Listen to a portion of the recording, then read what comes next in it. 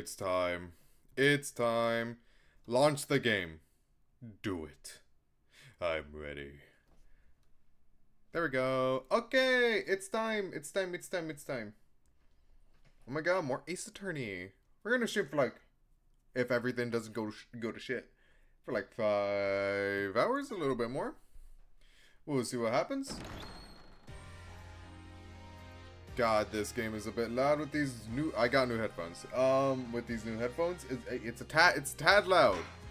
So I will actually.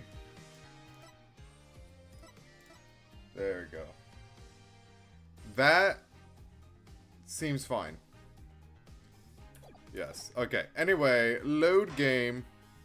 It's still a little bit loud for me, but yeah, it's fine. It's fine. It's fine. It's fine. Not really an adjuster at the moment. Oh. Actually, I'll turn up this little bit to make it better. Okay, anyway. Where exactly did I leave off? How do you explain how the witness was in two places? Oh, right. I forgot. There were two Bonnies, Your Honor. If that were the case, it would all make sense, wouldn't it? There were two of them? What, is that outrageous? I don't think so. I suspected you had a few screws loose, but now I see some are missing altogether. If there are is there a toolkit in this courtroom, Your Honor? I suppose two, no, 3 screws to the head should righten his putrid brain. Very well, bailiff, could you...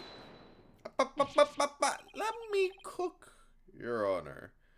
No, wait, please listen to my argument. Very well, I suppose it wouldn't hurt to at least give it a listen. As was argued earlier, Mr. Pham is shown in the footage the whole time. But, at the same time, wait, is it Mr. Fame? I think it's Fame. Like she wants to be famous? Bonnie defame? Oh, she wants to defame Trucy? Ah, it is defame. My fault. But at the same time, she was also watching Miss Wright in the understage passage. The only possible explanation is that there are two Bonnies. That almost sounds like it makes sense. What do you think, Prosecutor Sathena? This humble servant of the Holy Mother is of the opinion that we should lose no time in replacing the defense's many lost screws. But Apollo, it goes against reality itself to say that one person is actually two. Actually, no, it doesn't. Think outside the box, Sathena. Think outside the box. But we don't have to be bound by reality. After all, we're talking about magic here. So if the Bonnie defam in the footage is the real Bonnie, then the Bonnie here on the witness stand, the one who must have been understage, this Bonnie defame, is our second Bonnie. She is? Say we call the one in front of us Bonnie number 2. I believe I have just a piece of evidence to prove that a Miss Bonnie number 2 exists. Oh, then please submit your evidence, Mr. Justice. I need to see the evidence again because I do not remember. What proves the existence of a Bonnie number 2? The fire trick. This is danger. Make sure the fire bucket is ready. I don't think it's that. Ah! It's a fingerprint result. Like the mystery third person. Ooh. Right? I have nothing else? Okay, yeah. Anyway. anyway, I don't need to watch all that now. I think it is the fingerprints. I probably should have saved, but... What's this? Ah, it worked out. During our investigation, we found a set of unknown prints on the coffin on the stage. These prints were most likely left during the course of the show. But they didn't match the prints of any of the people involved in this case. An unknown third party's fingerprints. I was not told of this. Emma must have kept it from him. Thank you, Emma. So the question is, who could these prints possibly belong to?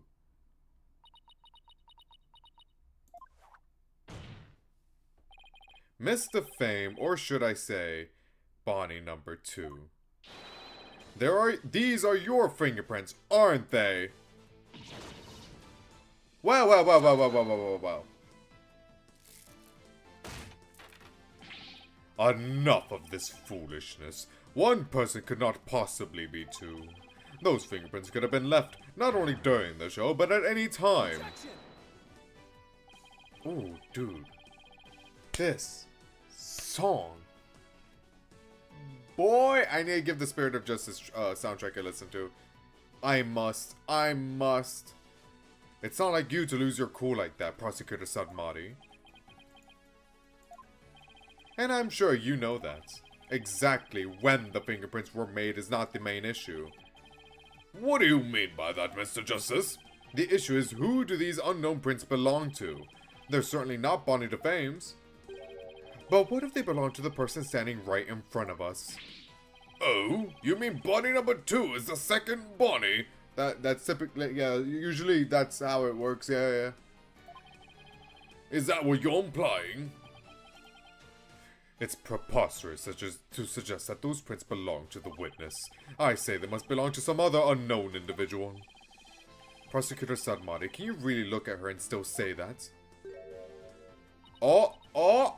She's making it very obvious. What are you looking at? Take a picture, it'll last longer. How could this be? If we check your prints, I'm sure they'll match the unknown set. Well, Bonnie, the prints that don't belong to the real you belong to you, don't they, Bonnie number 2? Apollo's goaded. He's him. Wrap it up. Witness, is what the defense has said true? Fine, I admit it. The fingerprints are mine. Then does that mean you aren't Bonnie DeFame? What? Ridiculous. Well... oh no, this is gonna go. Where's the twin? Where's she at? Are there really 2 Bonnies? Nope, there's only 1 Bonnie. That's because... I'm Betty. Hi, Betty. Betty DeFame. What? Ladies and gentlemen of the court, it's time for a wondrous magic show. Gasp in amazement as this lagomorphing illusionist performs her teleportation magic. Watch closely, it's showtime! I love her animations, they're so good. Oh. I was about to say, another blackout on the court? Oh my, oh, hi! Oh, that's Bonnie. Because of the bunny umbrella. And that's Betty, because Batty, and she has bats. Aha! This is cute.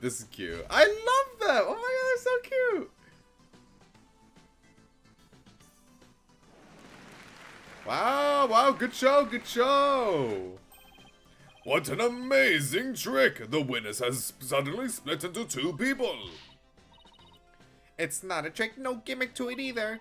We're simply twins. Twins? So that's how the teleportation trick works. Ever since our debut, I've had to hide or pretend I'm Bonnie. All cute and sweet and goody. I can't tell you how stressful it's been. But I don't have to hide anymore. That's right, our days of... there's no use in changing their voices. Our days of sneaking around are finally over. Their cover is blown, but they actually seem pretty happy about it. So which one of you is the nice Bonnie DeFame we met in the dressing room? That would be me. Oh, so it was actually Bonnie. And the sharp-tongued Bonnie we saw with the ratings Raja on stage was... Hey, who are you calling sharp-tongued? It's all starting to make sense now. Nice.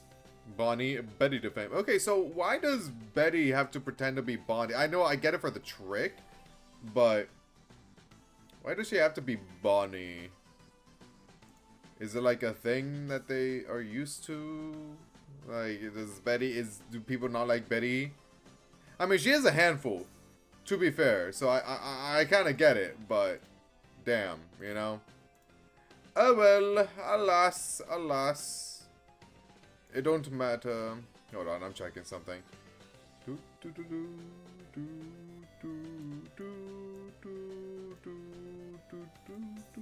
Okay, and uno segundo, por favor. Awesome. Alright, moving on. Fingerprinting results update, blah, blah, blah, blah, blah. So, Mr. Justice, this changes the facts of the case rather dramatically, doesn't it? It certainly does. During the show, it was Bonnie who was out on stage the whole time. So Bonnie couldn't have committed the crime. But Betty, on the other hand, who was understage, did have the opportunity. Well, I kind of don't want them to go to jail, you know? What if we can just send the Raja to jail, huh?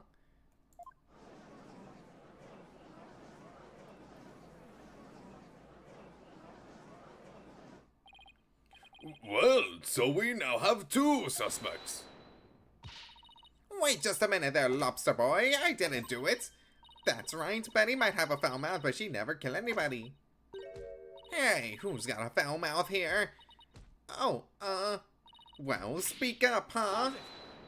That's so cute. Oh, God, one of my favorite animations out of any, like, potential murderer. I'm not saying that they actually killed. They might not have killed. Who knows? Who knows? Please save your siblings squabbling for later. Betty, you must have been in the understage passage during the show. Otherwise, you wouldn't have known about the stage lifts being moved. So what exactly were you doing down there? Fine, I'll testify. Anything to get you off my back. Prosecutor Salmari, Betty DeFame is ready to testify. What do you say? Betty, you lied to this humble servant of the Holy Mother. Hey, what else could I do? I couldn't blow our cover and ruin our magic act. Besides, am I gonna go to your Twilight Hell or whatever for being a liar? You will indeed. However, it won't be after your death. Rather, I shall give you a taste of your punishment on this mortal coil in interrogation hell. Oh my.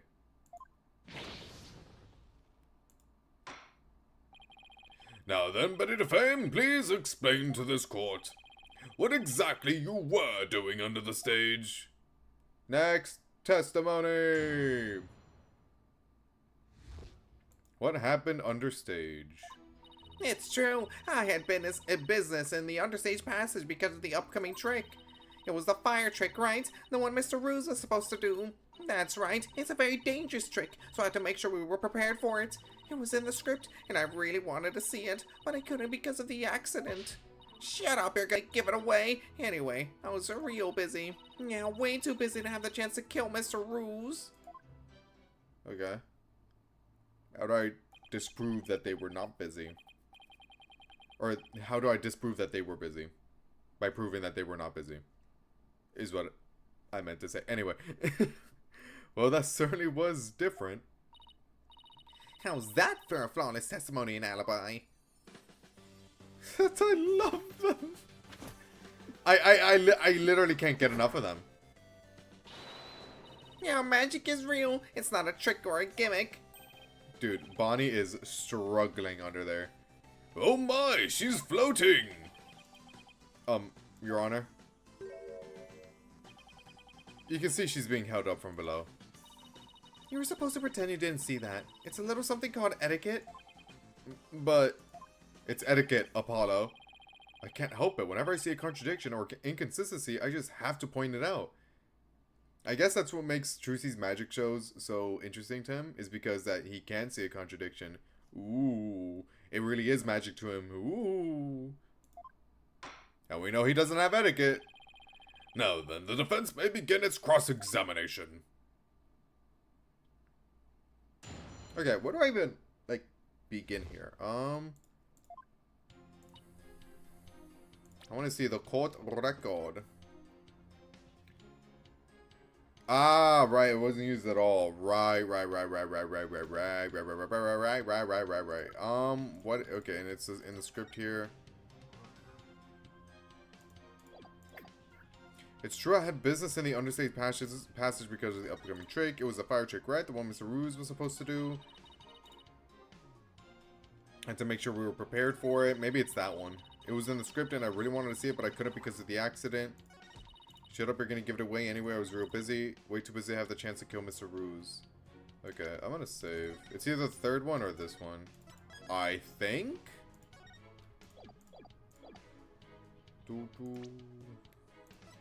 Objection! Okay, I lied. I lied. How's it feel like when I lie to people's faces? Not good, huh? Probably not good. Probably not great.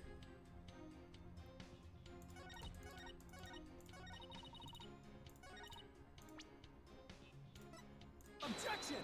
Okay, that one's not. Okay, it is the fire buckets. The fire buckets.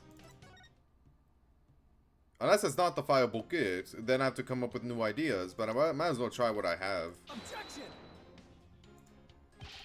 Okay, maybe I just save it for later. I'll try the third statement again, though. What if I press? What if that's the solution? Objection! Ah! There we go. I'm very good at dumbing it down until something works, huh? I hate to break this to you, Betty, but there's a big flaw in your testimony. As big as the one in that floating trick you did earlier. Oh, harsh words. Well, let me tell you something, forehead boy. No one has ever figured out how we do our teleportation trick. No one except me, you mean? Well, we have even better tricks up our sleeves. Huh? We do? I told you to keep it zipped. No, don't fight, you two. Mr. Justice, what's this about a flaw in the testimony? The script has this to say about the fire trick. Is his forehead even that big? It's like literally average sized. It's not even a big forehead. Like, I feel like there's not really much to make fun of Apollo about, and that's what they, like, focus on. Except, you know, he has two massive things to make fun of right here. But, you know, it's fine.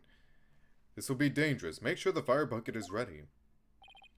However, we found the fire bucket lying empty backstage except for a layer of dust. I. Can we let them go? Can we let them go? They're not even that bad.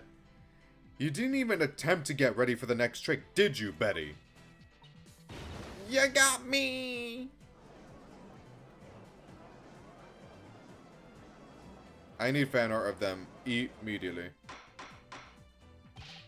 Betty to fame, you will explain yourself. There's nothing to explain. I forget them, see? Easy, they did nothing wrong, look at them! They wouldn't murder. And they especially wouldn't frame Trucy. Okay, maybe one of them would, but not the other. Come on, Betty, we can't hide it any longer. We might as well tell them. The Raja put it up to put it up to them. Like the Raja made them sign a contract that made them have to owe like millions of dollars, like what happened to us. And they were forced to do this, so technically it's all the Raja's fault.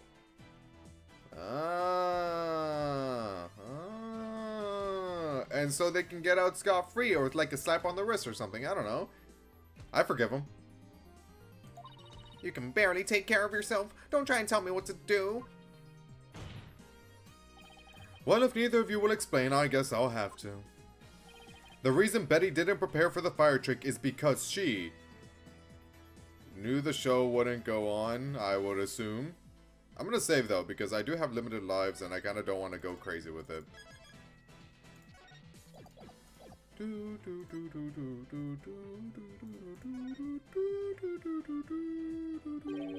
You didn't prepare for the fire trick because you knew, didn't you?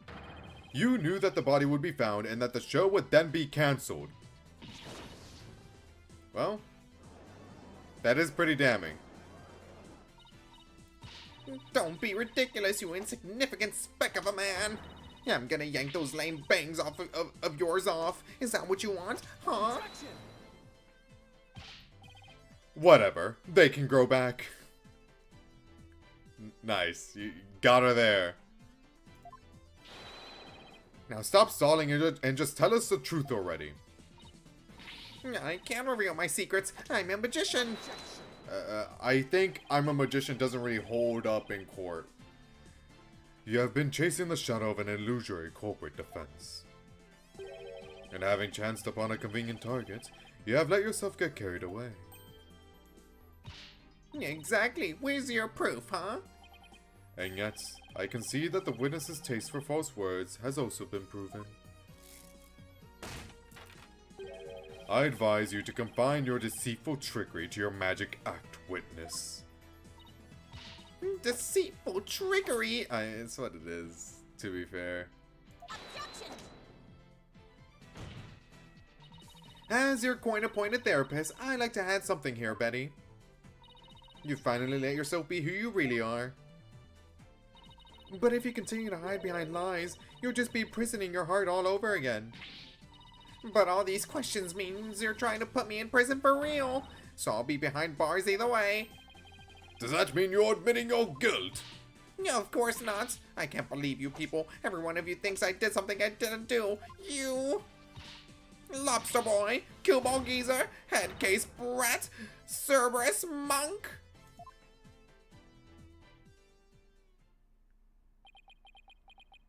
That's not very nice, is it? Cue-Ball Geezer? Headcase Brat? Really? Betty, calm down. Come on now, deep breaths, deep breaths. Oh. Look, I'm not the murderer, I tell you. Then how did you know the show would be called off before the fire trick? I told you, we can't reveal our secrets. Forgot Naruto was here. For some reason, in the back of my mind, I was like, Dam's gonna say something about that for sure. He's gonna say something about it. We're I knew it! I knew it! Me, when I understand story beats. Contract? What is she talking about? How are you finding him so far? I mean, he's cool. He's cool. I don't like him more than Black Quill, for example, but he's cool. Be that as it may, you're obviously a suspect in this case. That's cool though. I like my favorite part about Naruto is the fact that he voice acts. Like him doing the little chant in the middle of court. Boy, that's so cool. I'm beginning to see the karmic threads that make up the intricate tapestry that is this case. Huh? Allow me to summarize your assertions, defense. First, that the victim was killed in the understage passage. And second, that the witness and the accused are the only two who would have done it. Exactly. What's more, Betty knew that the body would be found, and that the magic show would then be called off. Therefore, it's reasonable to conclude that Betty killed the victim understage. But what if Betty knew that the show would be called off for some other reason? Like what? In the course of my investigation, I found it strange that the dragon set piece fell when it did. Oh no, I need to sneeze.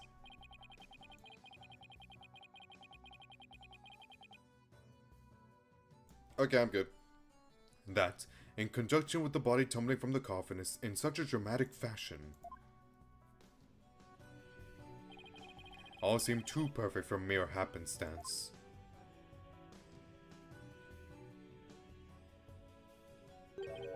It was as though the entire chain of events had been planned out in advance. Well, seems like hit the nail on the coffin, or hit the nail on the coffin. Oh my god. Anyway, my brain isn't working. Planned out?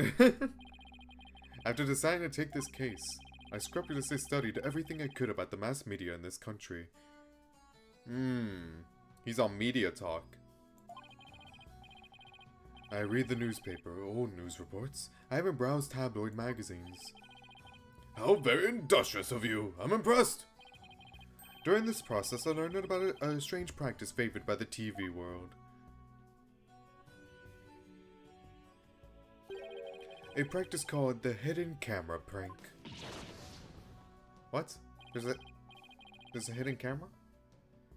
Betty and Bonnie, you knew about this, did you not? About the dead body appearing, the set piece falling, the show being suspended. You two were informed of this plan. by Take-Two TV in advance, correct? Is that true? Betty, please, let's tell them now. I can't hold it in anymore. Dang it, fine. You got us. Everything the prosecutor said is true. The TV station paid us to cooperate with them on this plan. It was all a prank, a big setup planned out in advance. Mr. Ruse showing up dead in the coffin. The set piece falling down. It was all completely scripted. Ah, wow. It was all a prank? Well, not really a prank. Someone died. Bro, it's just a prank, bro. The prank.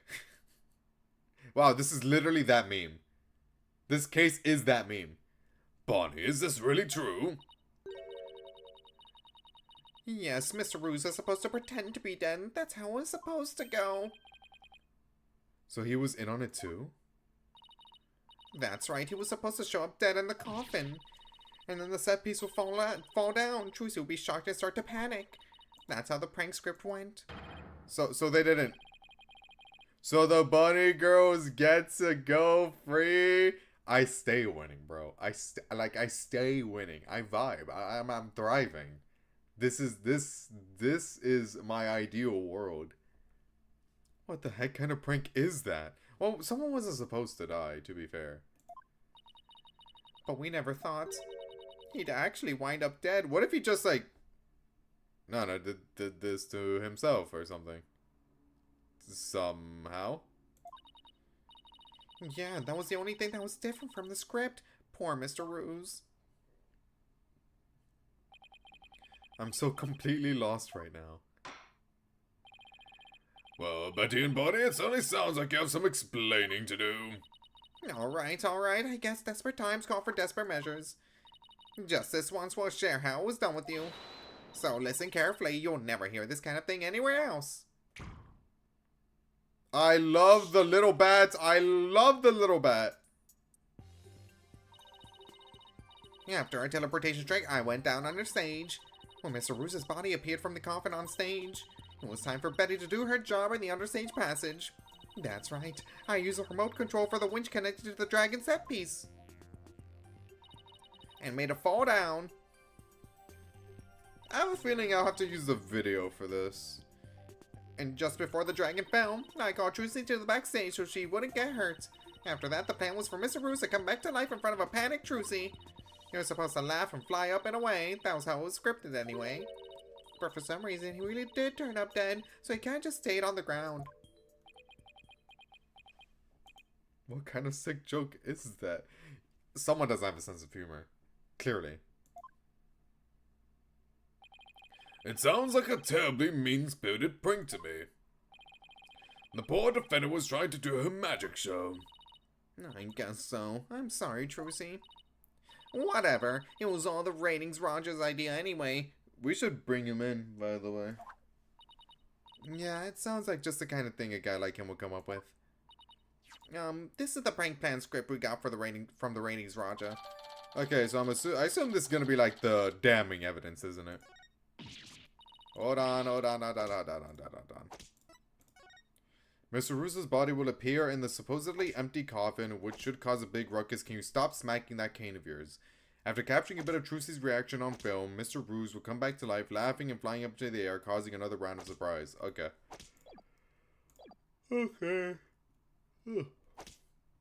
Dang it, you made us break our contract, now we won't get paid. Okay, so I thought it would be like a contract where, I don't know, they're suffering. But hey, it doesn't seem like they killed, so we up. But where does this all leave us? Who killed the victim, and when? Yes, exactly, and those are the key questions. If Mr. Ruse was only pretending to be dead in the coffin as a part of the prank, then when he was on the stage, there would still be life within him. And if that is the case, then Betty, who is also on the stage, may be excluded from our list of suspects. Ah, god damn it. Witness, was the victim alive up until he entered the coffin? Oh, well, now that we've spilled the beans, we might as well show you this video. Oh, okay, we're just adding more evidence. God damn it. Greetings, viewers. It is I, the great Mr. Ruse. We are currently in the middle of Trucy's escape trick. Having stuck through the understage passage undetected, I am now hiding backstage, preparing to play a little prank on Trucy. I'm about to hide in the coffin, which Trucy will stab with her rubber sword. And when the coffin opens, ho-ho! I will be in it, acting as though I've met my maker. Can you imagine the look on Trucy's face then? Oh, I can hardly wait. God damn it. He's about to hide in the coffin? Can you stop with your butterflies? It would seem the threads of comic destiny have led us to the truth. Uh-oh. The victim passed through the understage where Betty DeFame was. Hold on. Let me just move this little sucker. And came up into the backstage area. We know this because Mr. Ruse appeared to be backstage when he shot the video he saw. It appears that way, yes. And the fence? You proposed the following, did you not? What if the victim was killed under the stage before being put into the coffin? But then, what about this video? This footage was taken just before Mr. Ruse entered the coffin. Fair. That's fair. Oh, so does that mean... Yes, it is horrible, but true. The tragedy did indeed play out right there on the stage. Okay, well, no, that's not. Just give me a second, I'm trying to think. Went into the coffin where Mr. Ruse was hiding. Trucy Wright thrust her blade.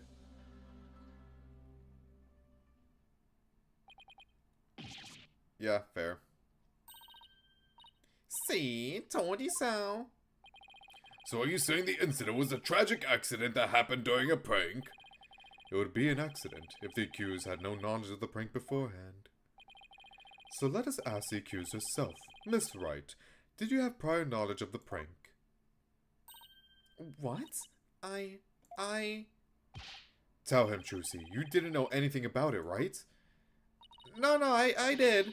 Of course I didn't. I didn't know a single thing about it. Still think you can play innocent, do you? In that case, you leave me little choice but to present this piece of evidence. God fucking damn it, dude. Oh my god, what?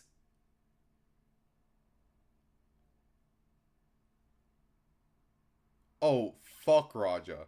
Oh my god. This piece of paper was under that too? It looks like some sort of note. That's... I found this note in the dressing room after the incident. At the time, I did not understand what it meant, but all is clear to me now. Okay, well, this can be explained. What's this? Let's see, it says, get the video camera after Mr. Ruse comes tumbling out? It is a note signed by the accused, instructing Bonnie to collect Mr. Ruse's video camera from him, it seems. I don't get it. It doesn't make any sense. Well, I do, so we should get through it pretty quickly, I hope. I found it in the dressing room before the show. When I saw it, I realized that Trucy knew about the prank. It does bear her signature, I'll give you that much. Well, that means fuck all when it comes to a scammer, so... So the defendant had prior knowledge of the prank? It would appear so, yes. When she learned about the plan to trick her, she decided to use it to her own advantage. So she thrust the steel sword into the coffin where the victim stood chuckling to himself. Is that not what happened, Miss Wright? Of course not, and I didn't write or sign that note. Ah, but the handwriting matches yours. All of the evidence and testimony points to you being the culprit. But I didn't do it. It wasn't me. Then explain the existence of this note. Oh, buddy, you're gonna hate this. You can do that, can you not? I can't explain it. I didn't write it, so I don't understand. I didn't kill Mr. Ruse. You have to believe me. I believe you. I believe her. She's pretty believable. Judge? Guys. Please? Someone? Literally anyone. I'm fucked. Apollo! Not even him. The silence is deafening. Continue struggling against the threads of your own karma if you wish, accused. I don't know why I keep yawning. Even as you are inescapably caught in the web of fate you've spun for yourself. Wait, is that part? Oh, okay, I was about to say. If that was the end of that part of the trial. Miss Wright. It is time to resign yourself to your fates. No, I didn't do it. Ha! I knew it! That sweet-looking girl, a murderer. She took all of us in with that act of hers. I told you, I knew she was a homicidal little witch from the start. Okay, you guys are way too convinced. But I didn't do it. I really didn't. Why doesn't anybody believe me? Shut up, you killer. We won't fall for that anymore. Apollo! What are you doing? This is bad. Objection. Hold on. I got this, bro. Have confidence. Smile, please. You know the answer. You've seen this before. Have confidence. Like, you know where this signature came from. You know it. You know it. Connect the dots here, man. Your Honor, I suggest we put an end to this tragedy now. Give your official ruling and let us offer the victim's soul the last rites it deserves. Very well, I suppose I have no other choice. This court will hereby... Thank you. Athena's on face. She was like, about time, dude. The defense has an objection. Apollo. You. Even now, you would... I won't give up, and I refuse to let either of them down. Mr. Wright, who's counting on me? And Trucy, who's put all her faith in me. Mr. Justice, the fact you have raised an objection means that you have evidence with which to refute the prosecution's claims, correct? Yes, of course, Your Honor. Do we really have anything, Apollo? Actually, we do.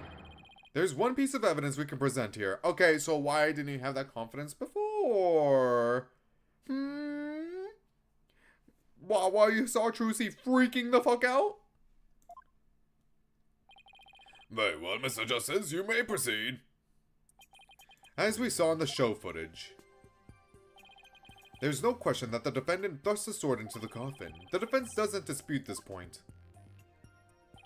But let us not forget that this was a magic show filled with tricks and illusions. We can't take everything we see at face value. So you're saying some sleight of hand was somehow involved? Yes, the defense contends that the sword the defendant used was not the cause of death. Now, what was it Trucy told me she did just before she thrust the sword into the coffin? I don't remember. Very well, let us see your evidence then, Mr. Justice. But remember, you interrupted my verdict to make this claim. God. Yeah, that's fair. You will be severely penalized if I find you are bluffing. That's fine, Your Honor. This shows that it's possible that the sword Miss Wright used was not the cause of death. Okay, well, I'm gonna say, because I'm not too sure.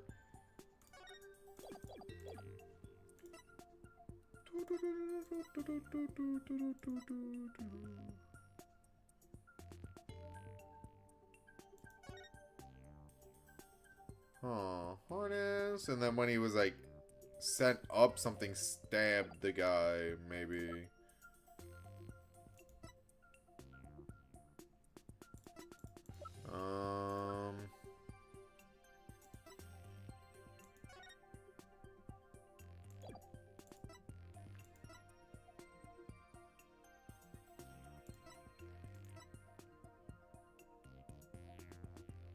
Well,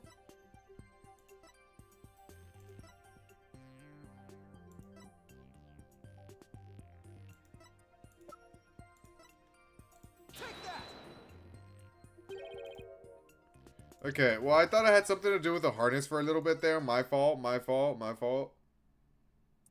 Oopsies, oopsies, oopsies.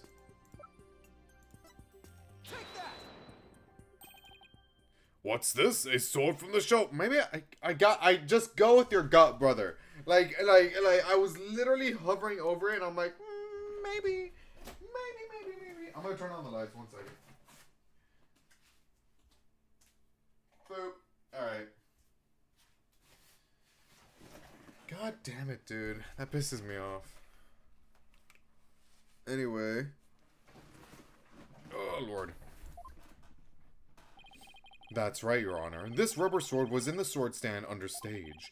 During the trick, Miss Wright was supposed to swap the real sword for a rubber sword. And she told us on record that she remembers very clearly that she did.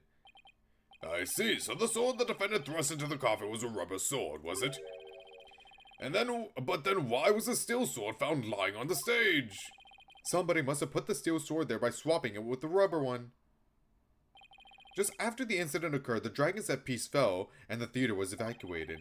The real culprit must have used the resulting chaos to swap the rubber sword for the steel one.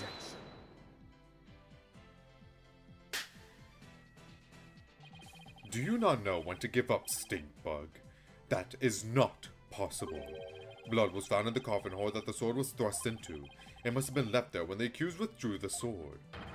This is incontrovertible proof that the sword she used was the steel one.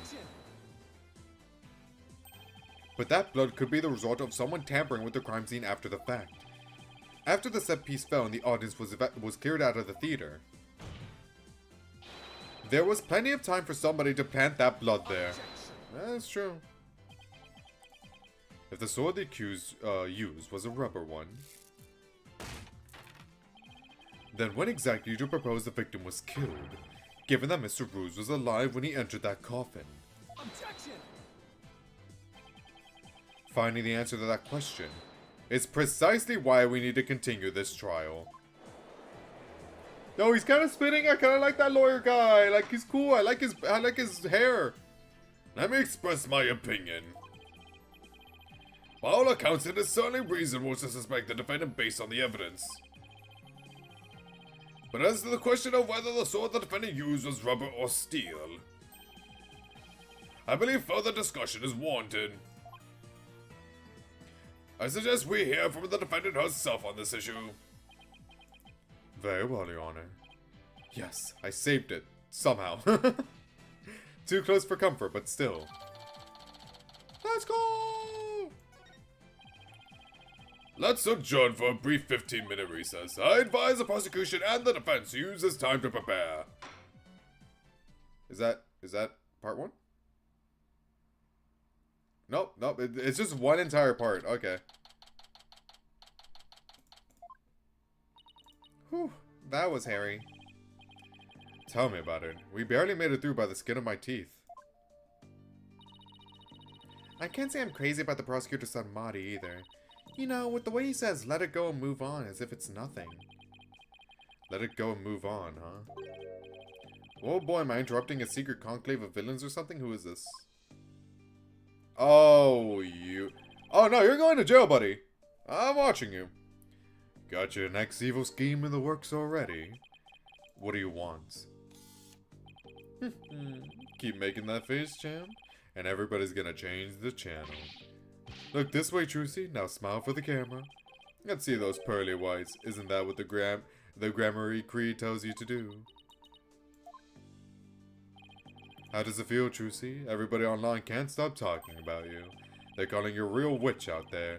Could this be the end of Troop Grammary? Go away, you creep! Oh, what's this? Something just charged into frame.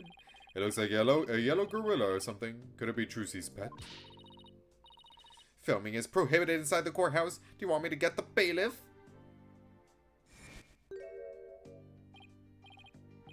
Huh? Filming? What are you talking about? I don't even have a camera on me.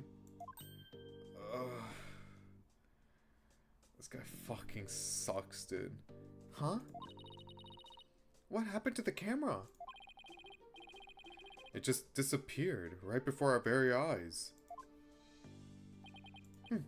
I'll be enjoying the rest of the Trucy show from the gallery. I put out a call for Trucy's fans to come and support her earlier, by the way. Bet I'll get some great footage out of them. This is gonna be good. Hang loose, baby. He called in some of Trucy's fans, but for what purpose? Well, probably to like... They're probably gonna like harass Trucy, no? But also, I don't know, now that I think about it. To get reactions for his TV show, I guess? That'd make the most sense. Apollo? That thing Mr. Reddens just did, that was some high-level sleight of hand. Huh? Why would he know how to do something like that? Oh, wait a minute! Is he an ex-magician? And did he get put out of business because of Troop Gramarye? Motive! I don't know, but he definitely has some serious magic skills. No way, but I thought he said magicians were all a bunch of good-for-nothings. Mr. Lawyer. Oh, hi! I know you're innocent. Oh, hello, Bonnie. Can I help you with something?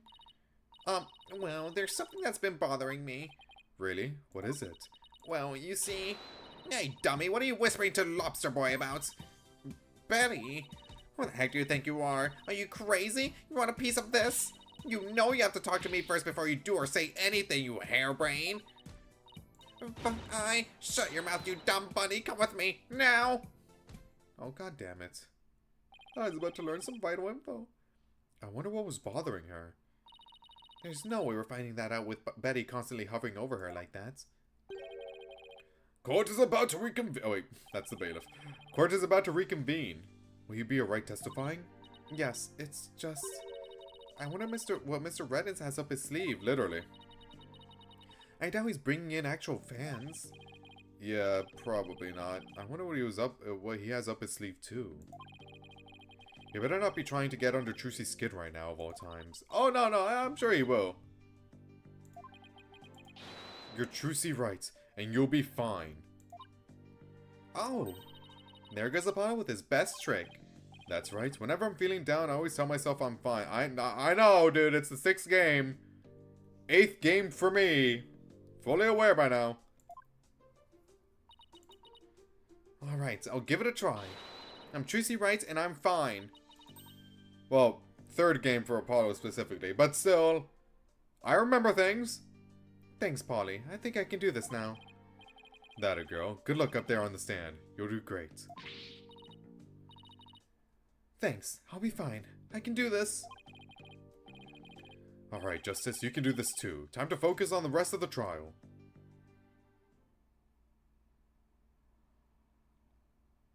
Let's do it.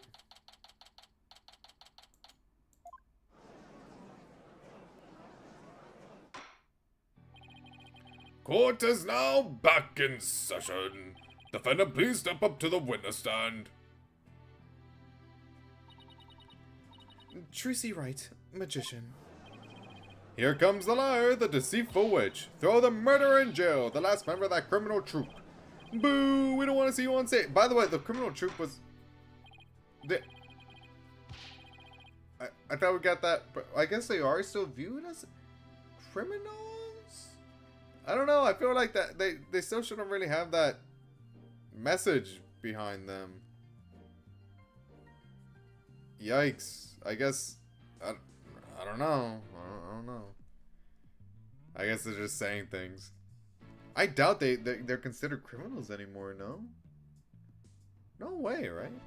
Order, the gallery will be quiet, or I will have you all thrown out on the spot. What's with all the hecklers? I bet they're the fans Mr. Red is invited. Ah, that's the reason. Okay, maybe I was looking too far anyway.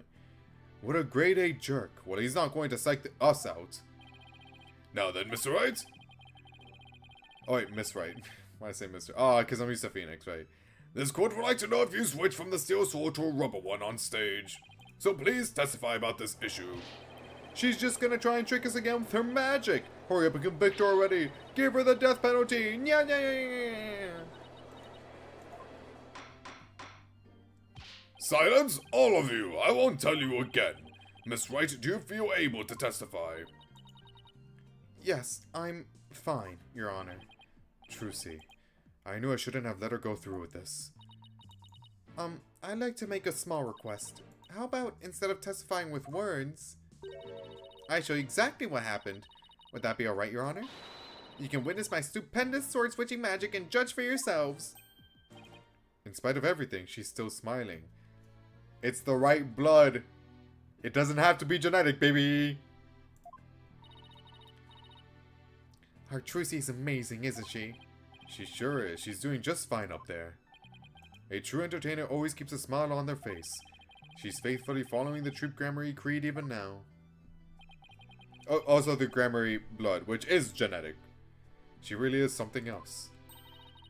It's showtime for Magical Girl Trucy Writes. Watch carefully now, everybody. I'm ready.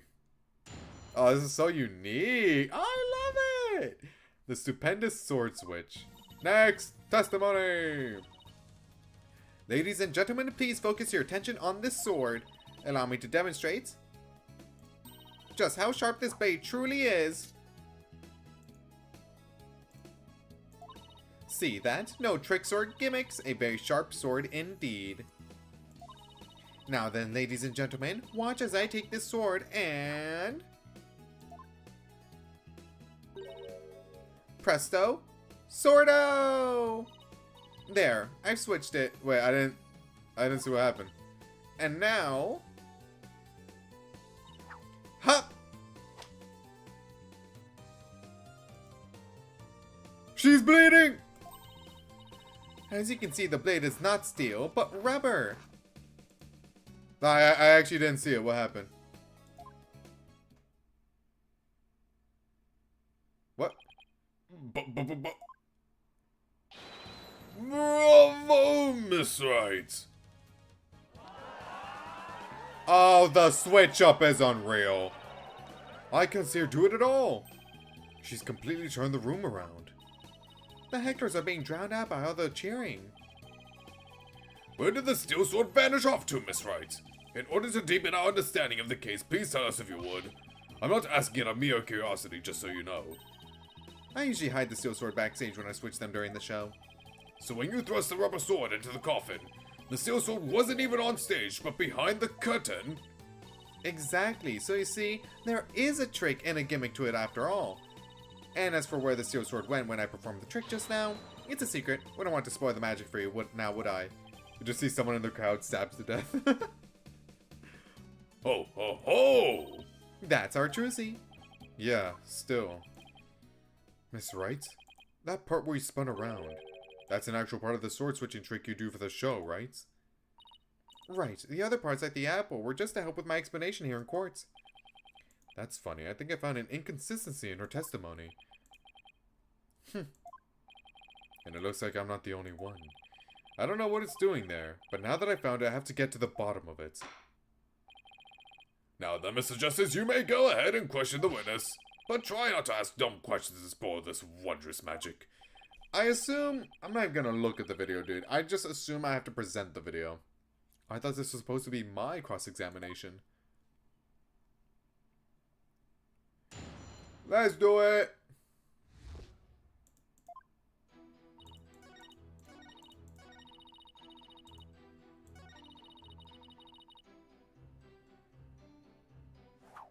Okay, I'm just gonna save here.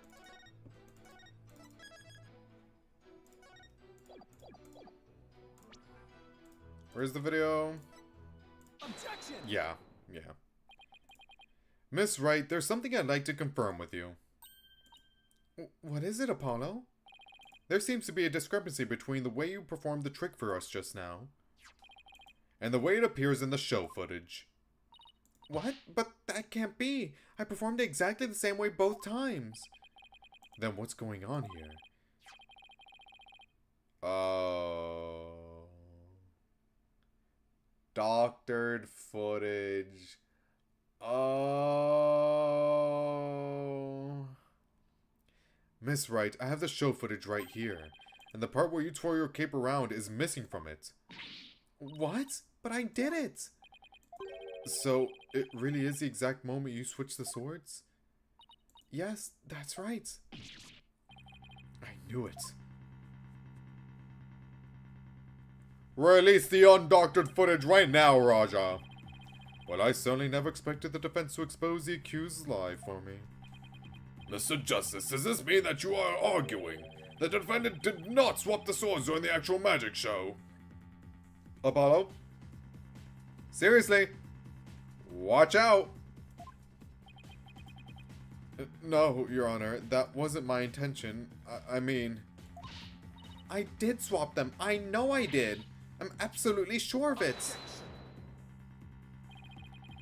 Human memory is unreliable at best, but in this case, I'm afraid that it was the witness herself who cannot be trusted. We can see the footage for ourselves. The claims of this witness are false. But...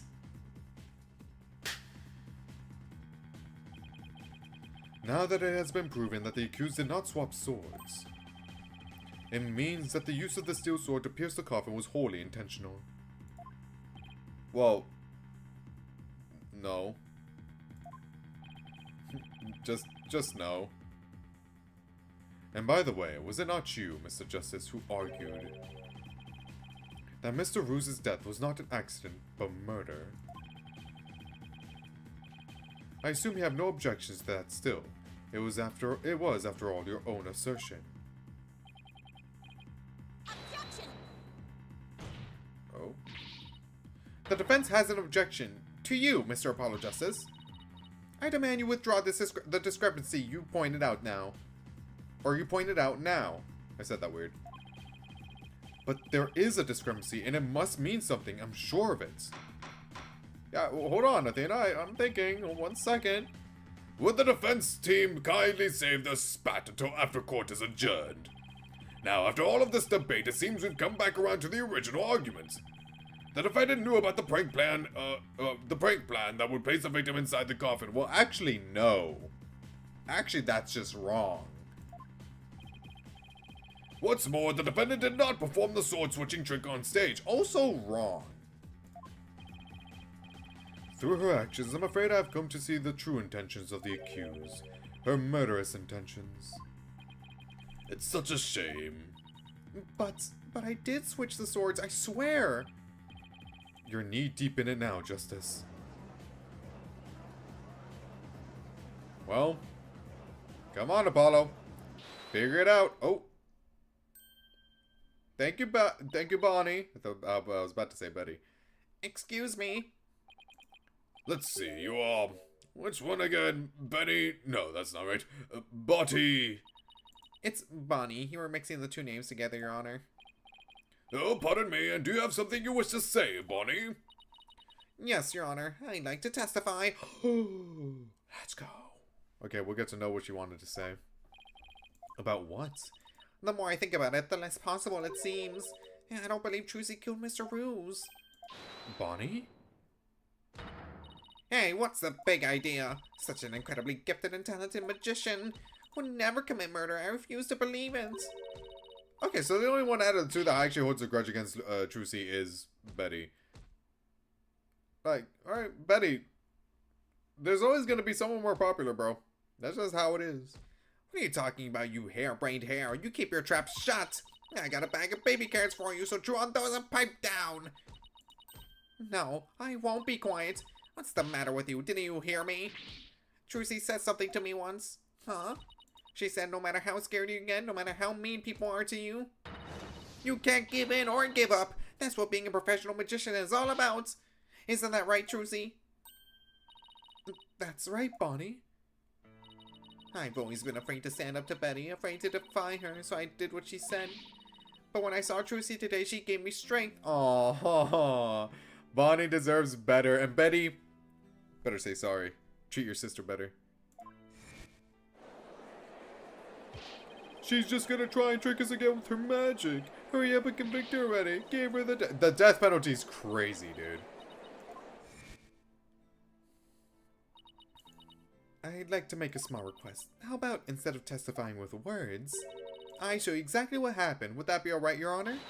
You can witness my stupendous sword-switching magic and judge for yourselves. Seeing her courage, the way she kept smiling despite everything, she's just incredible. So I'm not going to run away. I'm scared, but for once, I'm going to be brave. Let's go, Bonnie! What have you done to my sister, Trucy, right? You've practically brainwashed her. It's the power of Trucy's conviction. That's what it is. It's touched Bonnie's heart. Yeah, Trucy really is one magical girl. Bonnie, is the topic of your testimony related to that thing that was bothering you? The thing you tried to tell us about in the lobby during the recess? Actually, it just might be better for her to testify overall instead of just her telling us there, so I think Betty actually did save us. Yes, ever since I saw the show footage, something's been nagging at me. I'm not exactly sure what it is, but something is off. I feel like something about it is different from what I saw on the stage. What do you mean by that, Bonnie? I wonder if what was shown on TV is really the same as what happened on stage. Objection. Doctored footage! Of course it is. The show has only been performed once, after all. It can't show anything other than what happened on that stage yesterday. Objection. Bro has never heard of editing software before. I mean, maybe they don't have that in Karine. I don't know. But Bonnie's testimony deserves our attention. We have to examine the show footage. But what can we check it against? Do you have some other footage of the show? Well, I have some show footage. you do? One of the TV station's cameramen said he was a fan of mine. He kept his camera on me throughout the entire show, and then afterwards he gave me the footage he shot as a present. Oh. Okay, having fans is nice sometimes. He did? To tell you the truth, I thought it was kind of creepy, so I was going to get rid of it. Okay, thank God you didn't. That's great. Please submit that footage to the court. Now then, let us take a look at this new footage.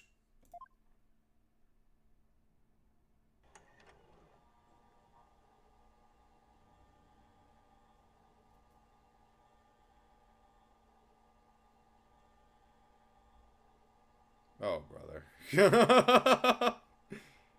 I mean, I get it, but damn.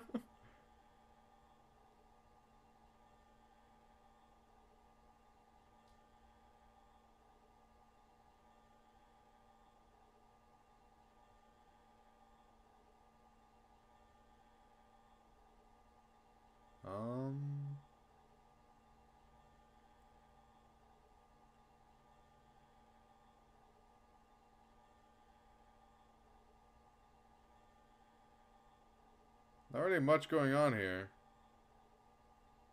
I think I saw one thing, but that's it. Wow. Okay, then. He really did keep his camera on Bonnie the whole time, didn't he? I think this cameraman needs to keep his personal feelings out of his work. Well, defense. Do you still believe this new show footage is worth inspecting? Of course I do. Okay, so how are we going to go about this? Let's try comparing the two. We just might find an inconsistency between them. An inconsistency, huh? Yes, the two pieces of footage are of the same scene, so they should match up. Bonnie felt there was something off about the original footage, so if we can pick out what's different between the two, we'll know what Bonnie found strange. Exactly. Plus, we may figure out why the original doesn't show the sword switching trick. Your Honor, the defense would like to compare these two pieces of show footage. Very well, I will allow it. What a waste of time. Apollo, do you know how to compare the two pieces of footage? Nope, I've never done it before. I'll give you a little lesson then. Use the video player's buttons to go through the footage. When you want to speed through, use the fast forward button, M. And if you want to go back, use the rewind button, B. If you want to halt the playback, just use the pause button, Z. Oh, and by the way, if you fast forward or rewind where the playback is paused, you can do a slow frame-by-frame playback. Okay, and so how do I switch between the two videos? Just use the switch cameras button, Q. Now, if you find a difference between the two pieces of footage, put the cursor over what's different and present R it to the court. Thanks, Sathena. You really know your stuff. Not really, I just gave it some gusto, and then it went with my gut on most of it. What? I sure hope she guessed right. Anyway, let's give it a try. Okay.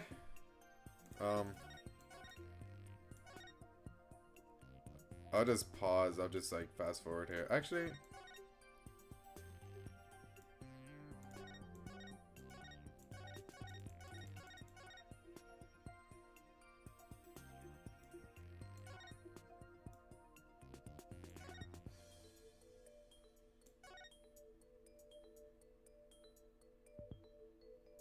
Okay, it's that.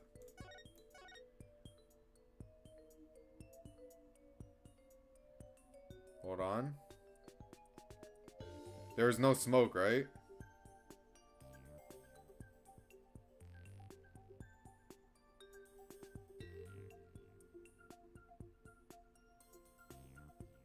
Hold on. Wait. Or is it the... That goes... Okay. There was smoke. Was it the playing cards?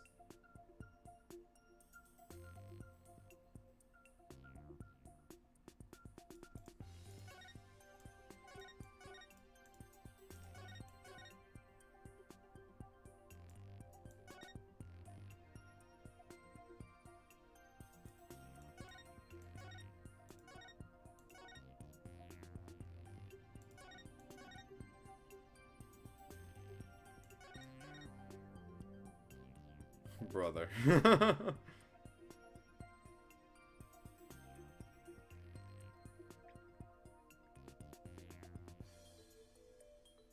Right, that's when Trucy shows up.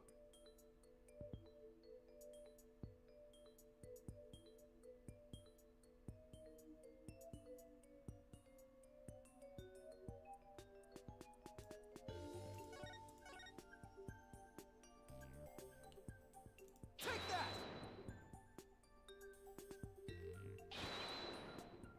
God damn it. I didn't even save either. I'll have to take the hit. God damn it.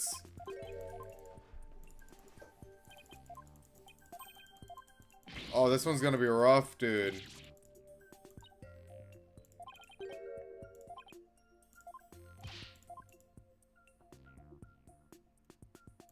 Oh, I forgot to point to it. Oh, my fault, King. My fault, my fault, my fault. Oh my god. My fault, my fault, my fault, my fault. I got it this time, watch.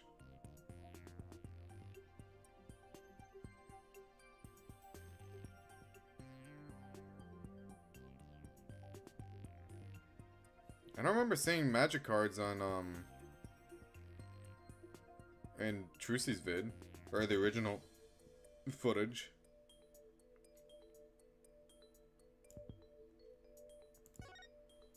Okay, I'm gonna save.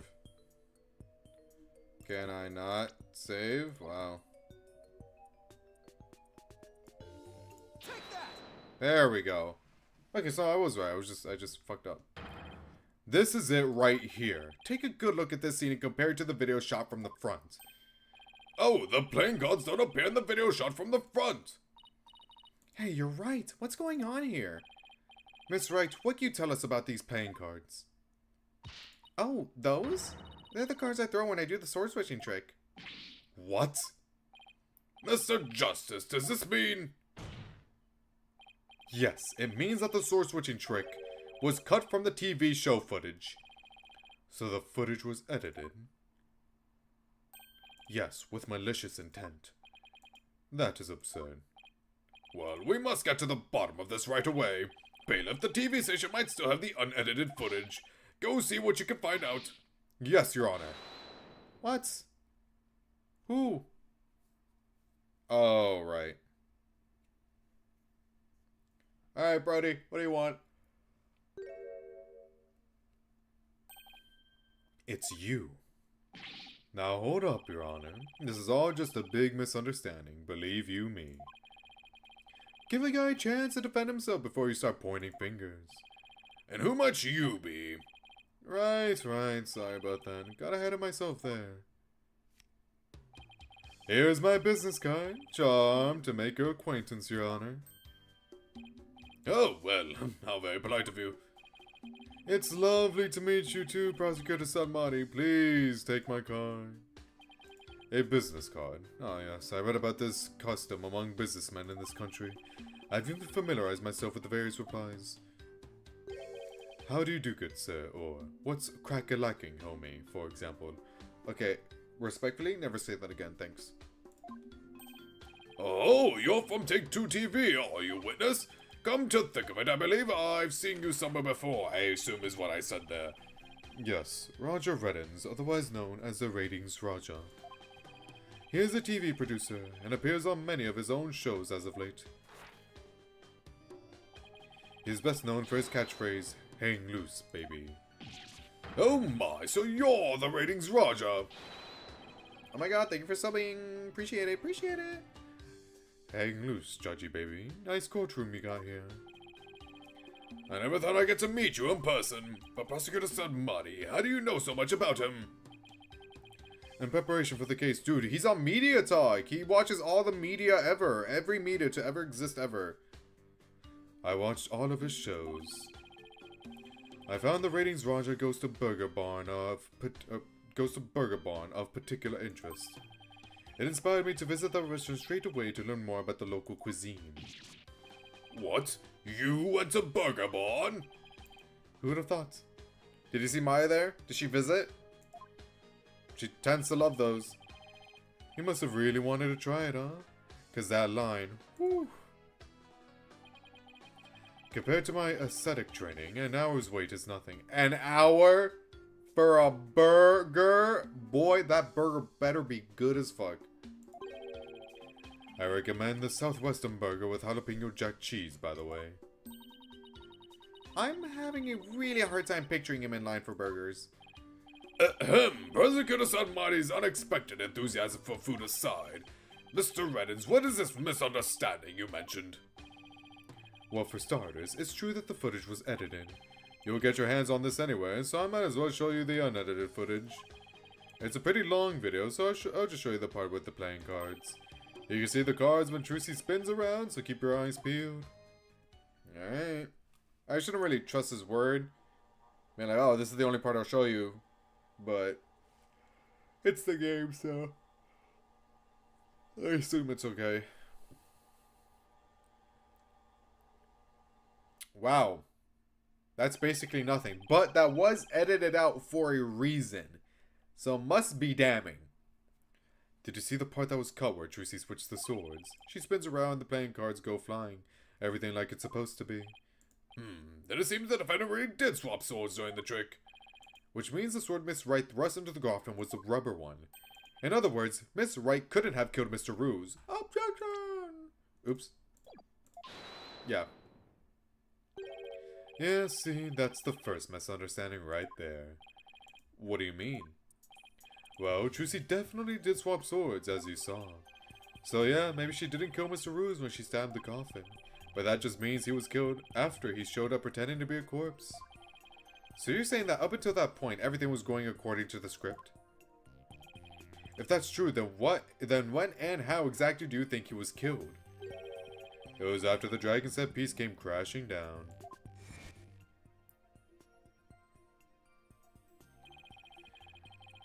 I say Trucy murdered Mr. Ruse when she was hidden from view behind the set piece. Well, I think otherwise, Mr. She could have easily done it behind that huge dragon and nobody be the wiser.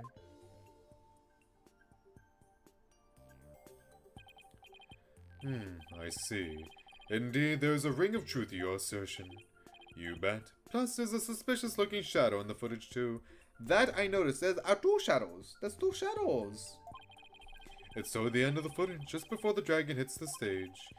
It might be easier to just see it for yourselves. I know, I saw it. I might need to drink more coffee, I'm not gonna lie.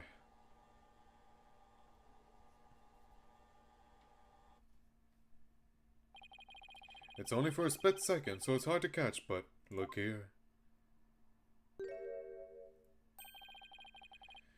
This suspicious shadow must be Trucy. Sure. She's using the steel sword she hid behind the curtain during the trick to kill the victim. Whatever you say, buddy. Now that you mention it, I suppose it does look that way. What? No. No, it doesn't. Objection! This witness is just trying to ram his theory down our throats, Your Honor. And that's not all. Aren't we forgetting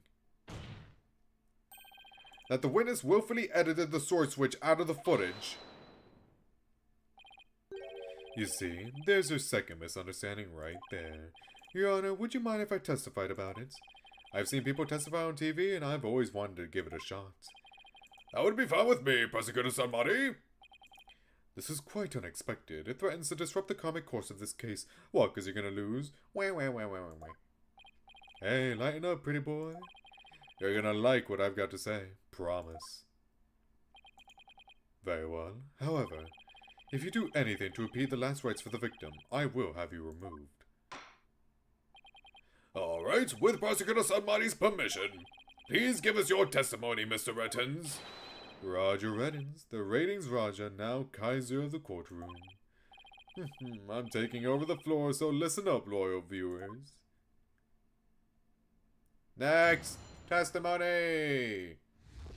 It wasn't deliberate, I tell you. Footage is meant to be edited, I tell you. Scenes are spliced together, and long or boring scenes are cut out. Yeah, but dude, that literally took a second. What was the point of cutting a second out? I mean, I get it, because I do that sometimes, but that's part of the trick, so why would you cut it out, you know? If it wasn't damning for Trucy, if you cut it out. All the stations edit footage this way. It wasn't like it was done maliciously or something. It was just a coincidence that particular scene was cut. It wasn't intentional. Or what? You got some proof that I had an ulterior motive for editing that footage?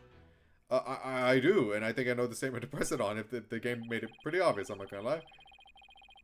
I see, so you're saying it was a coincidence that the sword swapping scene was cut? That's right. Glad you got the picture. Objection! Coincidence? That's just a little too convenient if you ask me. Oh, an objection. How cool. It sure packs a lot more punch when you hear it live. Do that again. I want to get another shot from a different angle. My objection is not for your entertainment. And cut. There, I got some good stuff there. You really are very good at playing around someone's hand, Apollo. You're very good at that. Same with Phoenix. I think he kind of runs in the agency. Mr. Reddins, filming is prohibited inside the courthouse. So is perjury, by the way, but we never do anything about that, do we? Whoops, my bad, Judge. And if the defense has an issue, it can point it out during its cross-examination. I'm the defense. I'm not an it. By the way, I have feelings too. Anyway, what's my evidence? Time to figure that out. Let me see. Or what, you got some proof that I had an ulterior motive for editing that footage? Most likely, yeah. Hello, Valuta, hello. Not being the just another Phoenix allegations. Leave him alone! It's his trilogy! He doesn't share the limelight with anyone. He doesn't share any similarities with anyone else. He's Apollo Justice and he's fine. A reason for doctoring the footage. Well, I want to say that this would be like the reason for doing everything, right? Oh, fuck Troop Gramarye. I hate Troop Gramarye. But, it's for this specifically, so I have to figure that out. For doctoring the footage, for cutting the trick out. Why would he do that?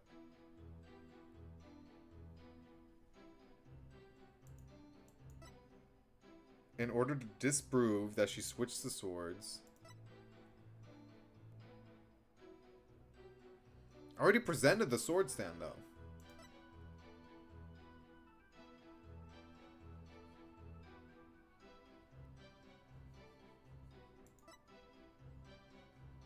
Not this. There's no way. Let me go through the evidence. Not this. Not this. Not this. Not this. Maybe.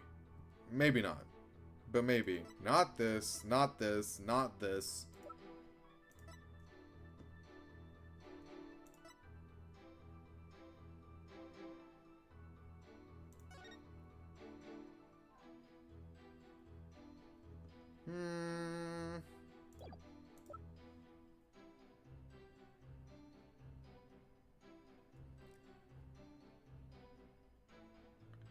Oh, this one stumps me. I haven't had a problem until now.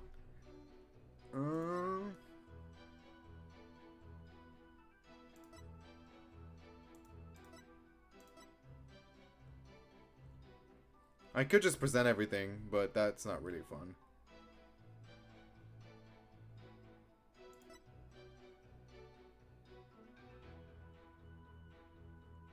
What if it's something to do with the contract? Objection! No, yeah, I feel like that the clipboard is a bit too early to present. We'll get there when we get there. That's just to disprove, like, hey, Trucy didn't know about the trick.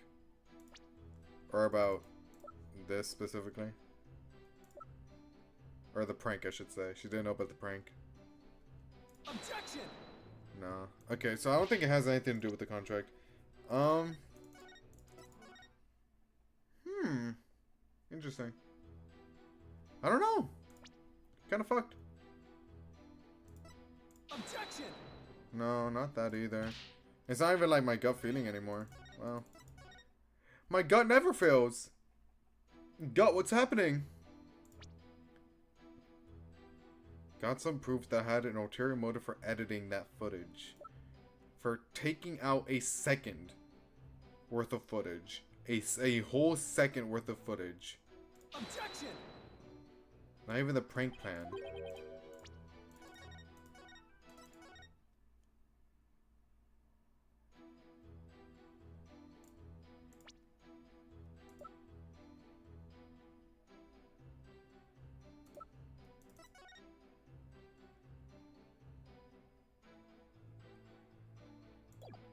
Objection! I thought, dude, I'm not gonna lie, my thought process for presenting that was, hey, so they have like spades, club logos and all that, you know, what shows up on like a deck of cards. What if he cut it out specifically because of his hatred towards Troop Gramarye? Ah, whoa. But no. Dude, what? Objection! What does he gain from that? What he gains from that? What he gains from... Oh wait, did I save? Oh, I saved!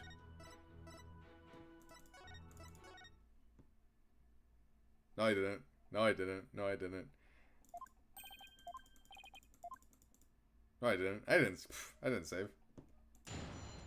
Whoa, that's great. I didn't save. Let's go!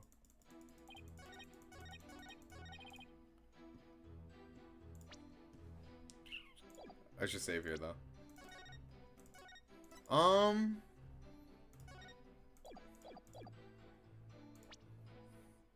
need to think.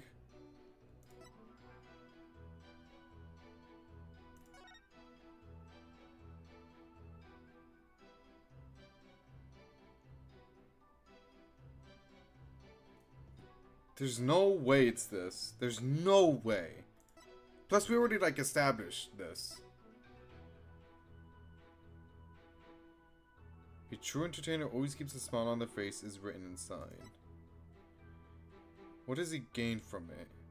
He gains Trucy's guilt, which means his revenge is fulfilled and he gets more ratings or whatever, right? But I don't think it's that, like, we're that far into this case yet.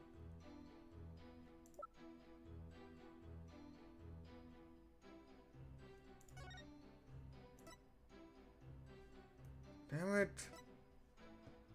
I don't think it has to do with this yet either. That has nothing to do with the footage. What has to do with the footage? I already presented this. It's nothing. That's what happens when the streams are weekends apart, yeah. Because, like, I don't recap. That's like going through hours and hours of recap. Like, I don't have the time for that. But, dude, this is... I don't recall. Like, I genuinely... I don't recall.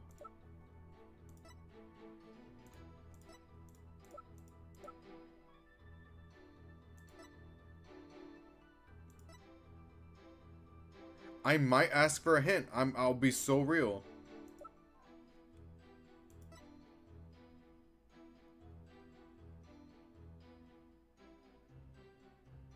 Is it this? Objection! No. I mean, why would it be? Why that's stupid in hindsight.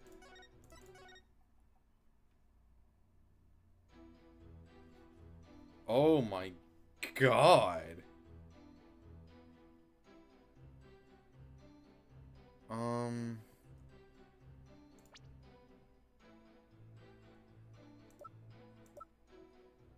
Dude, I genuinely think I presented everything that matters. Like, honest to God. Honest to God, I think I did.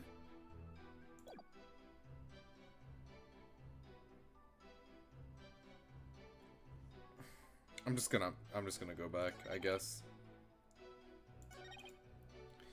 Okay, so what do I press then? What do I press? Maybe it changes slightly. Maybe it changes ever so slightly. Footage is meant to be edited, I tell you. Scenes are spiced together, and long or boring scenes are cut out. Not really nothing there. It's not really anything there. All the stations edit footage this way. It wasn't like it was done maliciously or something.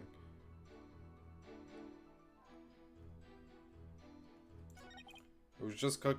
It's one of these two, or it could be both. All the stations edit footage this way. It wasn't like it was done maliciously or something. It was just a coincidence. Hold it! Sure. Of all the scenes you could have cut, why the sword switching trick? That seems like too much of a coincidence to me. Oh, so now you're gonna tell me how I'm supposed to edit my programs, big shots? It's hard being the boss, kid. You gotta make the tough choices like which content gets cut. Then let me ask you this. Why exactly did you make such a tough choice in this case? You wouldn't understand, champ. It's all about artistic vision. I tell you, people tell you how to do your job when they don't know the first thing about it. I may not know TV, but I know evidence law. Yeah, okay, that processed weird in my brain. And boy, do I have some for you, champ. I might not be able to show that your selective editing was intentional. However, I know you bear the defendant ill will, and this is the...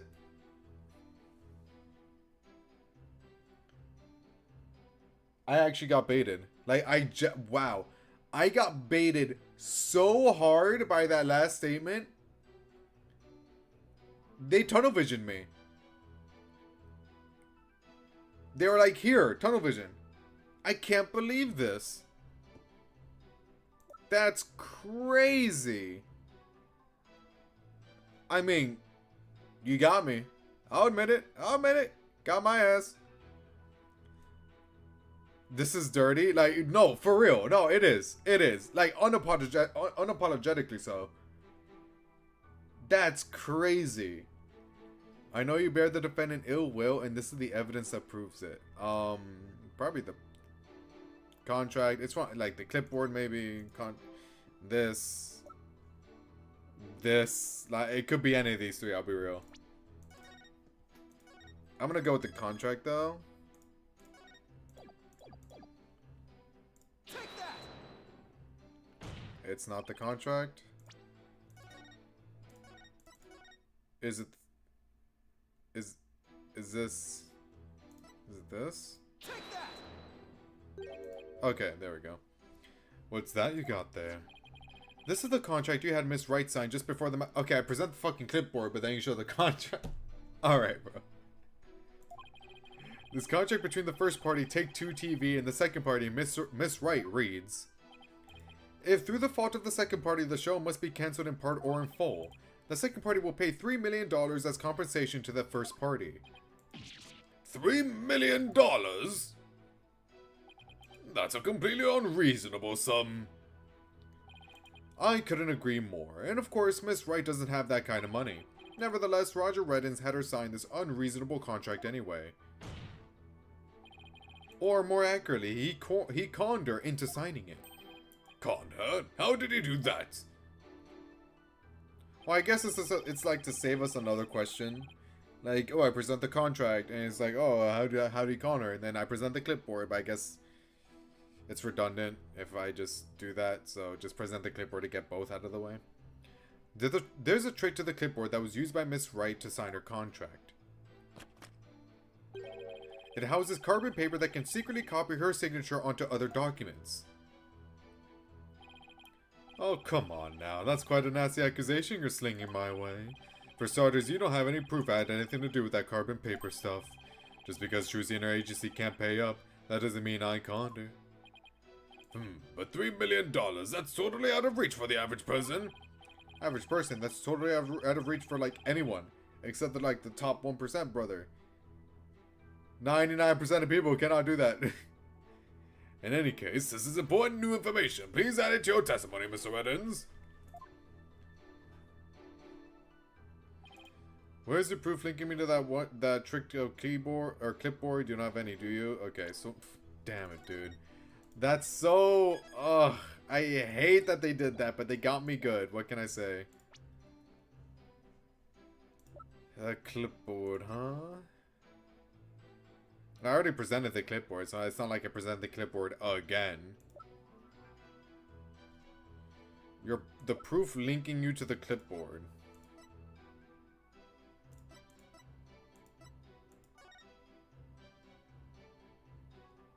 Wait, what am I looking at that for?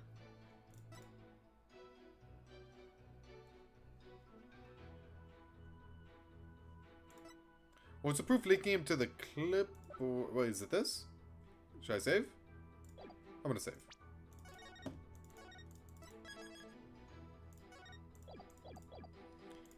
I mean, because it's the same signature is why I'm like connecting the dots there. Objection! Okay, cool. You must be quite the con man if you can fool a magician with a simple trick. But if you think you can con a lawyer, you're very much mistaken. Hey kid, would it care to enunciate in front of the camera? You know, like a newscaster. I'd like you to take a look at Miss Wright's signature here on this note. Now let's compare the signature to the one here on this contract. Oh my god, it's the exact same. Well, would you look at that? They're exactly the same. That's right, Your Honor. Not just similar, but exactly the same. Nobody can sign their name in exactly the same way twice, unless it's a copy. Yeah.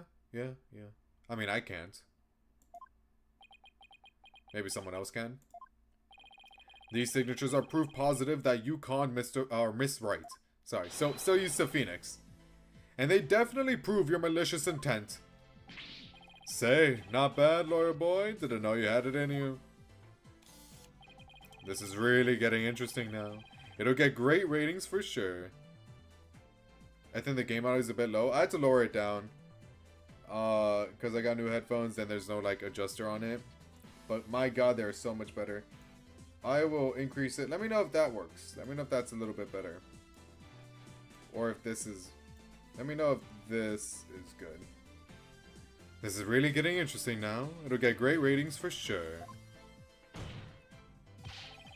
Don't try to dodge the issue, Mr. Reddens. The fact is that you bear ill will against my clients. So the show footage was definitely edited with malicious intentions, isn't that right? What a forced argument, defense. All you have really proven is not his ill will toward Miss Wright, but his pecuniary greed. That's right, I just wanted money, baby. Fat stacks of cheddar, that's all. After all, I never even crossed paths with Trucy before this magic show. Lie. So I'd have absolutely no reason to bear her any ill will, right? He didn't bear her any ill will, huh? Huh, fat chance. This guy definitely has some major hate for Trucy. You'll see, I'll dig up the dirt and expose the dark heart behind her, that sweet smile. I'll prove those Grammar magicians are all a bunch of lowlifes. I can't prove it with anything, but the things he said all point to that fact. There must be something between the two of them that gave birth to this grudge. Some sort of connection that not even Trucy is aware of. Your Honor, I'd like to argue that Roger Reddens and Trucy Wright must have crossed paths before. Although I'm in a vehicle, so it's hard to tell in the noise. Oh, you can just let me know later. But if it's good for now, then all good. There must be some hidden connection between them. Hidden? Connection? What is it now? Just what are you getting at, Mr. Justice? It is futile to even ask, Your Honor. Surely it is just another one of the defense's feckless claims. You don't seem to have a very high opinion of me, but once you hear my arguments, you'll wish you had taken me a whole lot more seriously. Well, I really? Very well then. Do proceed. Did you figure something out, Apollo? Nope, not a thing. Alright, fair enough. I mean, typically, doesn't. What? That was just some good old-fashioned bluffing, courtesy of Mr. Wright's fine training. I hope you know what you're doing. Athena, you went through the exact same thing before. You should know he's fine. If you're going to make such a bold claim, Mr. Justice, I hope you're ready to elaborate. What is this hidden connection between the defendant and Roger Reddens? They're dating. No, never, ever. Ever, ever, ever, ever, ever, ever. That sleight of hand trick Mr. Reddens did during the recess earlier. Filming is prohibited inside the courthouse. Do you want me to get the bailiff? Huh? Filming? What are you talking about? I wouldn't have a camera on me. What if Mr. Reddens is a magician too? What if? I believe it's up to the defense to fill in the blanks, not me. Well, if he is, he may have had some contact with Miss Wright somewhere along the way. What? What? He is! Your argument is hardly worth responding to. But by all means, please do continue. As a passage in the sacred scriptures of Kurianism states, he who gives a servant to a monkey is himself a monkey. Okay. Yeah, it doesn't matter what you say to a dimwit, he's gonna get it anyway. But we saw Mr. Reddens perform a magic trick. He made his video camera disappear in the blink of an eye. Well, I think it would be pretty funny if I were a magician. You must have been seeing things. Want me to introduce you to a good eye doctor? If a connection as tenuous as that is all it takes, then every magician in the country could potentially bear ill will toward the accused. But there's something deeper than just that. Just give me a second, damn. You're so impatient. I guess you're right. You're not the sharpest knife in the drawer, are you, short stuff? He's not that short. He is pretty short, never mind. You do well to cleanse that putrid mind of yours in the holy waters of Mount Pony Pony. Okay. 3 days under a frigid waterfall, and even you should rise to the level of a monkey. Yeah, it's better than stink bug. You know, I'll take it. A numbskull for a numbskull. Well, this numbskull has thick skin, so there. I really got them, but not saying a damn word. I think I get what they're driving at. Even if he is a magician, it's not exactly a reason to bear a grudge against Trucy, is it? Hold on, I can think of one person. One magician who has a reason to bear a grudge against Trucy. I have the evidence for that, I do remember that. Or rather, one magician who has a reason to bear a grudge against Troop Gramarye. Okay, well, I didn't need you to tell me that, game. Like, at that point, you just told me what to present. No way! Is something wrong, Mr. Justice? Is something wrong, Mr. Justice?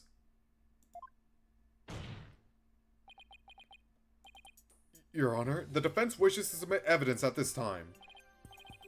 No, you need to say goo goo gaga. It is incredibly hand-holdy, isn't it? I mean, a little bit less than Dual Destinies, but it still suffers the same problem.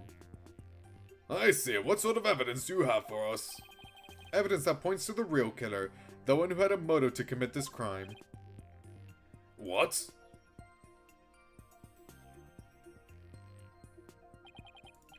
And what have you come up with this time, defense? Trucy Wright is the sole heir to Troop Gramarye in its name. This puts her square in the crosshairs of one particular magician. And this piece of evidence points to that one person with a grudge against Miss Wright. I keep saying Mr. because I'm so... You can't just switch that up on me. Where's Phoenix? Where are you at? Take that! And who exactly are you naming, Mr. Justice? 13 years ago, the great Mr. Ruse belonged to Troop Gramarye. But then the troop ousted him, and Mr. Ruse vowed to get revenge on them someday. And what better way to accomplish that than through the ruination of their sole heir? But Mr. Ruse is the victim, Mr. Justice. You've named a dead man as your suspect. But is he really dead? Someone had to age! All the troop members aged. So, what's to say Ruse did it? One of them got a beard. Maybe Ruse did as well. What do you mean, is he really dead? What did Trucy do?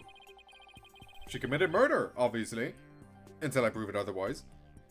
And if the fact that Mr. Ruse is the victim is what's throwing you off, then how about we consider this possibility? See, she clearly stabbed the victim right there. What if the man who died on that stage yesterday wasn't Mr. Ruse? Lock in, Judge. Watch this shit. Why would she do that? I don't know. She was just being a little silly. It was a trick. It was a magic trick. Woo, look at him. He's alive. Oh, and now he's dead. What? You mean the victim was an imposter? Not Mr. Ruse, then what about the real Mr. Ruse? He's right there, Your Honor. Follow the story beats. Come on. It would mean the real Mr. Ruse is still alive. That's absurd. Yeah, watch this, boy. You ain't ready for this shit.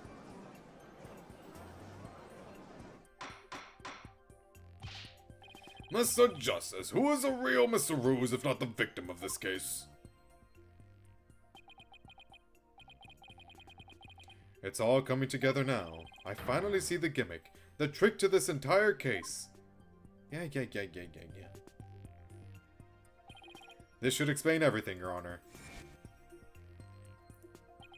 The real killer, the one who hated Troop Gramarye and wanted to sully its name. The magician lurking in the shadows who set up a fake Mr. Ruse in his stead. Or in his steed. The real Mr. Ruse is... Nah, surely not, right? I'll entertain the thought. Take that! But that's... Yes, it is. Roger Reddens is the real Mr. Ruse. What? Him? Objection! What? What's your deal? What's your problem? Oh, hollow red pepper. Your impotent seeds spout naught but meaningless, empty words. You can't possibly have proof to support such an outlandish theory.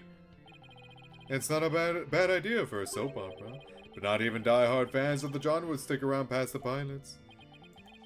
You want proof? Well, I've got proof. I can prove it by... proving that Mr. Ruse in yesterday's magic show was a fake. And to do that, I just need you to look at this spot on this poster. Wow, I'm genuinely shocked they didn't make it obvious. Oh my god. Whoo. Present. This is the injury Mr. Ruse sustained while practicing a magic trick 13 years ago. However, the video the victim shot of himself shows no trace of that injury. I mean, it's still obvious, but I'm surprised they didn't say it in the dialogue. You know? Handing out good puzzles and then asking you to do the obvious manually. Yep. I mean, this is fine.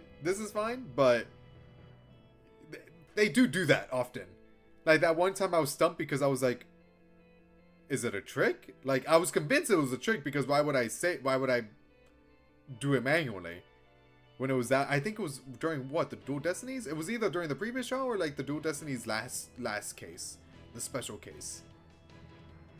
I forget, but I was like, why would I do anything? I was convinced it was a trick, brother. Like I was like, what's going on here? The video the victim shot of himself shows no trace of that injury. Oh my, you're absolutely right. Now, Mr. Reddens, what do you suppose we'd find if we took a look at your right forearm? Is there by chance a nasty 13-year-old scar under that sleeve of yours? Go on. Well, Mr. Reddens, why don't you roll up your sleeve and let the court have a look? Or are you hiding something else up there? Come on now, I have nothing up my sleeve. I don't need to hide anything up there because I require no tricks or gimmicks. For you see, my magic is the real deal. Oh, there we go. Is this what you were hoping to see? Well, that pretty much proves it. Reddens did it, I saw. Your Honor, we have a witness. Oh, there it is, the scar. Just as I thought. That's right, I am the forgotten magician, abandoned to the dark understage of history. The great Mr. Ruse. It is smart to let us do something as name. I'm fine with naming the culprit. Like that whole sequence already had is fine. But like, there are moments, there have been moments in this game where it's like, why? You know? Also, the song? Damn? I kind of fuck with it. It's totally absurd.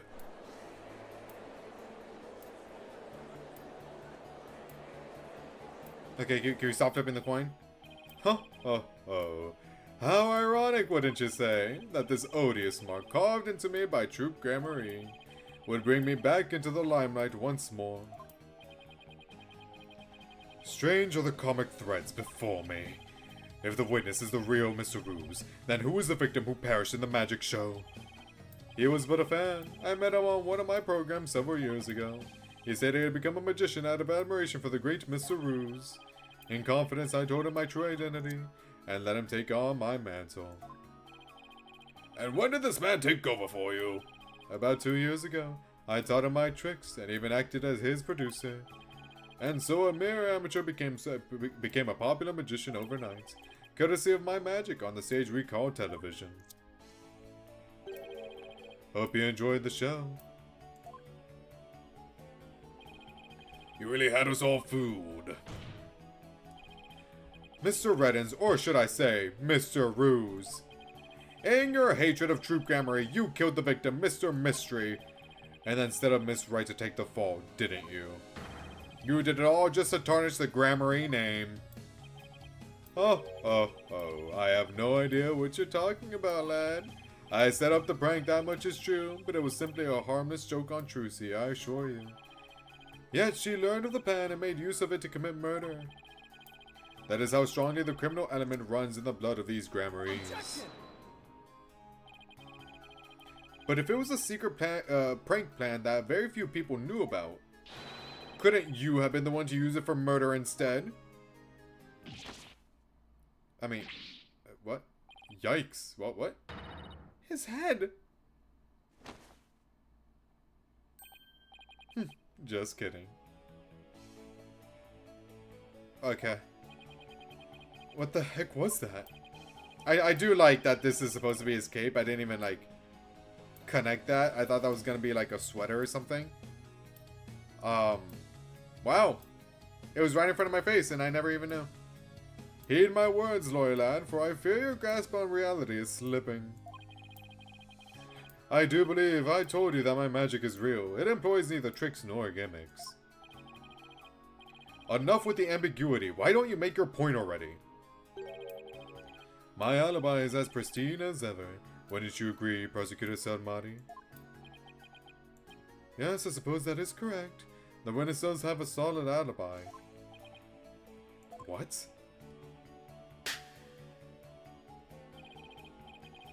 Recall defense that at the time of the magic show, Mr. Reddins was at Take 2 TV. God damn it, I did forget about that.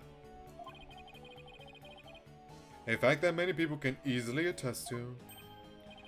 That's right, I forgot all about that. Oh. So what do you think, Your Honor? Would you like me to testify on the matter? Yes, I think you'd better. Please tell the court more about your alibi. Okay, but like, he made up a new Mr. Ruse, a younger Mr. Ruse. So what about he made up a new Reddins, huh? What if? Very well then. No, wait. Very well then, on with the show. Are you watching Magnifique Grammary? The time has finally come for my magic to snuff out your precious pedigree. This is cool. The Grammary line will be no more. Do I need an alibi? I think he's got that covered, but we'll call you if we need you. Judge, keep him in the sidelines, please. My perfect alibi. I was at the TV station at the time of the Penrose performance. I was busy working on another TV program. I could spare no time for the magic show. Do ask my staff if you doubt my claim. And there it is, a simple and perfect alibi. No tricks, no gimmicks, just the truth. Well, do you understand now, perhaps? I did not grace the theater with my presence until after the incident. I still don't believe you, mister. I still don't. So how could I have committed the murder? His staff did say he was there at the station, so it sure does sound like a rock-solid alibi. But that can't be right. Mr. Reddins is the killer. He'd have to have been at the theater. There's gotta be a hole somewhere in his story. Press everything, because I don't know. I assure you there are no holes on Mr. Ruse's stage. No tricks, no gimmicks. True magic doesn't need trapdoors to escape through. Do enjoy my show to the fullest. And my real alibi.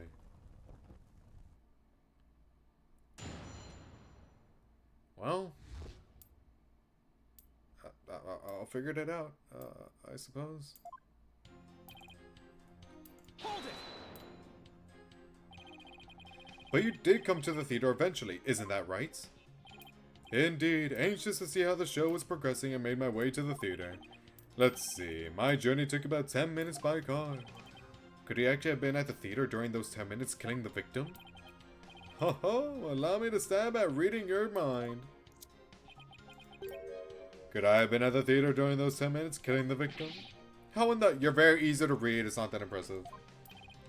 But no, I took a taxi, the driver can attest to that. Feel free to call the taxi company if my word does not satisfy you. Oh. The driver is a big fan of the ratings Raja. I even gave him my card. He gave the driver his card? That was very clever of him. He's very thorough. I'll give him that much. You might as well give it up, lad. Questioning real magic is a fool's errand. Besides, you know very well what I was doing at the time of the incident. Hold it! What was this other TV show you were working on? My own special project, you see. One moment. Perhaps this is more appropriate. It's a Ratings Raja special production. Yeah, hang loose, baby. It's called Desperation Regeneration. He switched personas just to say that? What's the show about? Washed up has-been singers and comedians get together and play musical chairs. The winner of the game is given a second chance at their career. A priceless prize for chumps who washed up too early in life. Sounds great, right? Might I suggest you appear on that show, Mr. Justice? What the hell, bro? I didn't even lose the case yet. And I'm not going to. I'm undefeated, I think. Pretty sure. As the ex-lawyer who used to make ridiculous bluffs in court and faded sadly into obscurity. And let the ratings Roger produce my TV debut? Not in this lifetime. You have great reactions. Who knows? TV might be your true calling. Yeah, it's true. Whose side are you on? In any case, I was overseeing production of this program during the Penrose performance. Okay.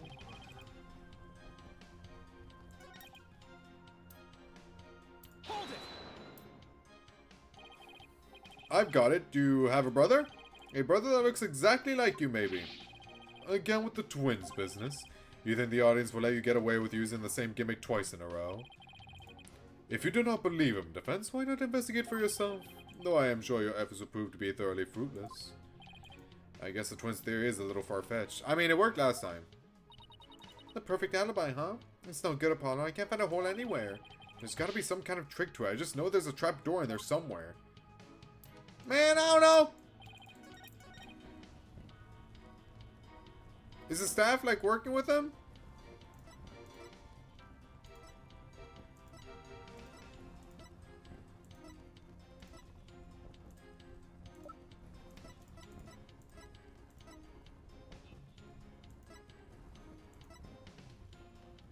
I don't remember. I don't remember. Hold it! I mean, obviously his staff is working with him, but like working with him in terms of murder. How do you know those staff members aren't in cahoots with you? I make it my business to perform solo. My magic has neither need nor want of assistance. After all, one of them could reveal the secrets behind my magic, could they not? So he doesn't trust anybody, huh? He's the complete opposite of Trucy. There are many people there in the studio audience who saw the witness as well. Even he had been able to persuade his own staff to cover for him. He could not have convinced so many people, or so many complete strangers, to do the same. He really has made a rock-solid alibi for himself. It's almost too good, yeah. Because I present evidence. Oh wait, no, I just press everything. Oh. Say less. His alibi really is airtight. I believe we've heard enough. Well, I believe the witness does indeed harbor some ill will against the defendant. There's no reason to doubt that he was at the TV station at the time of the incident. Yes, the facts prove it was impossible for the witness to have been involved with this crime. These last rites for the victim had dragged on long enough. The soul of the victim himself is so bored that it is resting on top of your Honor's head. It is? It's so loud. The time has come. Let us punish the sinner and guide the victim's soul to the Twilight Realm. Apollo, Trucy will be thrown in prison, and we'll be out of a job. But if you catch tasty fishies, will you sell me some at a good price? I told you I have absolutely zero intention of going off on a tuna boat. They said that before? I don't remember that. Think, Justice, you have to figure this out. It's no use. I can't find a single flaw, so what now? Behold my never-ending magic show. So who's gonna swoop in and be like, actually? Come for the awe-inspiring showmanship of the great Mr. Ruse, and stay for my grand illusion until the end of time. Wait, is he saying that we're still trapped inside some sort of illusion of his? Fuck, yeah, he didn't need to say that, Apollo. Yes, obviously so. That's what professional magicians do. They make their audience see something that isn't really there. In other words, you make us see illusions, right? We call it misdirection.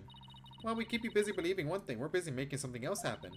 What we say is there really isn't, and what we say isn't there actually is. It must be said for the flashback. Could it be? You know what, Mr. Reddens? I guess we have all been spectators to the elaborate illusion you prepared for us. An illusion that has subtly turned our attention towards something you wanted us to see. So what didn't he want us to see, is the real question. What are you going on about, lad? Have you got something, Apollo? I just remember something Trucy said about misdirection. What a magician says is there really isn't, and what they say isn't there actually is. If we've all been taken for a ride by Mr. Reddens' magic, then maybe he's made us see something that wasn't really there. It's time to rethink all of my assumptions about this case. What have we been made to believe was there when it actually wasn't? I'm gonna save. Yeah, just in case, because I don't really trust myself. Why is there a flashback if he just quotes it? I was gonna say something, but I feel like it happens so often anyway that it doesn't even matter. Like, at this point, it's just an Ace Attorney thing. But what if the player saved right after the flashback and he needed another reminder? You know? You have to think of every single player that plays your game. Don't look at the history button. Don't look at that. You don't need to look at that. That doesn't exist. What have we taken to be the absolute facts of this case? Well,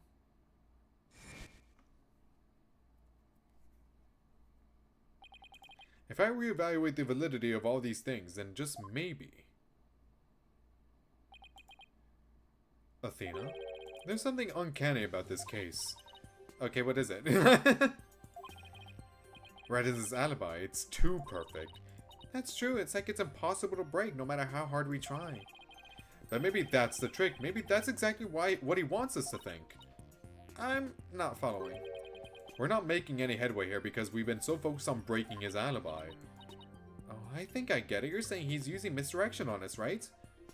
Must Apollo quote what he said again? Must you also witness the flashback, Athena? It's definitely a possibility.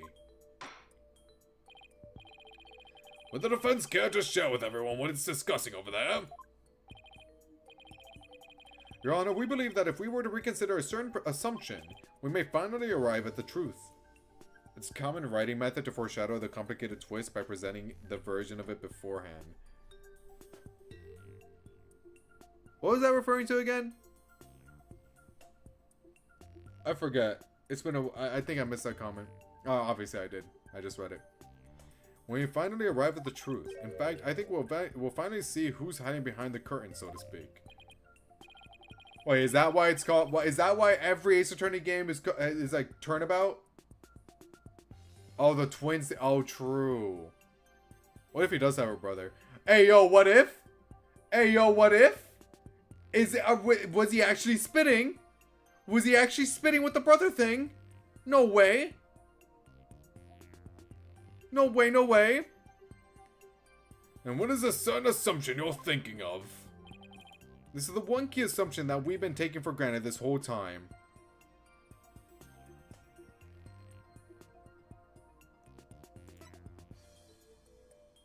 Oh no, it's not. No, it's the pulley. No. It's the like the wire, right? Like we're putting him up.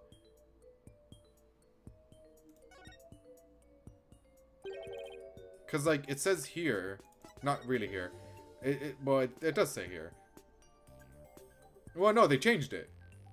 Well, anyway, he has like the little thing, right? Because so what if like we saw shadows, right? Like moving up and down in the video. So like what if one of them was this and there was like something that stabs them all the way up the top? So like it's the dragon went down, his body went up. And while he went up, he got stabbed by something that was there. Right? Because we saw a shadow move up when the dragon fell down. So that would make sense. And he didn't need to be on the scene to do that. I don't know exactly. I mean, I guess he set it up beforehand. Maybe. Sounds like a Danganronpa murder. It really does, doesn't it? It really, really does. But it would also make sense for this case. Because it does seem like that's what happened, I think. We'll see. What if the culprit was somehow or somewhere other than the theater at the time of the crime?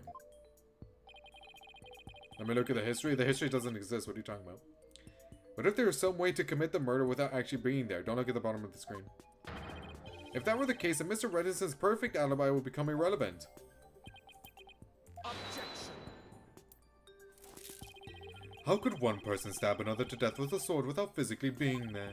Furthermore, we also what appears to be the culprit's shadow in the footage. Yeah, that's your assumption. You know, for someone that consumes a lot of media recently, you're not very good at deciphering it. Objection. But couldn't we just as easily assume that the shadow does not belong to the culprits? Well, if it's not the culprits, then whose is it? I'm not 100% sure yet, but I'm pretty sure I'm on the right track. We've all seen something that looks like this shadowy shape before, Your Honor. During the magic show itself. In that case, please point it out in the show footage for us. This is the thing that looks suspiciously similar to the shadowy figure of the culprits. Any body, like literally any body ever. But I'll pause here. It's Mr. Hat. I can't even save. Well. Take that!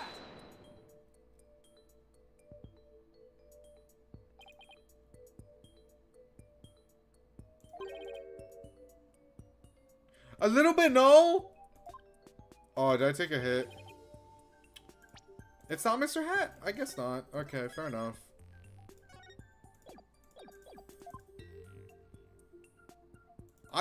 We saw Mr. Hat up there.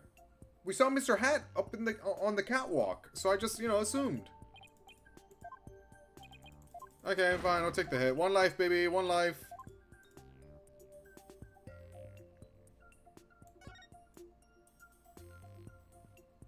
Okay, what if I go to the point where, like, the shadow actually does pop up?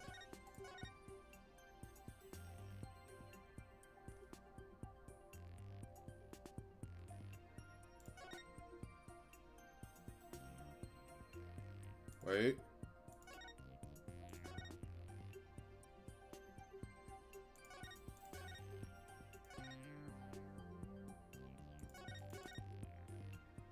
Ah.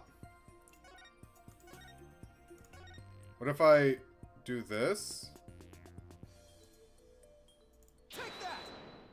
Okay, so it is Mr. Hat, but it has to be Mr. Hat's shadow. Got it. Doesn't this shadow resemble the suspicious shadowy figure? Now that you mention it, it does, doesn't it? Miss Wright, could you identify this shadow for the courts? Let's see. I believe that's Mr. Hat's shadow. It's from when he's being pulled up from the stage at the catwalk overhead by wire. Then could this shadow that's shown later in this footage be Mr. Hat too? No, that's not possible.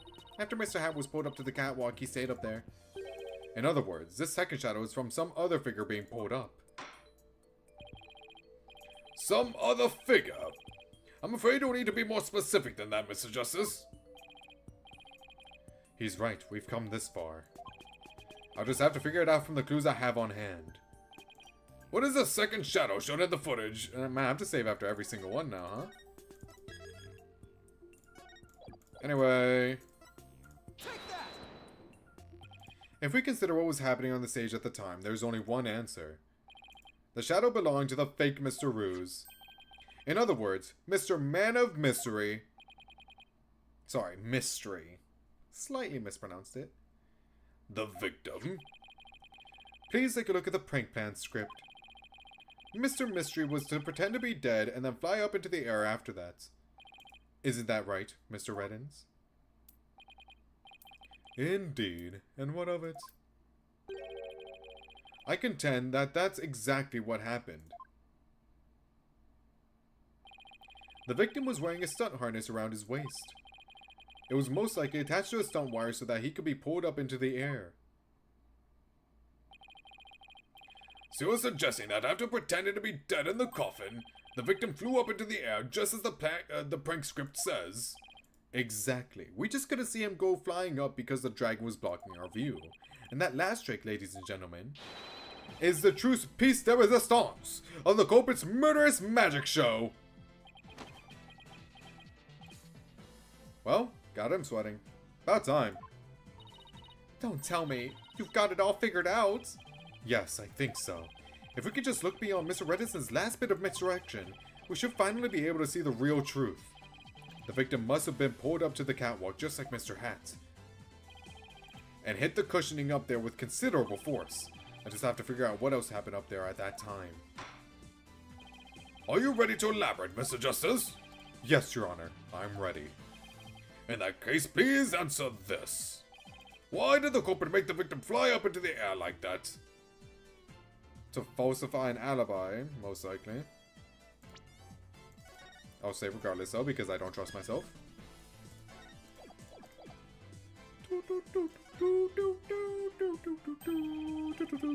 Maybe he did it in order to falsify an alibi.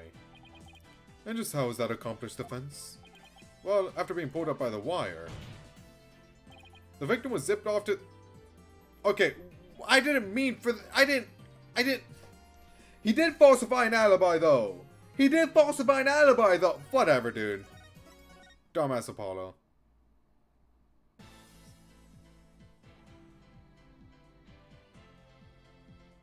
Is it to murder him, I guess?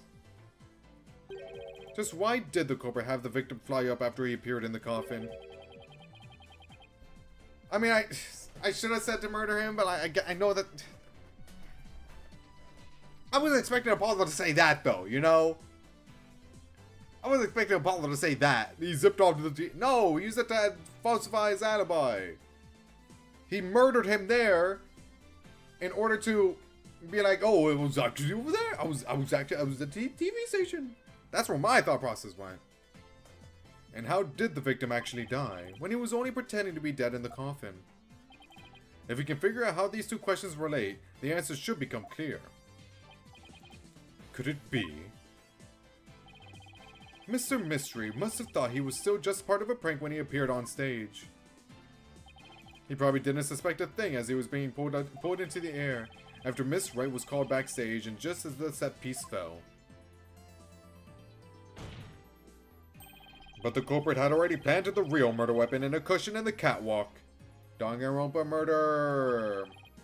It was probably a knife or a blade of some sort. What? You mean? Yes, it really was a magical murder. Just as the prank script said, Mr. Mystery was whisked up into the air. That must have hurt like a bitch. And straight into a blade there in the catwalk.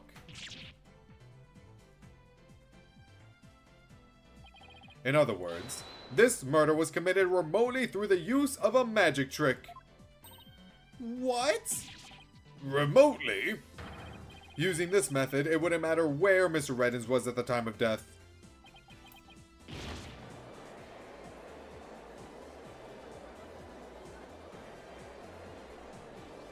Got you there. But how exactly does it work, Mr. Justice?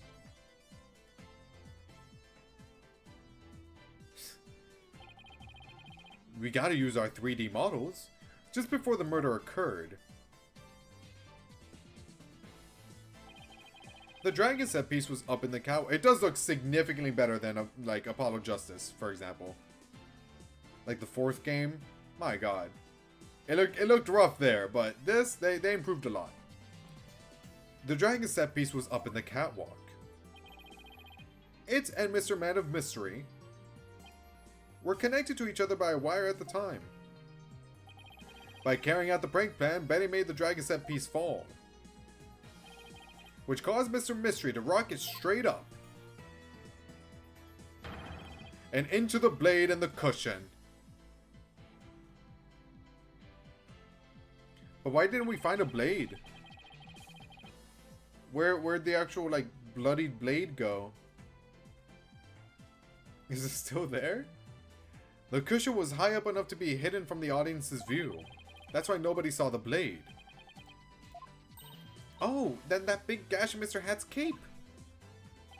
The blade must have been set up overhead sometime before the magic show. That does explain that. Mr. Hat must have been slashed by it too, when he was pulled up to the cushion. I can't believe it. I had no idea. I was told that Trucy would freak out if I made the set piece fall. That's the only reason I did it.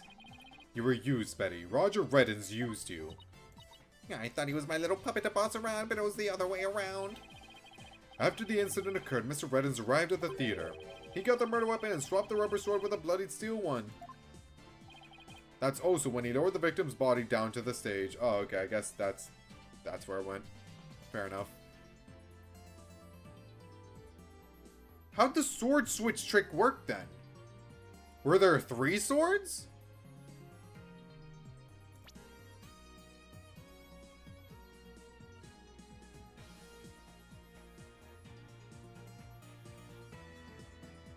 Like, she said she performed the trick, but the blade must have still been up there. Were there 3 swords? Am I stupid? Am I not understanding this? What? There are multiple props? Oh, okay. Alright. I guess so. I thought there would only be 2 swords. That's also when he lowered the victim's body down to the stage. But how did he have time to do all that? When the set piece fell, the audience was evacuated from the building. He was able to do all those things after the fact because there was no one around to see. I do have the stand. But that stand has a rubber sword. Were there like 2 steel swords and 2 rubber swords? A horrific murder camouflaged by a spectacular magic show. Forgot that was a judge. That sounds like the kind of murder only a magician could pull off. As long as the show proceeded as it was scripted, Mr. Mystery was doomed to die. That's why it was you, Mr. Reddins, who killed the victim all the way from the TV station. This prank plan, or should I say, murder plan, proves your murderous intent.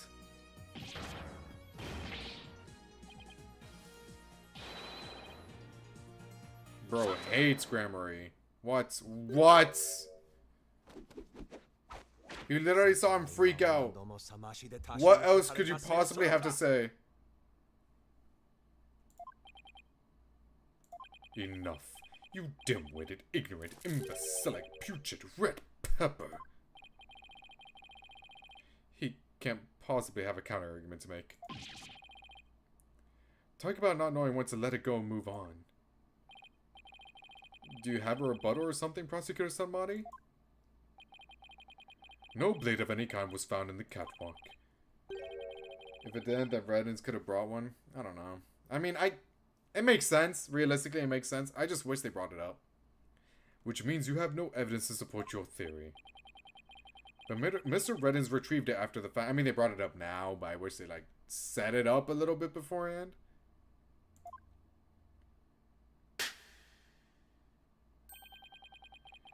Which still leaves you with no way to prove your wildly fantastic remote murder theory.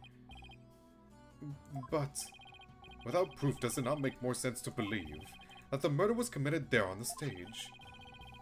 That's where the bloodstained sword was found, after all. That is a very good point.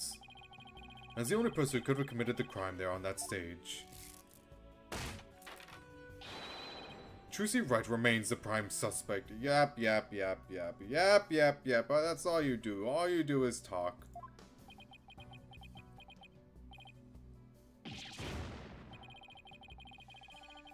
It would appear that what you call truth is little more than a cheap parlor trick. In the end, you have done nothing to prove the accused's innocence. It is time at last to let it go and move on.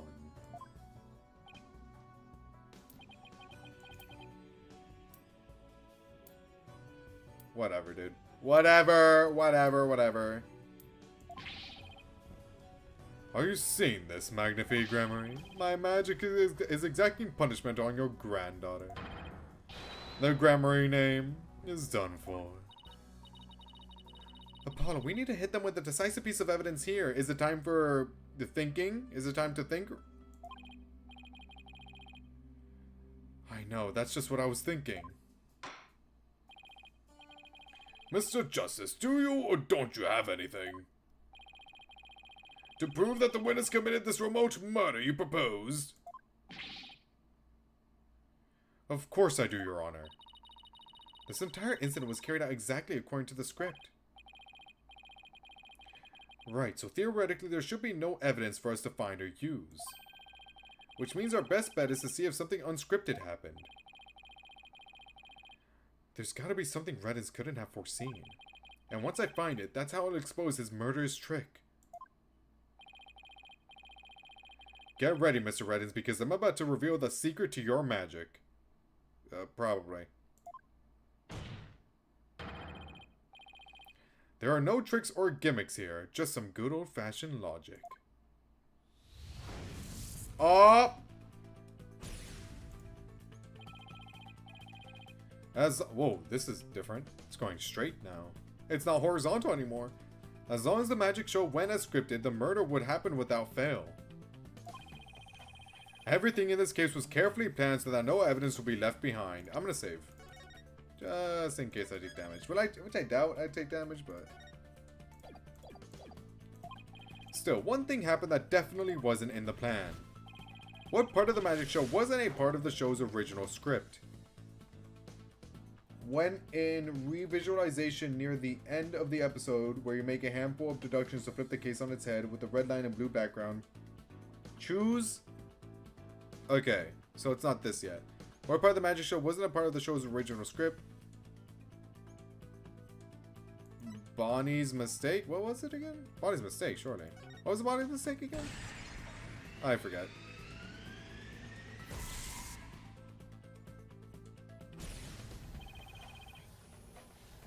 Bonnie made a mistake during Trucy's escape trick. What mistake did Bonnie make during her life choices? That's funny as fuck. Okay. And now we're done with the episode 2 achievements. No, I should never say a person's life choices are a mistake. I'm sure she can be a great magician someday if she works hard at it. I agree. Good luck, Bonnie. Anyway, getting back to the case. What was it that Bonnie did during Trucy's escape trick? I did it. Betty's life choices. Mr. Hat's positioning, right? Yeah. Ah, yeah, that is a mistake.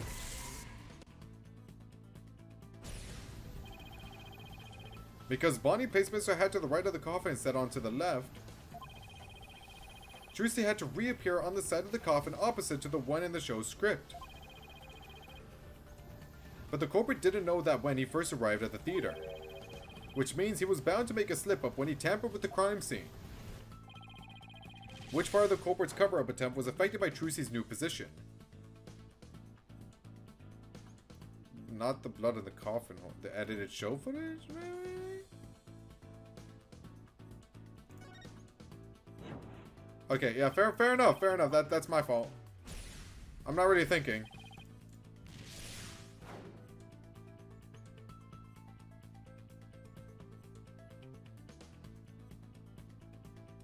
Well, Trucy was wearing gloves, so no.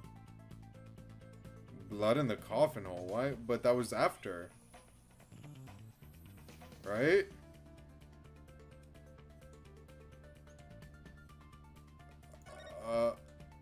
Oh, wait, it's because it was after that I was affected by it. Oh, I see. I didn't think of that. Thinking Trucy had appeared on the left. Oh, dude, it's going super fast. On the left, the culprit must have put the blood in the left hole. But the blood was eventually discovered in the right hole during the police investigation. If the killer had originally put the blood on the left side, that means he must have tampered with the scene again afterwards to make it line up with the facts. To make the crime scene consistent with the facts, the culprit must have swapped the coffin sides. I did that. That's right. The left and right panels of the coffin are interchangeable. The culprit must have switched the two panels to make the bloodstain fit the facts. But the switch might have also given rise to something unnatural. Oh, I remember now. There was something unnatural about the coffin, and it's just the evidence I need.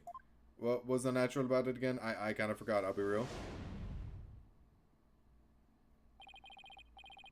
Sorry, Mr. Reddins, but I have some very conclusive proof of your guilt. Another bluff, is it? There's no way you have anything of the kind. My magic is real, no... Ooh. No, there are tricks and gimmicks to it, just like any other illusion. What? After the murder, you switched the left and right panels of the coffin, didn't you? Gah! And because you did, you left behind something very unnatural for us to find. This proves that Roger Reddins tampered with the crime scene after the murder took place. I forget I'm saving the video game.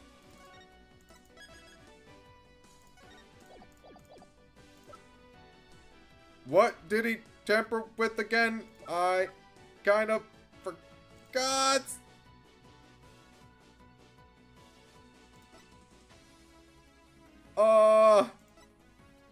Well, this is very anticlimactic now, isn't it?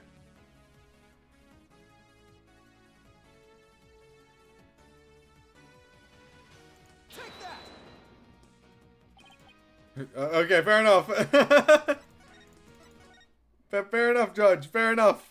I forgot. I don't know. I'm at a blank right now. I think this is a massive brain fart on my end.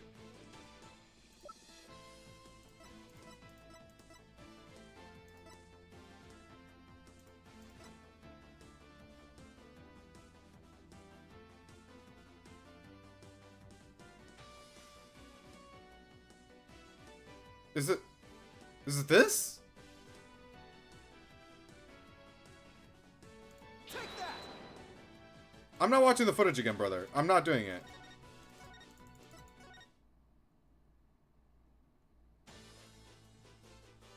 What did the coffin... What did it have? I don't remember. I quite literally don't remember.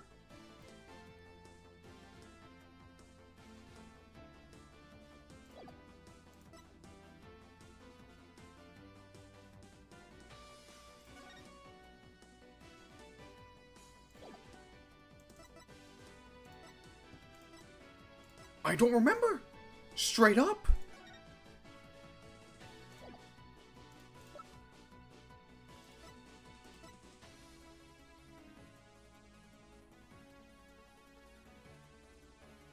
He tampered with the crime scene after the murder took place. So, shing, man of falls down. Mr. Mystery falls down.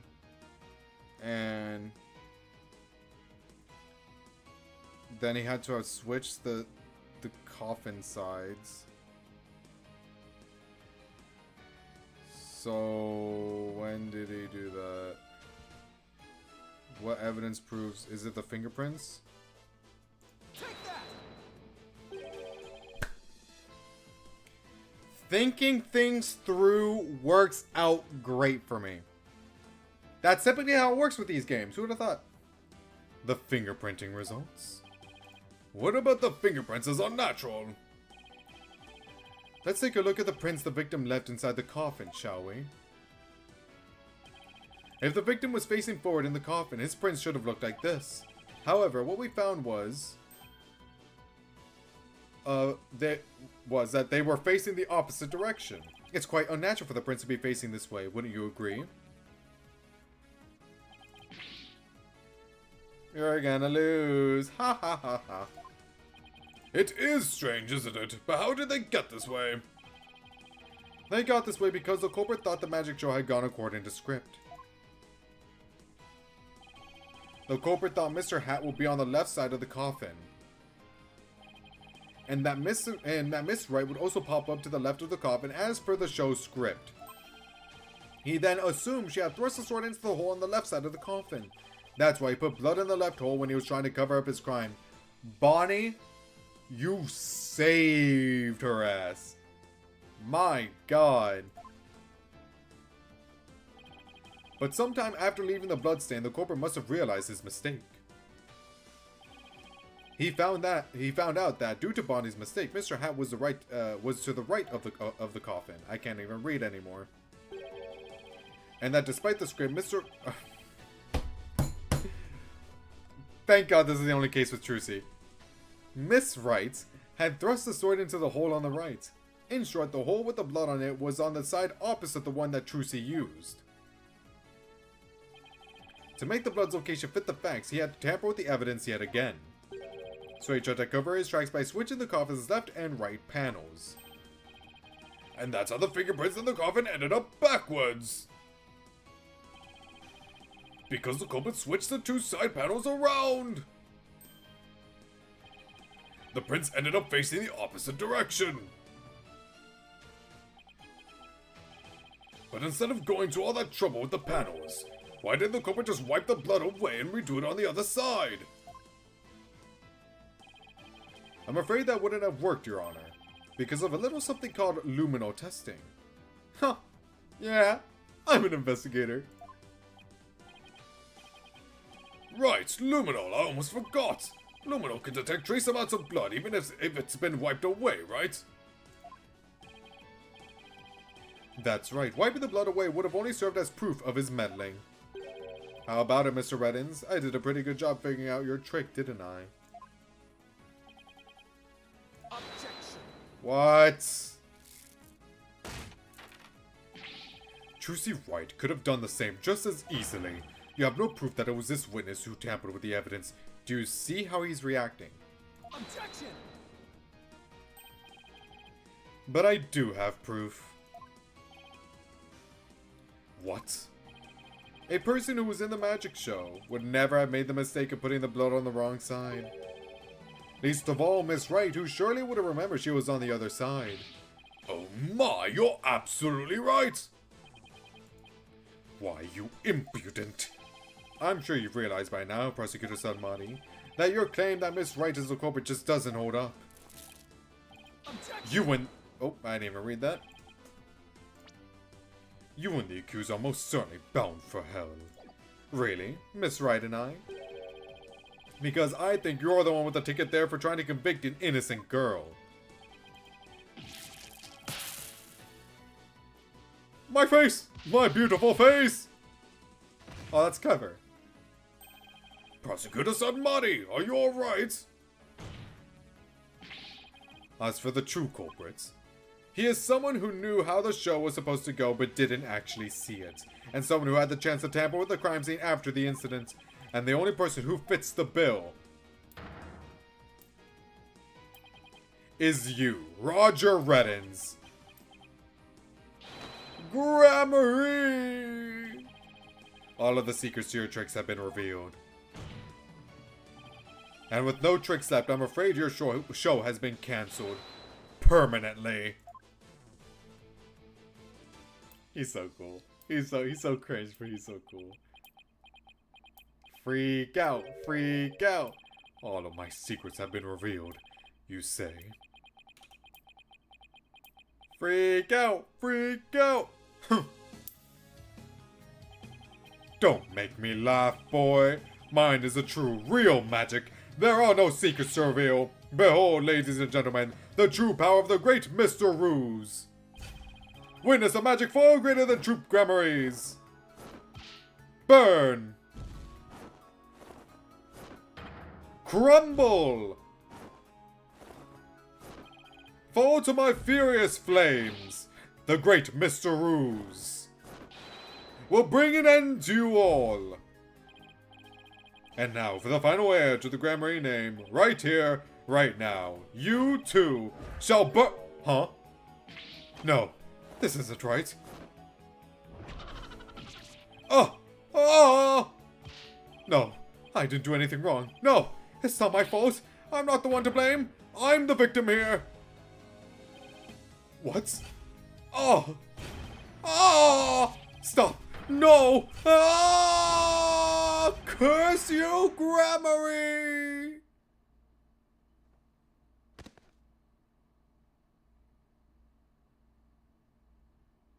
That was so sick. That is like top 3 best freakouts. That was so good. I will say, the switch to 3D models benefited them greatly in that regard.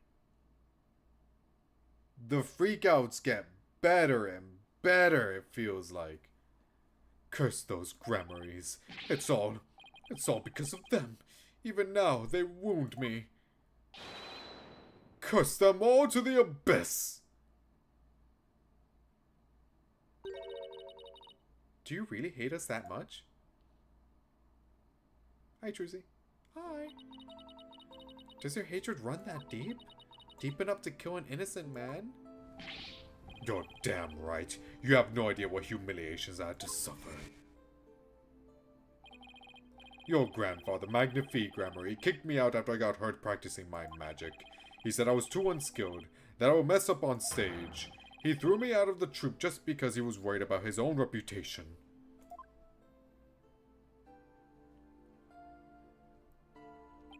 Since I was but a child, it was always my dream to become a great magician. But that Magnifique, he took it all from me. But that's no excuse. That's no reason to do something so evil that you did kill a guy. You did kill a guy. Magic is supposed to make people happy, not used as a means for murder. What's the big deal? I just used what I had available to me, that's all. I get it now. That attitude towards magic is why my grandfather kicked you out. You don't deserve to call yourself a magician. She's right. You kinda fucked up, boy. Don't deserve. I don't know about that. Wait, who? That's him, right? Okay, cool. After all, you were completely taken in by my magic, were you not? If not for that lawyer over there, you would be on your way to prison as we speak. You're right. I didn't see through your tricks. You see, so in the end, Troop Grammary was defeated by the great Mr. Ruse. You're not fit to lecture me from on high, Trucy writes. You don't even deserve to call yourself a magician, you naive greenhorn. Well, you're the one that lost, buddy.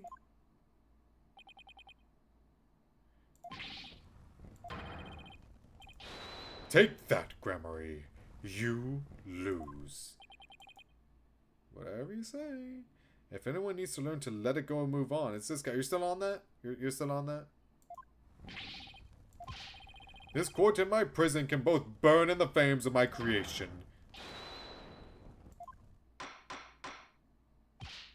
Bailiff, take Mr. Reddens away. And seriously, can he stop like causing fires? Isn't that dangerous? Do we allow him to do that? He is the criminal after all. And bring a fire extinguisher. Oh, he mentions it. Never mind. Just to be safe. We did it! Hello, Galaxy. It looks like we've reached the end. I feel as though I've been watching a grand magic show. It was close, but we just barely made it through somehow.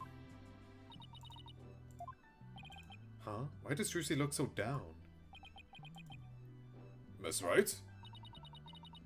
Yes, Your Honor? I'm about to announce my verdict. Can I see that wonderful smile of yours, that smile of a true entertainer as I do? Yes, Your Honor. Oh, this is so... Oh my god, I love her. Now then, this court finds the defendant Trucy writes not guilty. We did it! Let's go! Whoa! Oh my god, we did it! Ooh, hoo, hoo.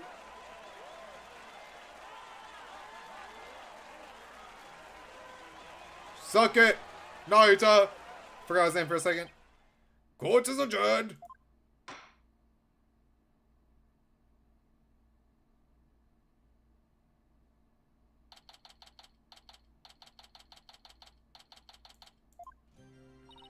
Thank you for everything, Polly. Okay, so I assume the thing I present here is going to be this thing, right? Surely. It's going to be this.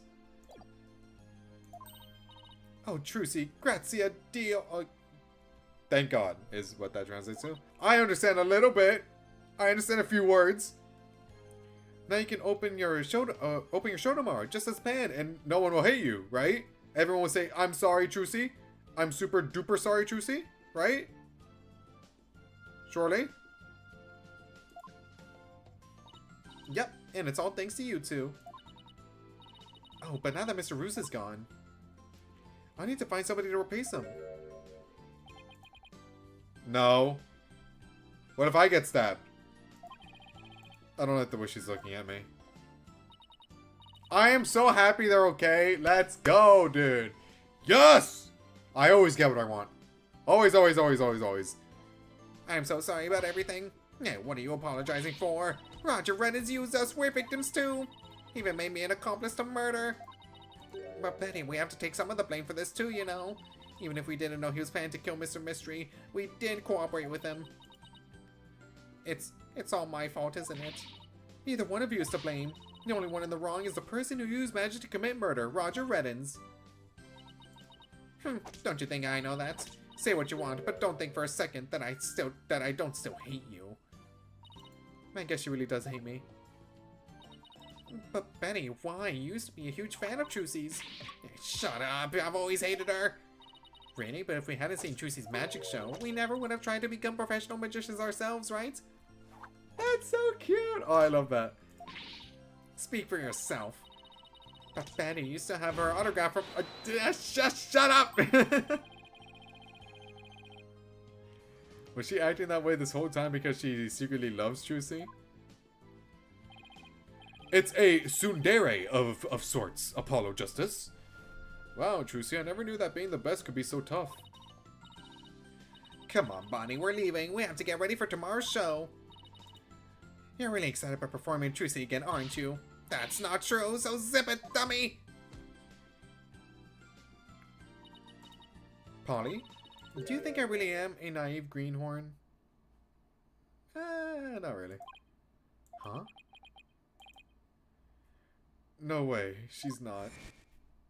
She's very good at what she does. She's so young, though. Is that what he meant? Maybe he was just throwing insults. It doesn't matter. After all, you were completely taken in by my magic, were you not? If not for that lawyer over there, you would be on your way to prison as we speak.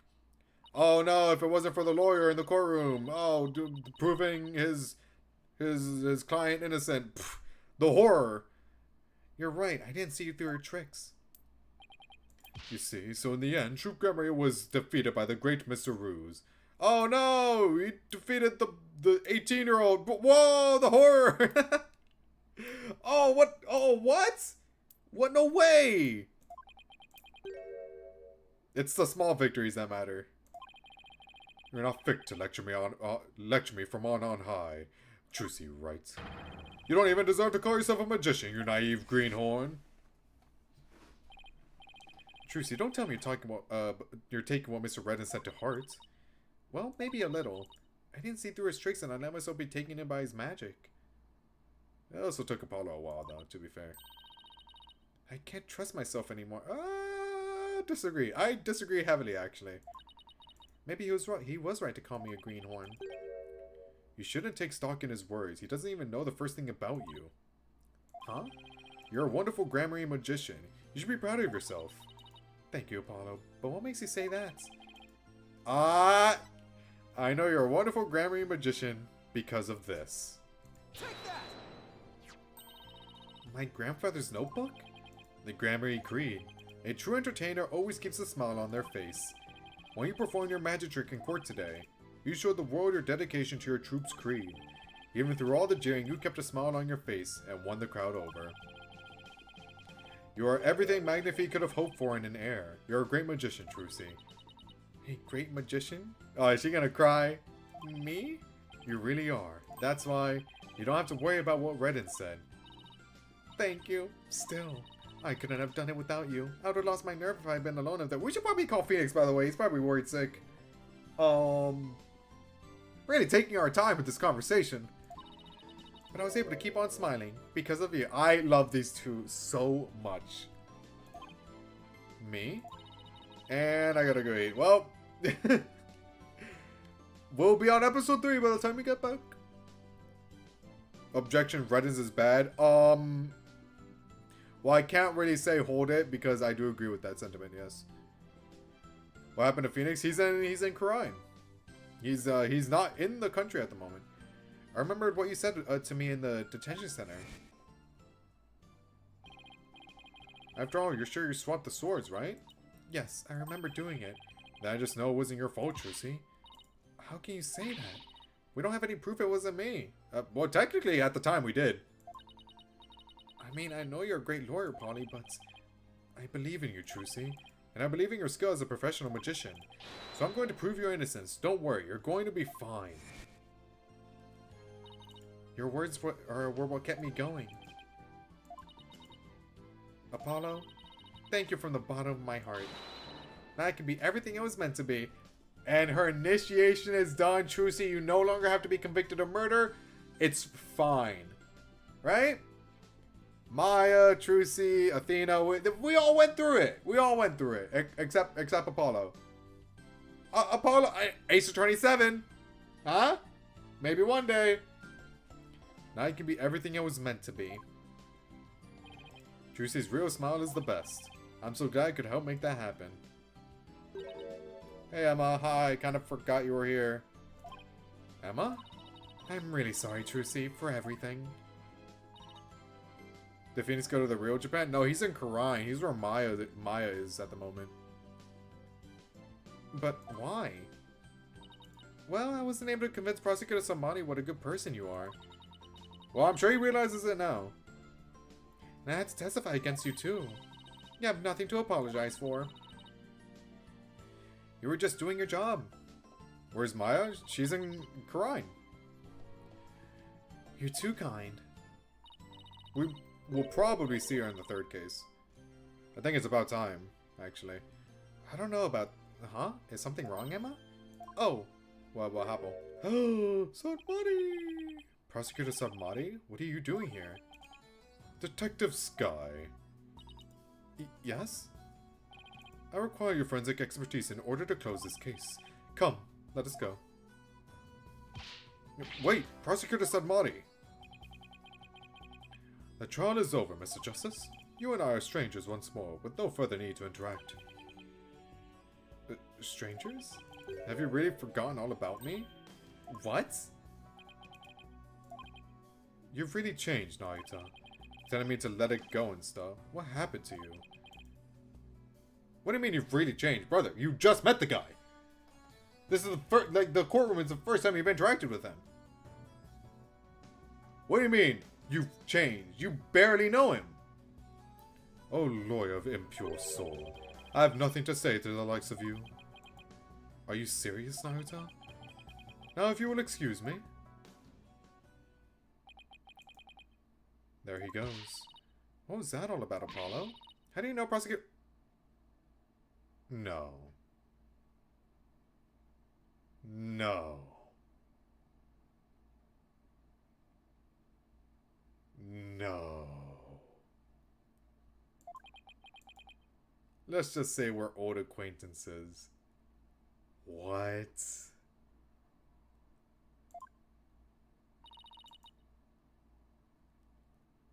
Brother, what? Okay. Acquaintances? It seemed like something more than that. Yeah, not only did I have an astronaut best friend, I also have someone from Karine that is also my best friend. He's my pen pal. I didn't know he was a prosecutor until just now. What? Yeah, well, you don't like to talk about your past, do you? Is this like a fucking nudge to be like, oh, we're introducing another backstory for Apollo? Like, it's what? Every Apollo game, he gets a new backstory. Every single one. Because he always changes the subject. I guess I'll have to talk about it someday, but for now... Come on, let's forget about the past and celebrate Trucy's future. Sure, if you say so. Hey, it's Mr. Wright. Put him on speakerphone, Apollo. What's up, Mr. Wright? Apollo, how's Trucy? What happened at the trial? Did you get a not guilty verdict? Mr. Wright, slow down. Everything's fine. Hi, Daddy.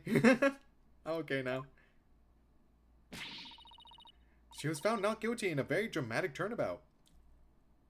She said the thing. Plus, we saved the office. It was a great victory for Apollo. That's a load off my mind. I can't thank you enough, Apollo. Now I know I can trust you to hold down the fort anytime. Did you see Maya yet? Did you meet Maya yet, Phoenix?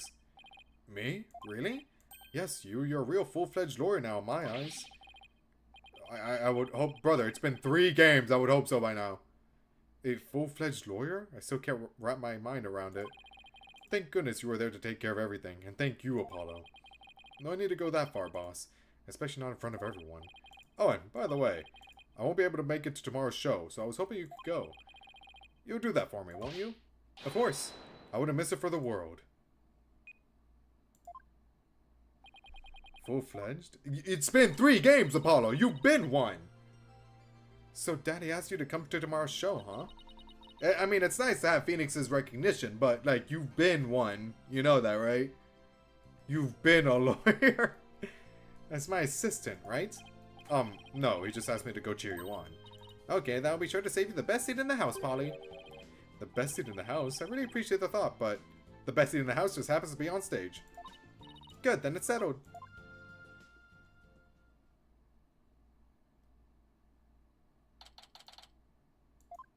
Objection!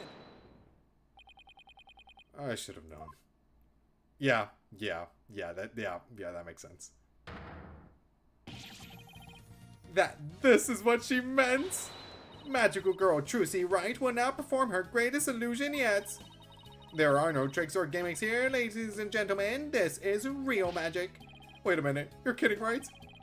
There is a trick or gimmick, right? I'm too young to die. Now then, Mr. Hat, you know what to do with that sword. No, wait, stop! No!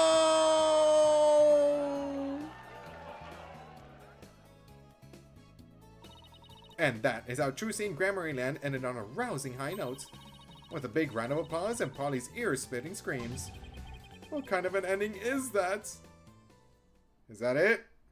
Episode 2? We did it! Let's go! If there was one critique of Trucy in this case, it's less about what arc addresses, but less about what the arc addresses, but about what it didn't. As in, this is a good plot about Trucy Enigmar, but not nothing about Trucy Wright.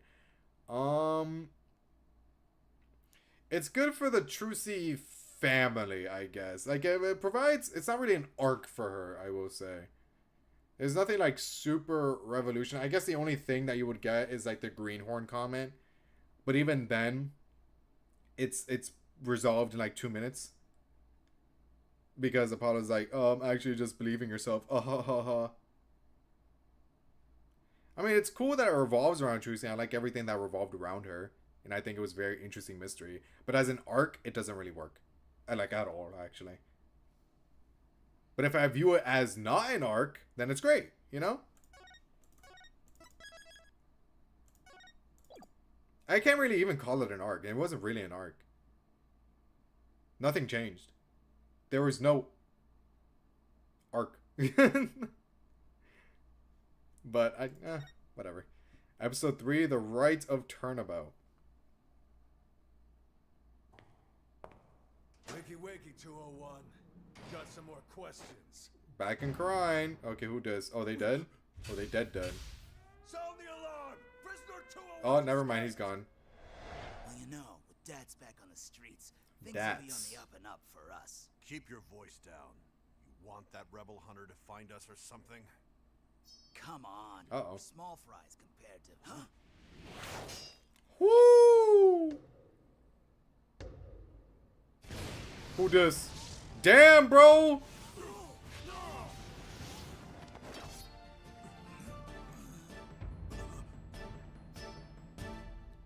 Now, how was the culprit able to do that? Actually, in Karine, they make special jetpacks.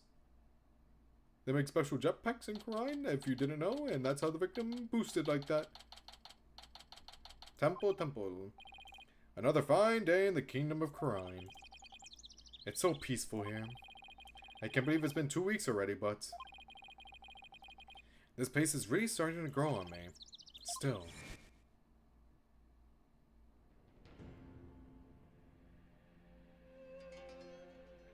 Prison. That means Maya's definitely involved. Yep. Yo, Maya, getting convicted again?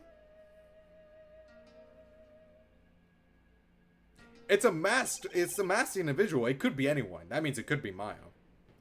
It sure was a rough start. Now to do what I came here to do. To see Maya. Her long aesthetic training is finally coming to an end. But before it does, she says something about one last rite she has to perform today. Oh, is this Mr. Wright? Is this yep. The boy. Happy-Raki! Hey, Albie. Happy-Raki. You've mastered the traditional greeting of Karine!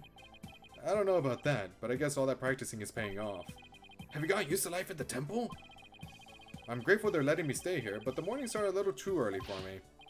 Yes, well, morning prayers do begin at dawn. Dawn? Yeah, do you guys have, like, hotels around here instead or something? After all, you can never pray too much. Daily devotion is very important here in Karine.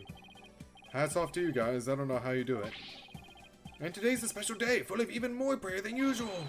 There's nothing better in this world than being able to pray to your heart's content.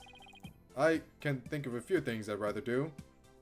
Like Eldoon's noodles. Do you guys have that here? Is it a franchise? What makes the day so special anyway? You mean you don't know? Today's a purification rite. It's only performed once a year.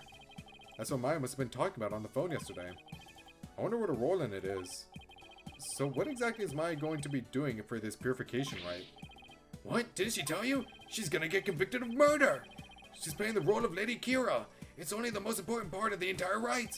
It's unprecedented to have a foreigner play such a key role. Ah, that's really something. It really is. Helping out such an amazing person has been the greatest honor of this humble tour guide's life. So who is this Lady Kira you mentioned? Allow me to explain. Once upon a time, hundreds upon hundreds of years ago, there lived a female warrior who fought finally. Let me stop you right there. Ooh, what? Valiantly to establish the kingdom of Crown. Oh, okay. Is something wrong? No, it's just I get the feeling I'm in for a really long story. Yeah, I'd say it's normally takes around 2 hours to tell. Yeah, I got places to be, brother. Whew, dodged a bullet there. Oh, right, you're supposed to finally see Miss Maya today. The story can wait then. In the meantime, you can read up on the rite with this. An English guidebook? Where did you dig this up from? I found it just lying there in the temple library. I figured no one's using it, so I borrowed it. Hey, this book belongs to Maya. See, there's her name on the back. Guess there's no harm in keeping this for a while then. Okay. Miss Maya should already be at the site where the rite is to take place. Let's go to the Plaza of Devotion. I wonder if Maya's matured any since I last saw her. Oh, here we go. It's on a mountaintop, so it might get a little cold though. I think I can handle it. Aha! I don't think you can. Alright, let's go.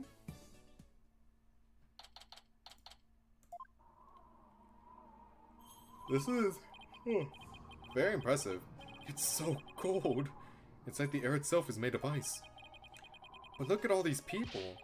Well, this is the day we come to offer prayers to Lady Kira, the protector of our land. It's amazing to see how devoted everyone is. Hey, so is Lady Kira gonna get the convicted of murder? We're gonna channel her spirit and be like, oh, Lady Kira, you did it! It's amazing to see how devoted everyone is. Devoted. Right. But couldn't they just as easily do all this praying someplace warmer? Well, that's not the point, is it now, Phoenix? This too is a part of our religious training. It helps us build strength of spirit and willpower. Further up at the end of those stairs is the inner sanctum. At the end of those stairs? Brother, look how high up it is! I see. Everyone I met so far seems deeply religious. Of course we are. Oh no, in the country full of religion, everyone's religious? What? After all, Quran is also known as the land of prayer. It's said that we Quranese spend an average of 15 hours a day in prayer. What? 15? From the moment we wake to the moment we fall asleep, our hearts are always in prayer. You see all the square flags around here? They're known as prayer flags. They contain the prayers of our people. Oh. Wow, that's very interesting, actually. I thought it was just decoration for decoration's sake, but guess not. Oh, he's talking about these colorful strips of cloth. There's something written on each one. Such piety is the glory of our people, and I'm afraid the story's going to have to wait for another time, Albie. Maya should be here any minute now. Oh yeah, you're right. I can't wait to see Miss Maya again. Pardon me, oh noble traveler. Oh, it's her! It's her! How do you fare, Mr. Rush? Oh my gosh, she sounds so mature. And, who might you be? It's Miss Maya Faye! Maya? Ah, I'm so happy! Hi, Maya! Hi, Maya! Miss Maya, happy Arky! Oh my gosh, she's grown up! She's grown up! She's grown up! Happy Arky, Albie. And you, Mr. Right. May the Holy Mother guide you on your journey. Do you have hamburgers, by the way? Oh, thanks. Oh, she even does the thing. Long time no see, Nick. Well, did I surprise you with my act? Yeah, you can say that again. Oh my god. Maya's now 18. No! Maya is 28. It's been ages. It's been years. This is Maya Fey. She's a spirit medium from Crime Village back home. She was also my sister for quite some time. But that was many years ago. Her ability to channel spirits saved me more times than I can count. I sure miss those days. It was a ton of fun being the real boss of Right and Go law offices. Now she's here, trained to be the leader of Crime Village and the master of her craft. Apparently to become the master of the crime channeling technique, you have to train her here in Karine, since this is where the technique originated. How? It's been 10 years? A big time skip has happened between the original trilogy and Apollo Justice. You have to train here in Karine, since this is where the technique originated. Didn't I sound just like a PS nun when you saw me just now? Too bad, that's about all I learned from all the training I did. You haven't changed a bit, Maya. And what's that supposed to mean? You may look a little more mature on the outside, but inside she's the same old Maya. I'm actually kind of glad for that. Interesting. Okay, Maya, let's talk. It's been a minute. I heard what happened, Nick. You ended up in court almost as soon as you got off the plane, huh? Yeah, well, it's kind of a long story. I was the accused, but you should have seen Mr. Wright in action. He was amazing. Yeah, you were pretty good up there. I bet it was another one of your famous seat over pants come from behind wins, huh? Well, I was almost found guilty any number of times. Okay, so it wasn't my finest hour, so sue me. It was a different country, to be fair. You haven't changed a bit either, Nick. Ouch, it definitely stings more when it's coming from her. So I guess you finished the bulk of the training, haven't? What do you mean? Maya's allowed to critique. So I guess you finished the bulk of the training needed to become the master, right? Oh, you mean the special meditation course for increasing spiritual power? Yeah. That. Yep, I completed the full 2 years. I can finally go home once I perform the purification rite today. Okay, yeah, about that. Anyway, you're gonna get convicted of murder now. Actually, I was wondering why they're having a foreigner conduct one of their sacred rites. Well, the High Priest's wife usually conducts it each year, but with her baby on the way, it's just more than she could handle. So the High Priest practically begged me to stand in for her this year. Well, you may not know all of their customs, but with your training, I'm sure you do great. You bet. Just you watch, Nick. I'm going to be the best Lady Kira, guardian deity ever. I better throw in a few praise for things to not end in a flaming disaster, then. I don't know about that one, Chief. You might want to start doing that right now, before something happens. So about that guardian deity you'll be portraying today. What exactly are we talking about here? Well, first of all, Lady Kira isn't really a deity in the way we think of them back home.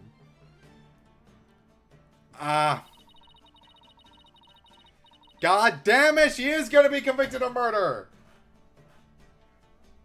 Lady Kira committed murder. Who was being depicted as Lady Kira? Ah, yes, but of course. Maya Fey. Oh my god. Maya, no! Maya, no! She's a real person who fought to establish the Kingdom of Karine a long, long time ago. Oh, so she actually existed. And now the Kingdom's people worship her as a guardian deity. They believe she appears to protect the kingdom whenever it's in danger. Cloaked in a sacred robe, she's the champion of justice who defeats the kingdom's enemies. That sounds like something you'd be into. No, it's nothing like the Steel Samurai. I know, right? Who wouldn't want to be a kick-butt warrior who takes on evil with a wicked dagger? Right, whatever floats your boat. Still, Lady Kira must really be a popular deity if all these people are here for her. Yep, but there's more to it than just her popularity this year. There's more? So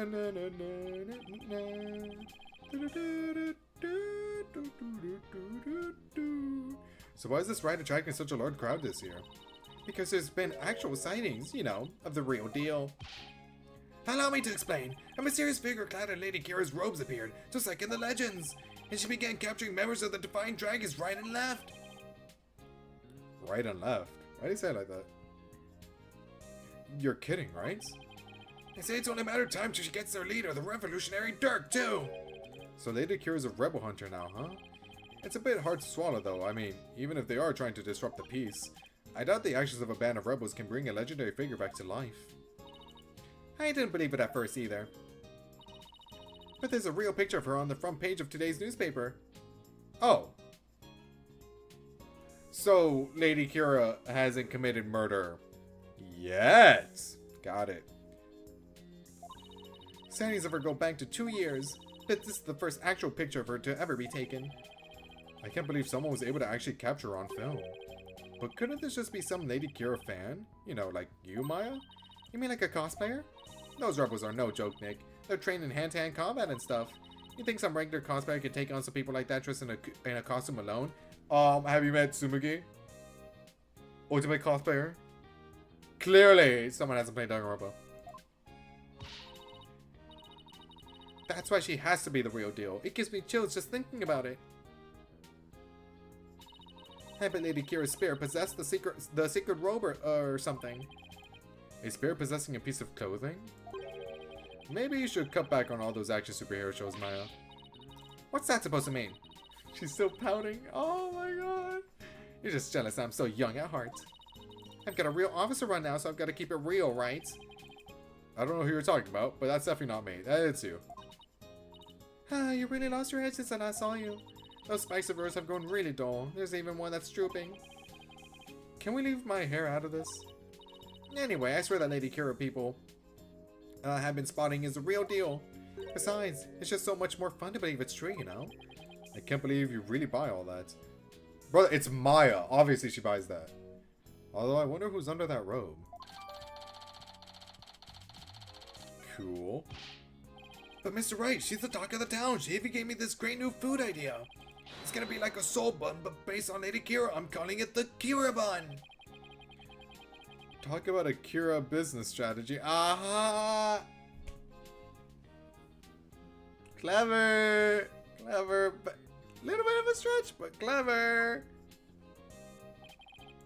Come on, Mai. Just admit it's you running around dressed as Lady Kira, right? You don't ask her that. It's gonna bug you. Don't ask her that.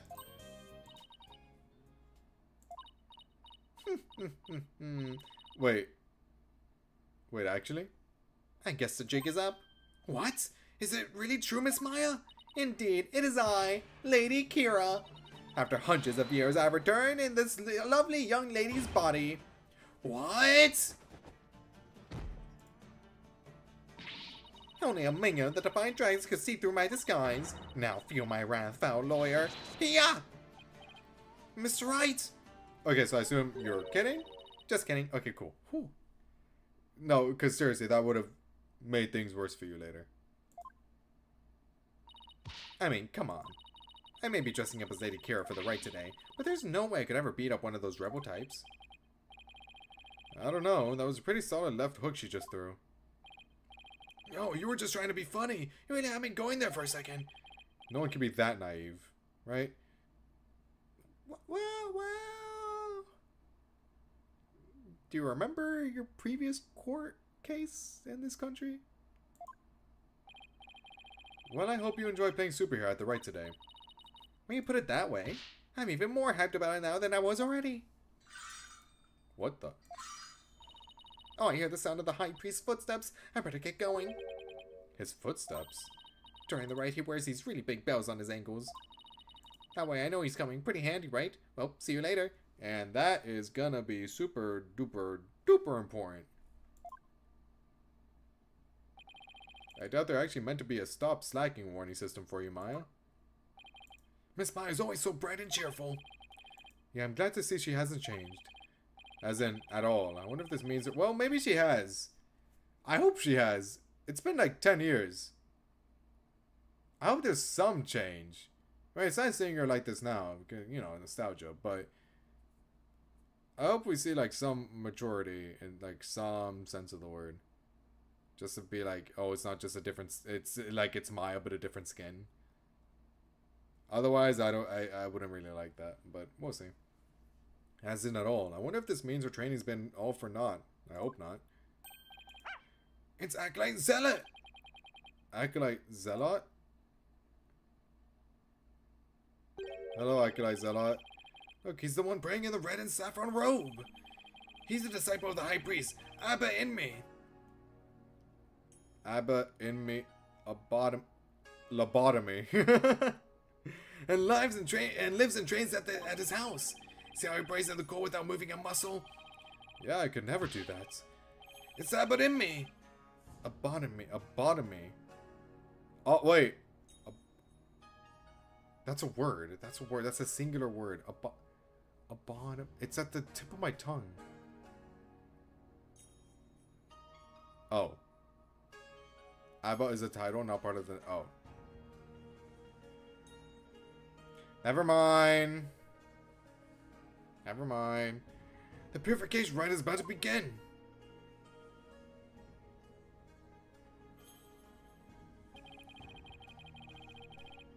Alright, okay. So that's the sacred robe Maya will be wearing during the rite? It looks almost exactly like what the figure in the newspaper photo was wearing. Whoever it is must have worked really hard to copy it. Maybe it's not like a one-for-one. Maybe it's slightly different. Please, sir, it's not a good idea to stare like that. You could be struck blind. Just give me a few more seconds. I mean, this isn't something you see every day. Oh, those bells are on the High Priest's ankles. Oh, those are big bells. They're a lot bigger than I thought they'd be. Mr. Wright, it's time to enter the prayer pose like everyone else. Those who don't will suffer the wrath of the Holy Mother. Did we hear anything? During the anime cutscene? I forget. I don't remember. Let's see. First I kneel down and cross my ankles, and then I bow forward. Great. Now all I can see is the ground, and my back is killing me. That position would fuck me up too, for sure. You really should have trained for this, sir. I didn't account for this. Wait a sec. How long are we supposed to stay like this, Albie? The rite requires that we stay like this until the day after tomorrow. Oh. Hey, I'm a foreigner. Do I get like a pass on this, or... That's 2 whole days. I don't feel so... Oh. Mr. Wright, are you okay, sir? Somebody help! Yeah, you're at that age, Phoenix. Can't be pushing yourself like that. Oh. Mr. Wright, please, you have to get up. Ouch. My aching. Oh, wait. I think I missed one of the... Uh-oh. Hold on. Oh, no. I didn't miss the achievement for episode 3 yet. Okay. There's 3. There's 3 things I have to keep in mind. But I haven't gotten to the first one yet. My aching... Albie? Where are we?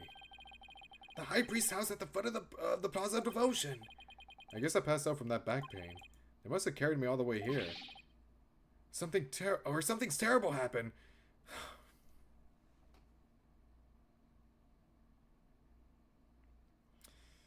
See you in the detention center, Maya. Do they have a detention center here? They must. It's Miss Maya. She's... Oh, just follow me to the Plaza of Devotion. Con? Damn it. Something must have happened while I was passed out. Miss Maya's... She's been arrested! At this point, it's not a rite of passage. This is just her bad luck. What?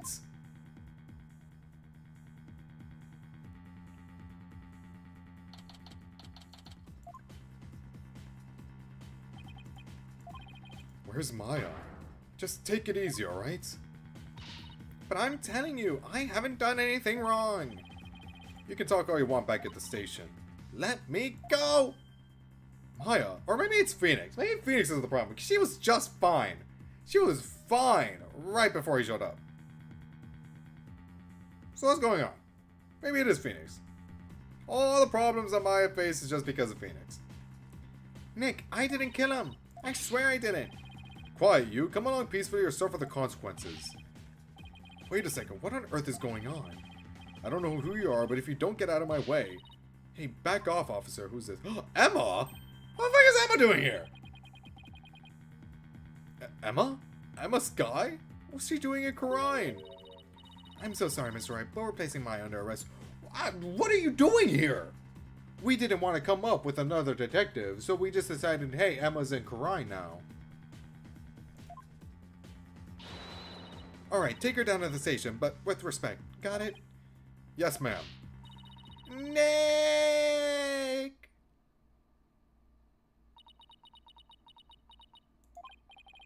So, what are you doing in Karine, Emma? It's a long story. Anyway, what are you doing in Karine, Mr. Wright? Long story. Dinner? Dinner. Same here. It's a long story. But can we get caught up later? Right now I need to know what happened. Maya's, well, under arrest for the murder of the High Priest. Yeah, he was very victim-coded, wasn't he?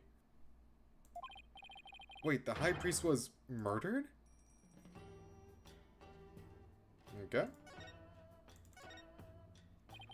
What happened, Emma? Please tell me everything you know. Well, basically, there was a murder during the rite as it was being performed last night. The victim is a tourist in me. Tourist in me. I don't know what that is. Tourist in me. Taurus. What is it? Oh my god. I'm so bad at these. Tourist. Tourist?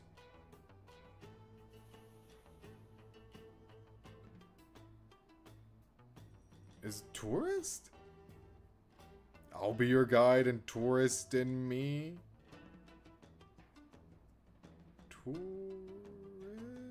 in me. Taurus.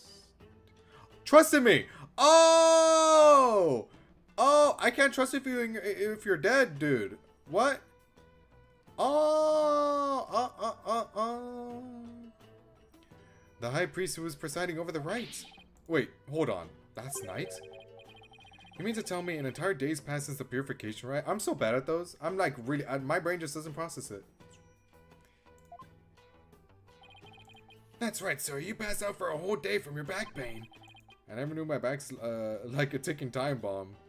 Brother, how old are you? Like in your 40s now? No, late 30s? You're old. I better take better care of it.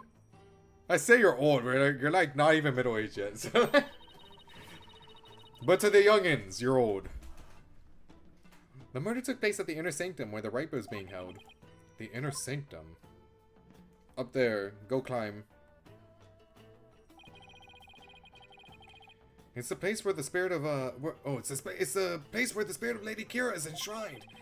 It's through that gate over there and up at the top of the mountain stairs just beyond. Oh, so that's why everyone is offering their prayers in that direction.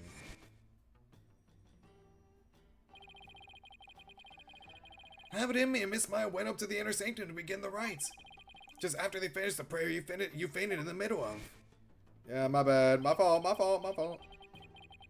So who do you think killed the High Priest? Unfortunately, Maya is our sole suspect right now. During the rite, the Inner Sanctum was off limits to the general public. So then, only the High Priest and Maya could have been there when the murder occurred? Right. Plus, the Inner Sanctum is on the side of a very steep mountain. The only way up there is the stairway that starts here at the Plaza of Devotion. Yikes. So that's why she's been arrested. It couldn't be anyone else. There are a lot of people here. Maybe they did something. I don't know. I don't have evidence, but god damn it, I'll find it. The crime scene was only discovered after Maya came down alone. She's the one who told the worshippers in the plaza that the high priest was dead. And she made a police statement to that effect. So she was the first one to discover the body. Well, that definitely doesn't help. God damn it! It makes it even less likely that someone else was at the crime scene. Okay, but what if it was the actual victim? Ooh, the victim killed himself. Ooh, it was a suicide. Mr. Wright, sir? Are you going to defend Miss Maya? Brother, do I have a choice? I don't think so. Yes, of course. There's no way she killed anyone. Yeah, I don't believe it either. She's been framed. But this is really something else, huh, Mr. Wright? I mean, who'd have thought you'd have to take on the horrible court again? You'd be surprised how used to it I am.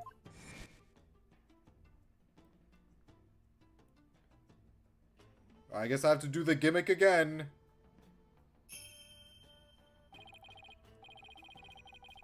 Oh, God. Ooh. Tell me about it. I never thought I'd have to go through another trial. You're a lawyer. Oh, where the... where the definition... Specifically this. Where the definition seance determines all, and defense lawyers are unwelcome. Emma! So, what brings you here, Emma? Back in the US, I was working a case with an international prosecutor from Karine. He told me this is where I could see the latest techniques in international forensic science. Oh. And that's why, Nadia was like, come with me now. Come on. Hurry up. That makes sense. I can't believe I fell for it. I mean, just look at this place. It's like we've gone back in time. Yeah, I can't say I've been impressed with the police work I've seen so far. Still, he said he takes on cases from around the world. So maybe next time he'll have one in a major city somewhere. Sounds like this prosecutor has taken a liking to you, Emma. After all, it's not every day a prosecutor takes a detective with them overseas. I wonder. He's calm and kind and almost always has a smile on his face. But it's hard to tell what he's really thinking. Don't worry, he'll have his character arc eventually, right? Sounds like he will, I think. This international prosecutor, is he the one who handled oh my god, who handled Trucy's case? Yes, he is. I take it he'll be the prosecutor on this one too. Yes, Prosecutor Samadi's already been assigned. Prosecutor Samadi? Polkunka!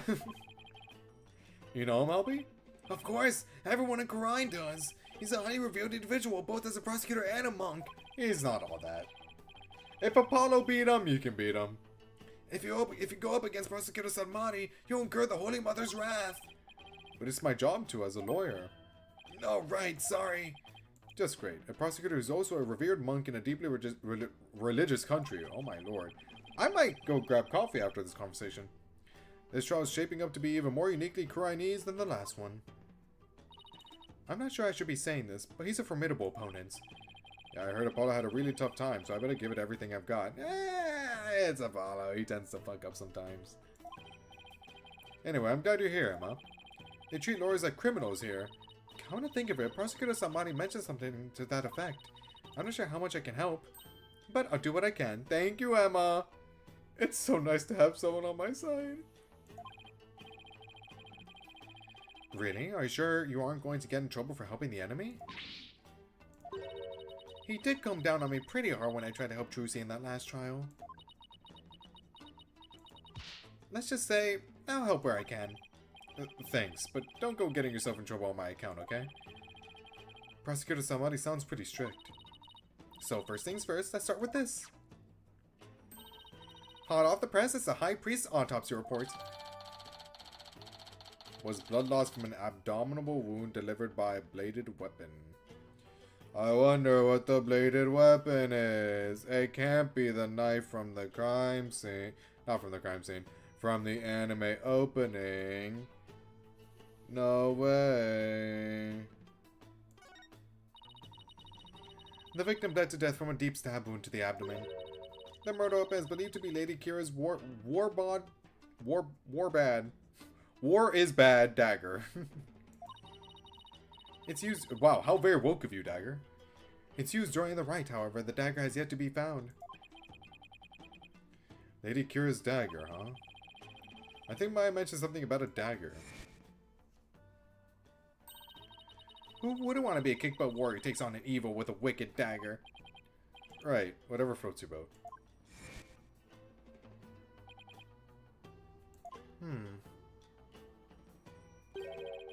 And isn't that rebel hunter posing as Lady Kira also armed with a dagger? Of course, hers must be a replica, right?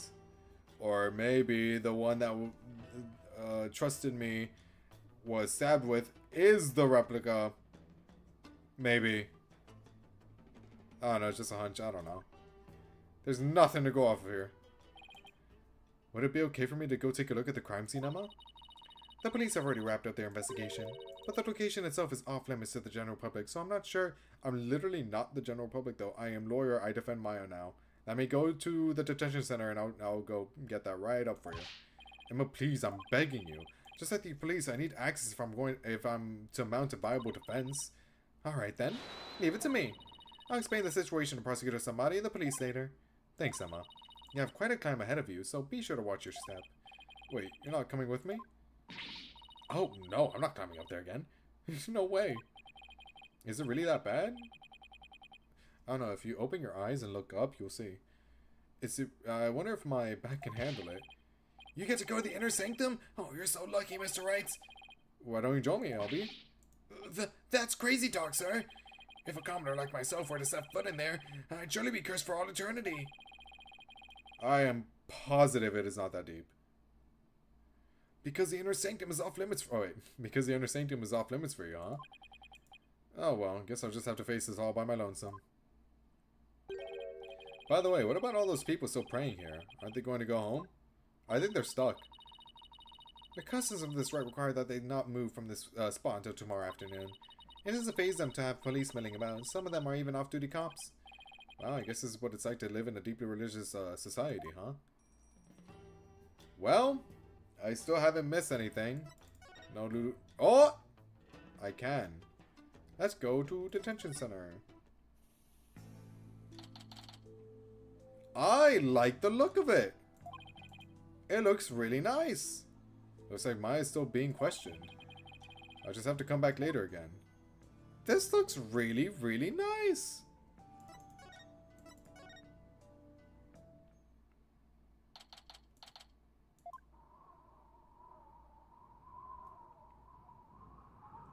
Oh, brother.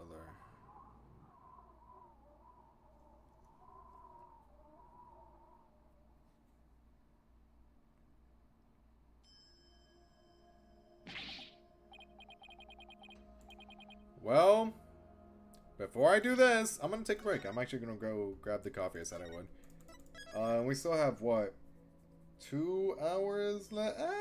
Like an hour 50, hour 15, around there. Right, wait, nope. 3:30,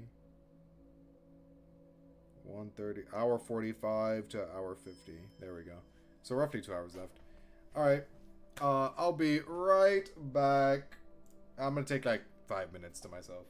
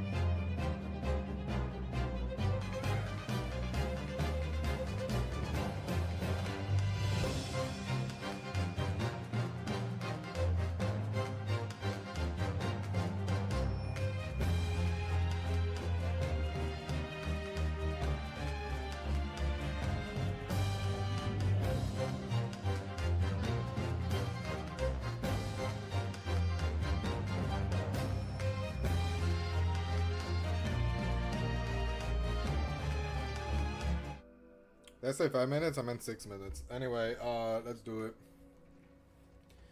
Alright. We back. Oh, God. It's really high up and really cold. What did I do to deserve this? At least I made it. I better get started while I can still feel my fingers. Who's that? It kind of looks like... Oh. It's the girl. Excuse me. It's you. Do you even know where you are? Barbed head. Of course I do. May I ask why you're here, your benevolence?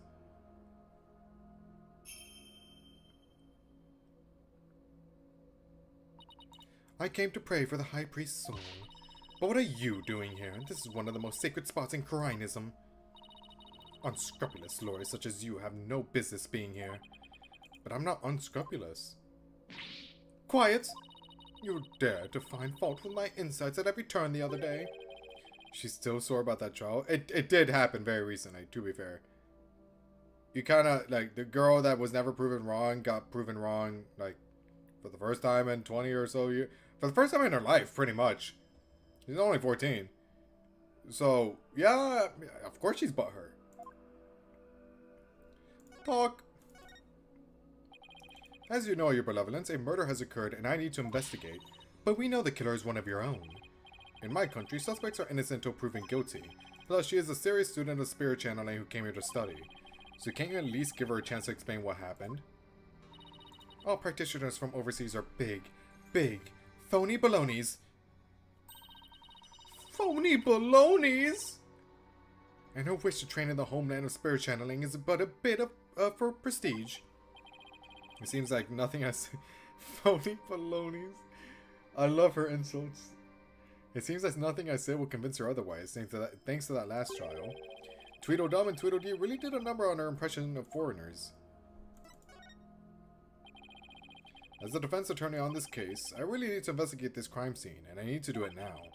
I've even been authorized by the police, so... What's this? You intend to make a mockery of our Sacred Hall of Justice once more? No, I simply want to defend my clients. Which means you have come to forge evidence, then. I did that before. I did do that before, but like I'm past those days. I knew all lawyers were criminals. I must now redouble my vigilance. Ouch, that's unfair. Who taught you to demonize the whole group of people anyway? My mother and father. Do you have an issue with their parental guidance? A little bit, yeah. No, I would never dare criticize the royal couple. I still can't imagine what the lawyers here must have done to garner such hatred. Oh-ho. I just had the most wonderful idea, Barbed Head. But I have a bad feeling about that glint in her eye. Stand over that ledge for me over there. Don't turn around. So what's this most wonderful idea of yours? If you are to investigate this murder, then I shall oversee your every move so as to prevent any misdeeds, naturally. I know you guys can see me, but I rolled my eyes. I cannot believe she's our partner. What? You want to follow me around the entire time? Of course. Not that I want to, mind you. And I will not tolerate any objections. Understood? She can't do this to me. What was that, Barbed Head? Oh, no, it's nothing. Very well then. Let us get this investigation over with. We mustn't stay here in the inner sanctum a moment longer than necessary. Please don't rush me. It is not without reason that I insist on a speedy investigation, Barbed Head. I am a direct descendant of the Holy Mother, you see, who guides the people of Kharain.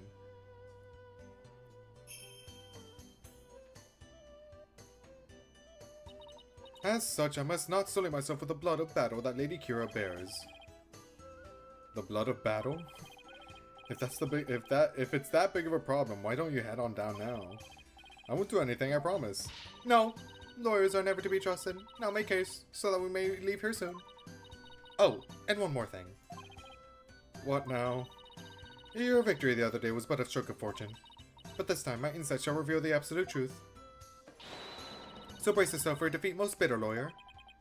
I will. Now can I get on with my investigation? As long as you know where we stand. I kind of fuck with her, not gonna lie. I kind of like her attitude. It's very different. I think this was needed. I better hurry up and poke around for clues before she changes her mind.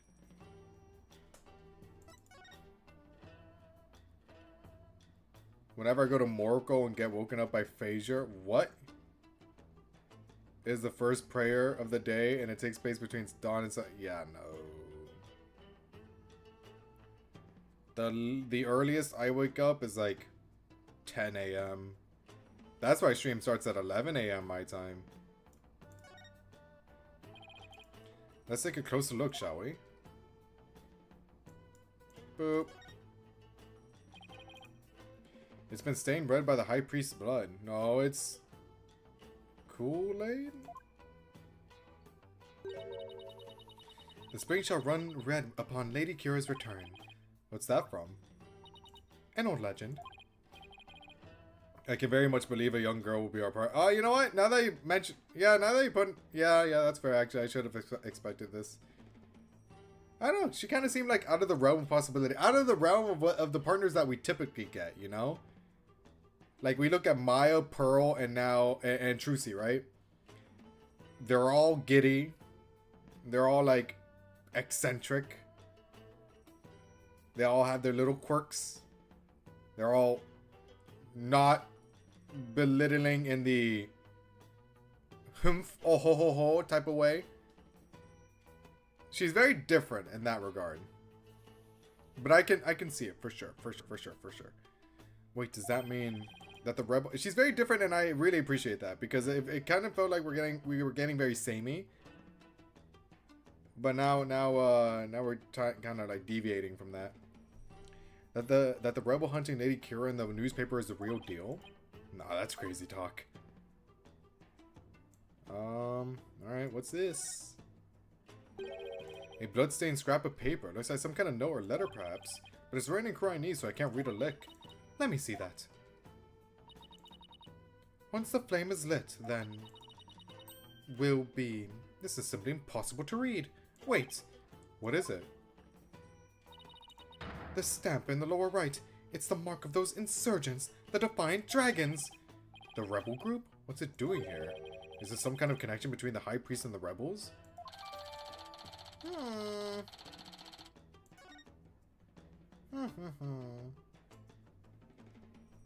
Anything else? What about this? Oh, that flame is out. Oh wait, no, that flame isn't out. My fault. It's a lantern, It's still lit. Was it lit before? When I zoomed in? It was. No, it wasn't. Of course it is. The sacred flames of the 4 lanterns here have burned for centuries.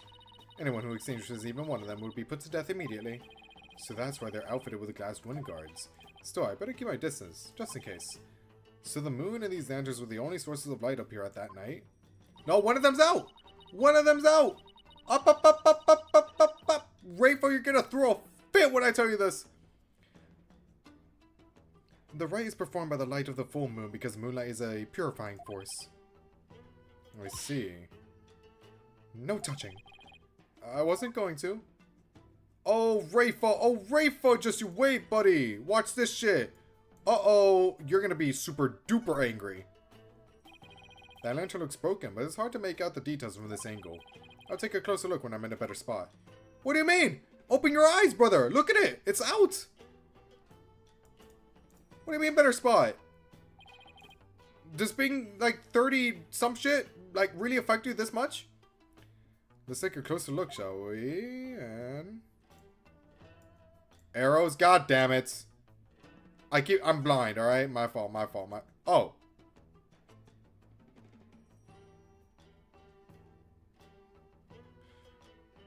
I guess it's not out. Whatever. That lantern looks broken, but it's hard to... What do you...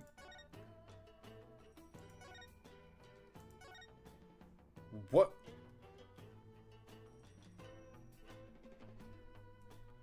It's hard to look at that from this angle. What do you mean? Look at it. Look at... Open your eyes. Open your 2 eyeballs and look at it. What do you mean?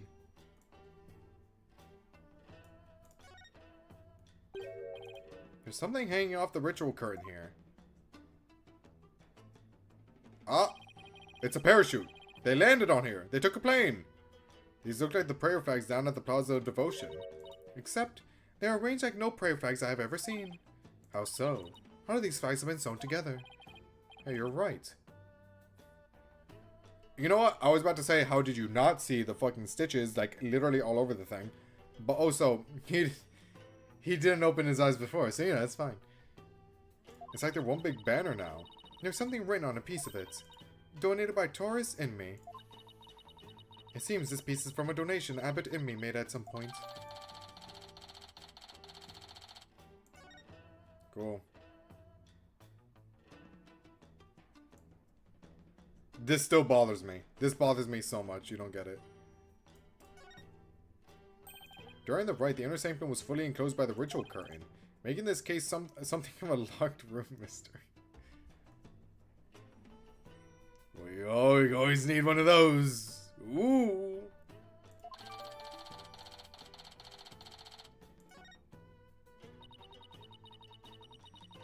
The purification rite is akin to a bathing ritual for Lady Kira.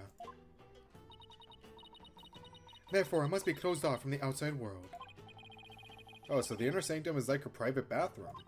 Indeed. So see to it that you keep it clean. It's already dirty as hell. Sorry. Not my fault, though. This flap in the center acts as a ritual curtain's door, but that's about it. Oh! And what was that show scream for just now? It's just, I'm afraid of heights. I didn't notice it as I was climbing up, but how? How? But now that I can see all the way down, I guess that flight of stairs from the Plaza of Devotion really is the only way up or down. Cool. Okay. Anything here? Oh, rock! This rock must have fallen from higher up on the mountain.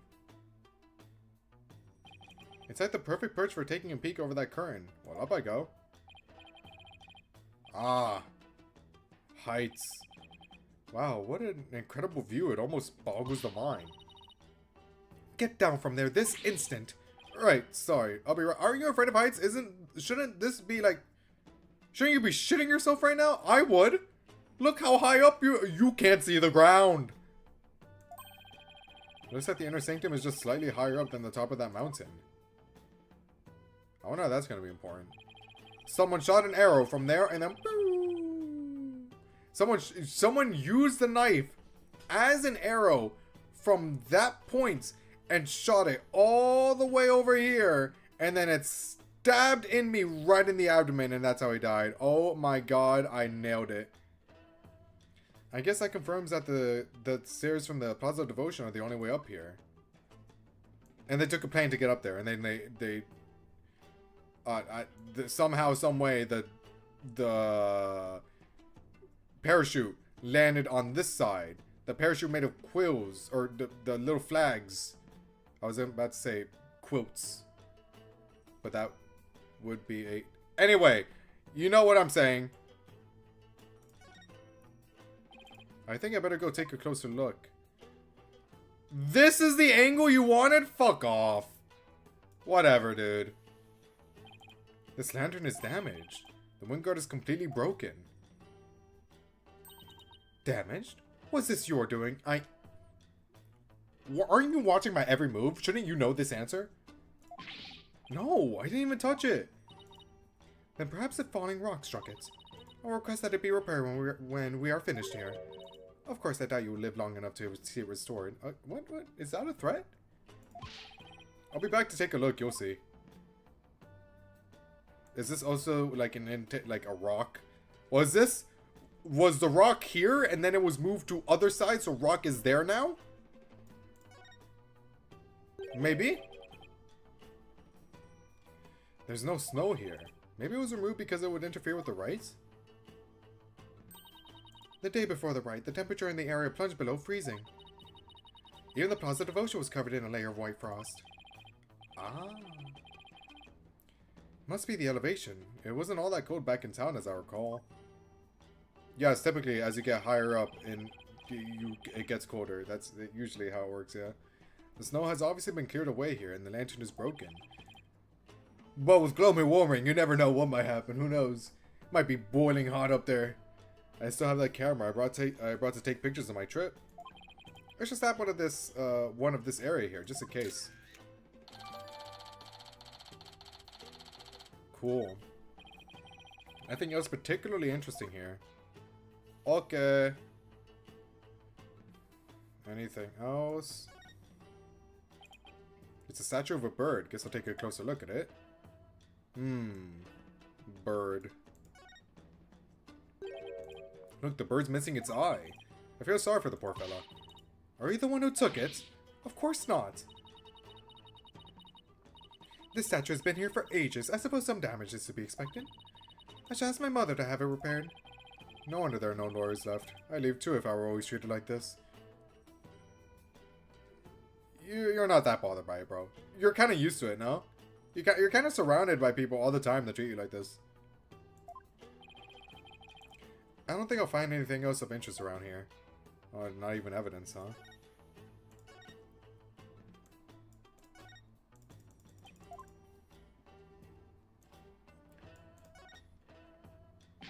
Whoa, this is blood.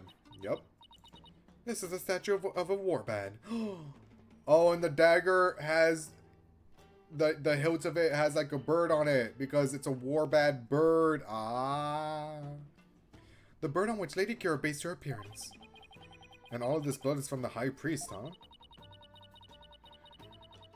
He no doubt embraced the statue in the hope that Lady Kira would save him from death. Well, Lady Kira kind of, you know, sucks, so... Sorry, was that sacrilegious? My fault. Well, she didn't save the guy. Kind of a dick move. May his soul rest in peace.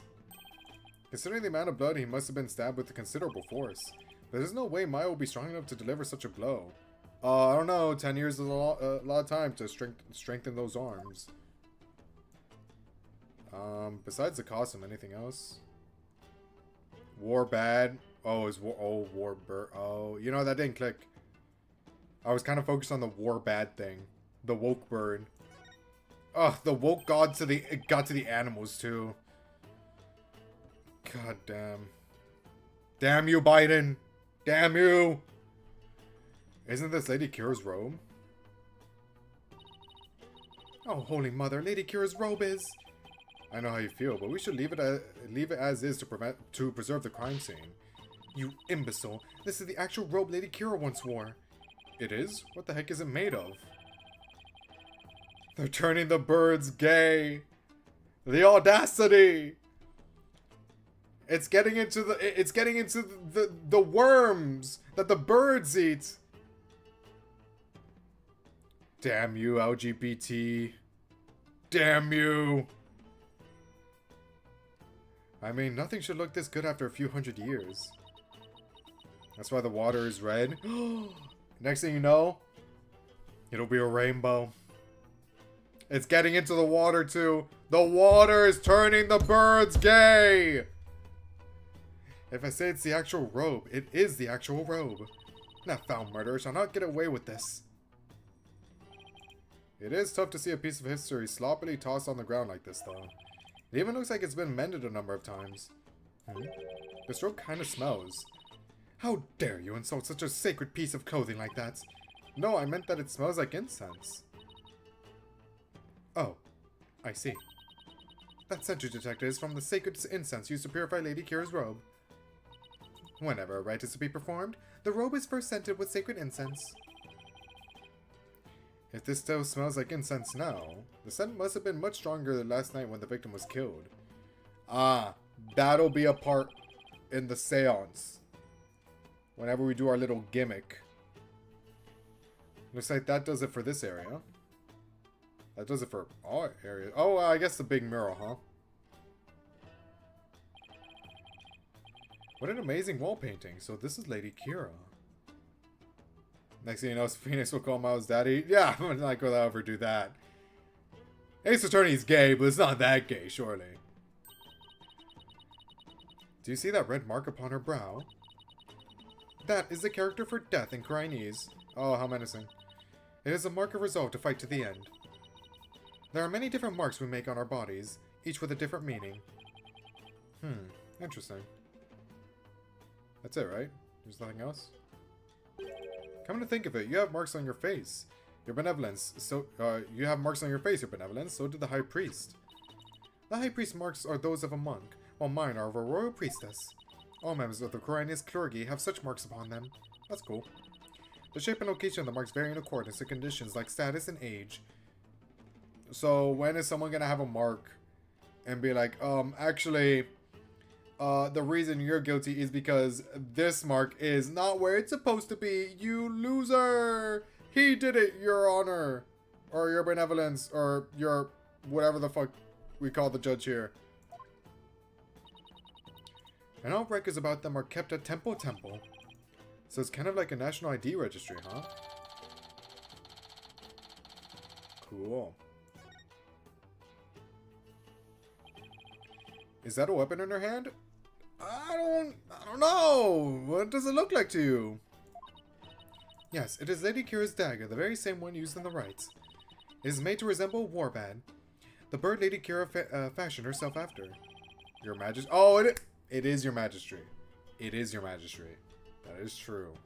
You're right. So that dagger is the weapon that took the High Priest's life. If you wish to know more about Lady Kira, you need but ask. I get the feeling she's going to be super relevant to this case. Really? I should definitely ask the princess for more details later. Is there anything else? Writing on the wall. This mountain face is like a towering wall. There are characters carved into it, but I have no idea what they mean. There is a prison at the apex of this mountain. A prison? Way up there? It is said that Lady Kira laid those she defeated to rest atop this mountain. I missed my second favorite breakdown so far of Spirit of Justice. Dude, it is such a good breakdown. It is such a... It's like top 3 for me. Out of all of Ace Attorney, it's like top 3. That was so good. But how creative, man. So that their souls will not spawn evil spirits. I'm feeling queasy just thinking about all the being all the way up there. And the fact that it's a prison just makes it worse. Okay. Anything else?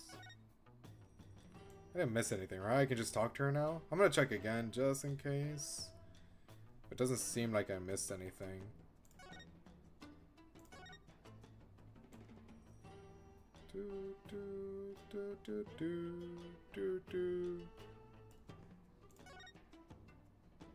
No? Okay, I can talk to her now. Okay. Could you tell me about this place, your benevolence? I have nothing to say to you, lawyer. Is that because you don't actually know much about it? I love her eye twitch. You ill-mannered. I am the crown princess of crime. There is nothing I do not know. Nena? Whoa, where'd she come from? She's like Dota, dude. She's like behind the camera at all times. Densely packed or whatever. Hey, no cheating. Silence, barbed hen. Nena's knowledge is my knowledge. End of discussion. What is she, your pocket internet? This spring is where Lady Kira came to cleanse her body of the blood of battle. And today's purification rite is a ceremony that traces its origins back to those days. Cleansing Lady Kira's robe is in this sacred water lends one courage for the next battle. I see. Thank you for that excellent explanation. Commoners are normally barred from here, except for the day of the rites. Who normally controls the access to this place? The High Priest and his family are responsible for that. Ah. The High Priest and his family, huh? Could you tell me about the High Priest and his family? Abbot Inmi lived with his wife and his disciple, Acolyte... what? Praise Zealot.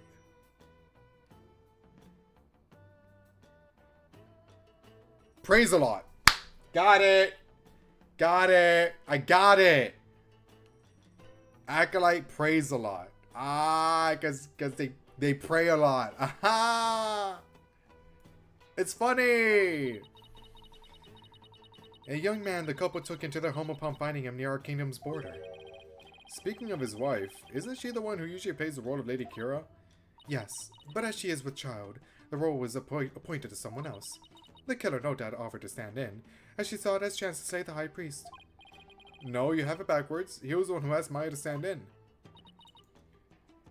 Then that bragger must have embellished her qualifications. I'm really not sure how she could.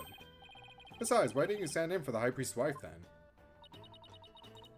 Did I not tell you before? As a direct descendant of the Holy Mother, the role of Lady Kira is forbidden to me.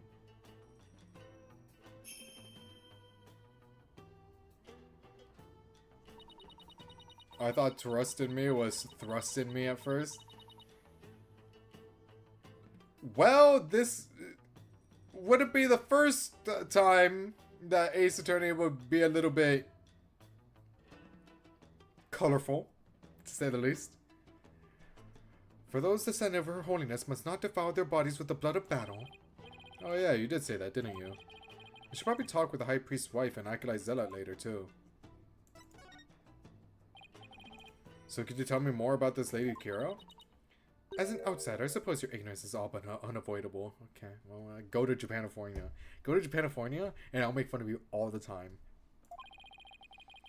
Whatever happened to you, you need but ask. She's gonna see a hamburger and like freak the fuck out, dude. What is this contraption? Bread with lettuce? What is this amalgamation of sustenance that you serve here? Whatever happened to you need but ask. Nena?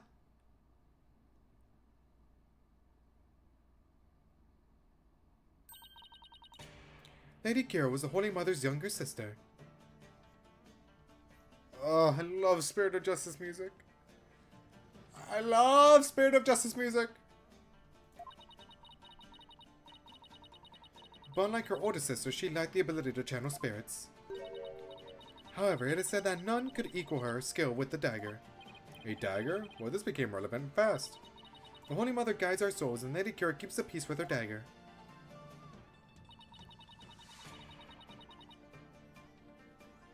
Maluda! Do you know the song? I must know. Lady Kira was prepared to die for her people. She cloaked herself in a sacred battle robe and concealed her face as her sister did. Okay, but who was she fighting against? Throughout our history, we have been set upon by rebels. Now is no different. For our enemy now is the Defiant Dragons, led by that insurgent Dirk. So Lady Kira played a role akin to the police, huh?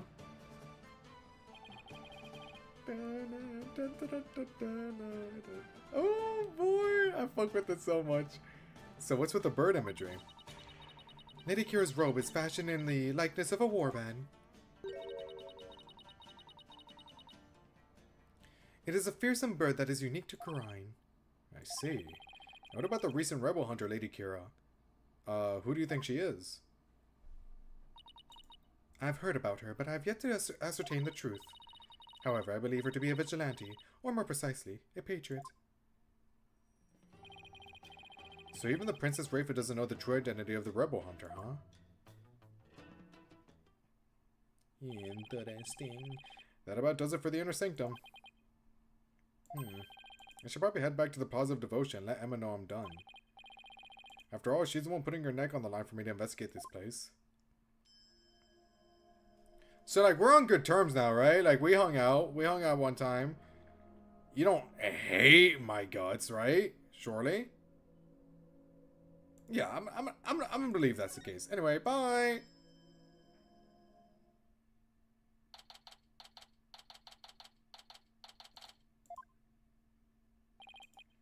Wow, they're still praying.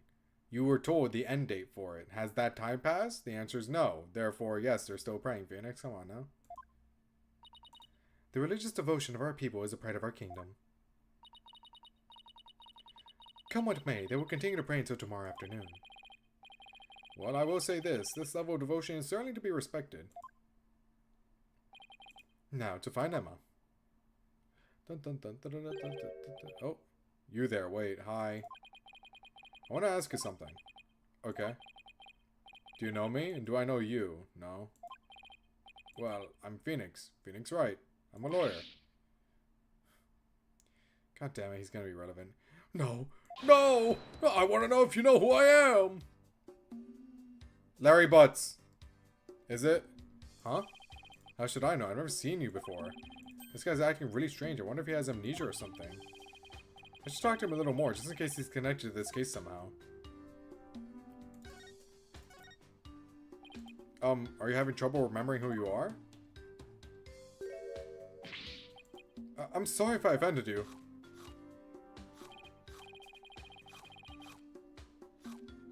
A lot of lizards, dude. Too many lizards.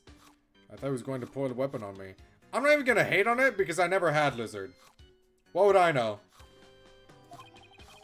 It's not really a priority either, so like I'm good. But he's just putting some snack out one after another. I'm trying to remember what I'm supposed to do. I know it's something important. Do you know this man is something, Barbed Head? No, I just said I've never seen him before, didn't I? Are you Lady Kira? You know of Lady Kira? Then you are Chinese, I take it. Maybe? Wait. Are those lizards he's eating? What, you want one? No, thanks. Not because I don't want to try what they taste like. Also, I kind of don't want to eat something of the thing that it's shaped as. Like, I wouldn't want to eat, like, meat in the shape of a cow, you know? That makes me uncomfortable. So, if you were to serve it professionally, maybe. Look, I'm not against it. It's probably good, who knows? Probably tastes like chicken or something. Now I remember. Get a load of this.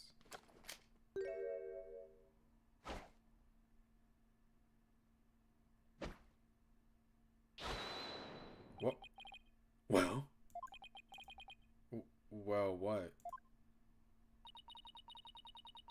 I believe he suffers from a far more serious malady than mere memory loss. No good, huh? Guess I'll try somebody else. Fair enough. Is it like a secret code or something? So who was that man and what did he want, Barbed Head? I wish I knew. Mr. Wright. Ooh, is this Emma? What now? It is.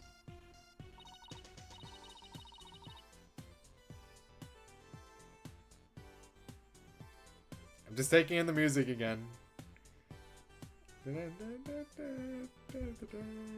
Hi, Emma!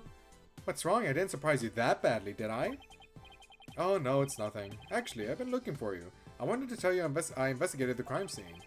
I hope it wasn't too much trouble getting my investigation of the inner sanctum approved. Oh, it was fine. Prosecutor Samadi gave his okay straight away. He seems like a rather fair-minded prosecutor. He said that you would probably give up once you saw the crime scene for yourself. No? There's something to work with here, probably. And that moving on before the trial began would be the smart thing to do. He must be feeling really confident about his case. Well, just so you know, I have no intention of giving up. I figured. That's why I prepared a little gift for you. I thought I might help your investigation. Here, it's all yours. You spoil me so. I wanted to bring you a bunch of other forensic tools, but they were confiscated at the airport. Lumino testing fluid. This actually might come in handy. Also, I made a copy of the crime scene photo for you. Thanks. All of this will definitely come in handy. Yep, that is, yeah, he's dead. He's dead, alright. So this is what the High Priest's body looked like after the murder. I'll keep this along with the picture I took at the crime scene.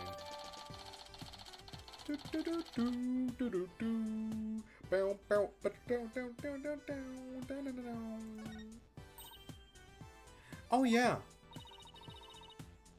They're done questioning Maya. Really? I should go pay her a visit then. Poor Maya, she must be feeling pretty lonely.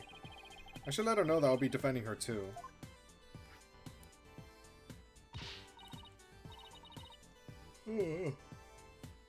Oh shoot, look at the time, I have to get going. You sure seem busy. That's because his ephemeral holiness is a real slave driver. His ephemeral holiness? Naruto. Prosecutor somebody. He's at the world's hardest riddle, wrapped in a flowy sash. I keep wondering if it's just a clash of cultures type of thing, you know? Like, he'll ask the most insane things of me without batting in a single long eyelash of his. This prosecutor somebody sounds like he's used to holding some serious clout. What after such bad luck with prosecutors? First it was a glamorous fop. And now that I'm finally rid of that grating, bling-loving Europhile, I get this guy. Oh no, and I'm really going to be late? He'll probably make me listen to one of those really long sutras again. I'll see you later. Good luck, Emma. Makes her listen to sutras? Sounds like Emma's got it pretty rough too. She does not appreciate Prosecutor Samari's sutras. What ingratitude. It appears that she, too, is lacking in religious devotion. Did she just call Clavier a Europhile? Yep. I don't think that's what the problem is here. Besides, Emma's not even a Karainist. Nothing to talk to you about? Okay. Move!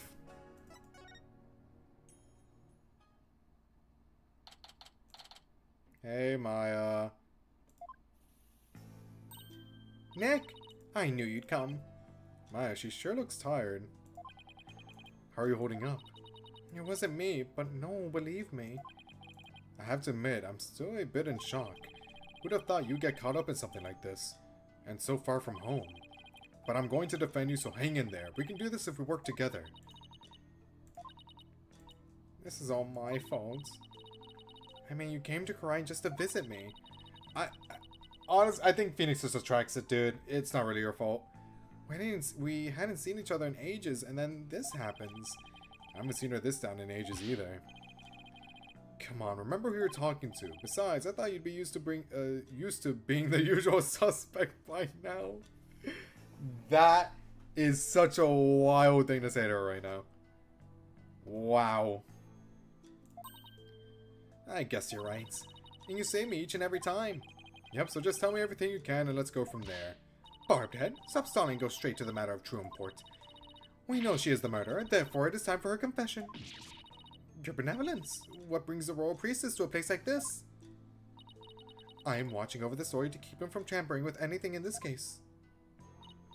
Nah, she just likes hanging out with him. Now out with it, confess to your crime. Please, your benevolence, could you please take it down a notch or three? Maya, please tell me what you can. I know this must be difficult, but anything you can remember might help. Sure, okay. Talk. I didn't kill the high priest. I wouldn't even dream of it. I mean, he always treated me so well. Abbot Imi was an important figure with a ton of duties, including training acolytes. He was really kind, even to a foreigner like me. He even invited me over to his house whenever I was between sessions. Or training sessions. How could I ever kill someone like that? He sounds like a really good person. I think I would have liked him. See, because he trust in me. Everyone trusts in him. He's super good. Why else would he be named that? It was so much fun. I got to enjoy meals with his family and everything. And his wife was a master of Karainese cuisine. I've never eaten better in my life. It's like they were her family, and home away from home in this foreign land. They must have been a source of comfort, what with being here for training all alone. But what? I can't completely deny the charge either. Huh? As I suspected, the snake has shown her true colors at last. Your benevolence. Oh wait, your benevolence, please. I'm trying to figure out what really happened here. So what do you mean you can't completely deny the charge? Well, during the purification rites, I suddenly got really, really sleepy. The next thing I knew, Abbot Imi was, you know. You suddenly got sleepy? Is it the incense? Or since she always has food? No. It must have been the incense. Right? Maybe that's it. I was about to say, because, like, since she always has food, maybe she got, like, maybe there was, like, sleeping pills in the food or something, but no. I doubt that. First of all, it would have to precisely take effect when she would go up there, and there's no way they could account for that. So, since they mentioned how strong the scent was, I assume it has to do with the incense.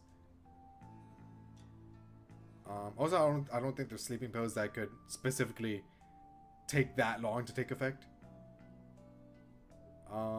Yeah, that's my guess. I'm locking that one in for now. So then you didn't actually see the high priest get murdered? No, I didn't, but if I was possessed by some crazy spirit while I was asleep, then what an excuse. It's happened before! How dare you pin your crime on another person's soul? It's happened before! Be honest, what you call training is but an extended vacation in reality. And that training here is simply for prestige. No, it's not like that at all. I'm trained to become the master of the crying channeling technique. A neophyte practitioner such as you become a channeling master. I need Mia to make an appearance and put this girl in her place. Give her some parenting that her parents do not give her. I think not. The spiritual power required is beyond the means of an outsider like you. Rafa seems to really hate fakers. But Maya does actually have the power to channel spirits. I should let Rafa know. Your benevolence, I wouldn't call Maya a neophyte because she can already... Wait, Nick. What? Can I talk to you for a second? Why is she whispering all of a sudden? I want to keep my spirit channeling ability a secret while I'm here, Nick. What? Why? I'll, explain later. Just keep it a secret for now, okay? Is it... Oh, dude, if Mia... Oh, boy! If Mia shows up during this game...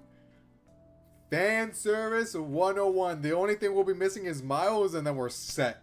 Like, we're actually set for the rest of the game. If you say so. What's that all about? What is all that whispering about over there? Oh, it's nothing, really. I'll have to ask you about this later when Princess Rafa's not around. I almost forgot. Nick. Yes? About Abbot Inme's murder, there was something I noticed that I thought strange. Oh? So what was it you noticed? Well, you probably won't believe me, but why don't you let me be the judge of that?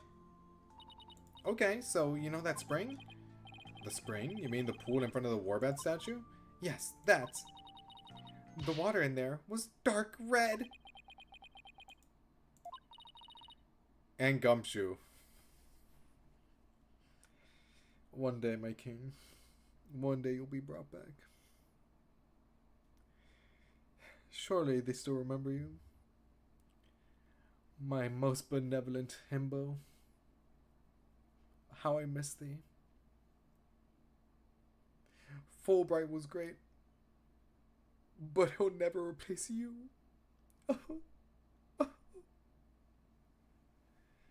I miss Gumshoe. I was about to say Dark Shoe. I don't know why. Evil Gumshoe. and when I say dark red, oh, dark because dark was right there. I mean blood red. Oh, that? Yeah, I saw it too. You did? Yeah, the high priest's blood turned it red. What? No, that's not what I meant. The spring was red before he was killed. What? Wait, so it was already red even before the high priest was killed? Yeah, I noticed it during the purification rite just before I passed out. It's just like the ancient legend says. What ancient legend?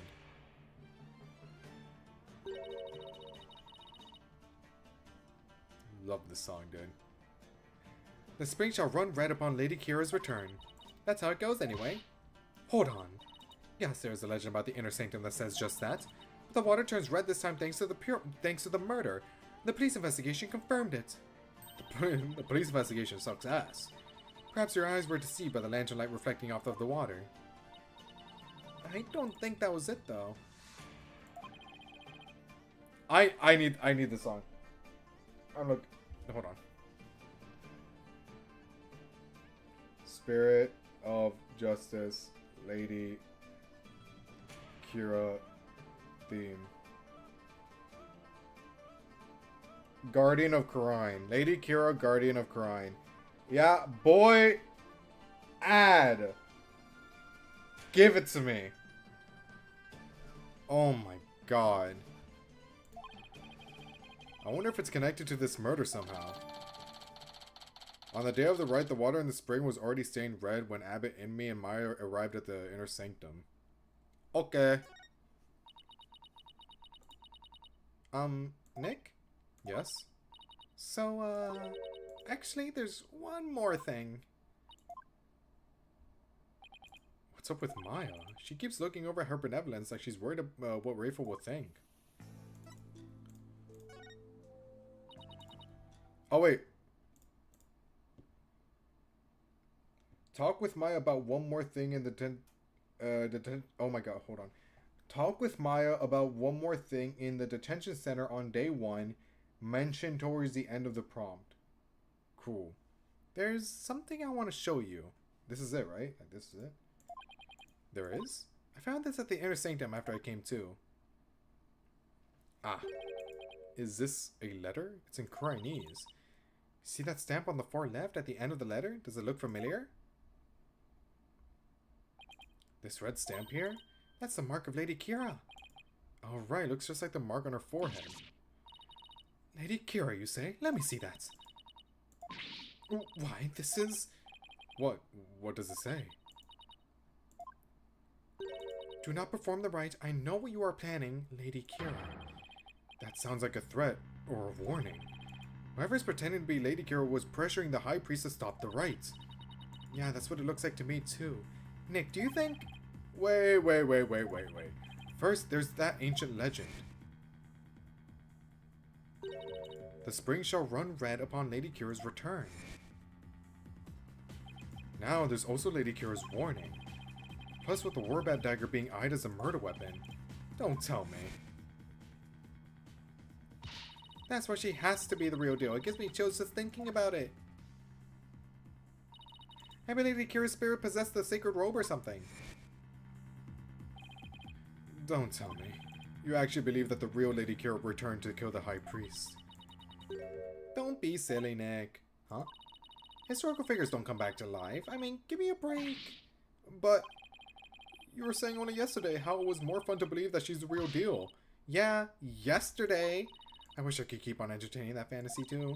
But the fact is, we're dealing with a murder here. Thus, my days of dreaming have come to an end. What? She changes her mind, dude. What's the problem? I'm going to keep it real from now on. And you should too, Nick. I thought you said it was, I was the boring one because I was keeping it real. So I guess I've outgrown that stepladder argument. That's what, it's the 5th out of 7 ladders and stepladders argument or conversation. So I guess that's why you do that. Okay. I guess I've outgrown that stepladder argument that we always have. I think you mean ladder, Maya. I'm gonna do it one more time, just in case, because I'm scared of it not registering. So I'll just go through this and then we'll continue. Because that's all the guide says. Just do the one. Just do the prompt, the one more thing. You know, that thing. But I don't know. Just worried that it won't pop. Because so far I haven't missed anything, and if that is the one thing I miss and I don't know, that will bother the hell out of me. Anyway, okay, that's 1 out of 3 for episode 30. Cool. So what do you mean by keeping it real? Oh, so you know how someone is dressing up Lady Kira and capturing rebels, right? Oh, you mean the rebel hunter Lady Kira in the papers? Yeah, that one. I think that's who probably sent this warning. What nonsense is this? You dare to suggest that Abbott Inmi was slain by Lady Kira? You nincompoop! Damn. That's pretty insulting, Rafa. A rebel hunter is sure to be a vigilante who loves the kingdom. And it is that patriotism that led them to cloak their identity in the guise of Lady Kira. Such a patriot would never slay the High Priest. I don't know how many I'm missing. Oh wow, this chapter is the last one for forensics expert. Interesting.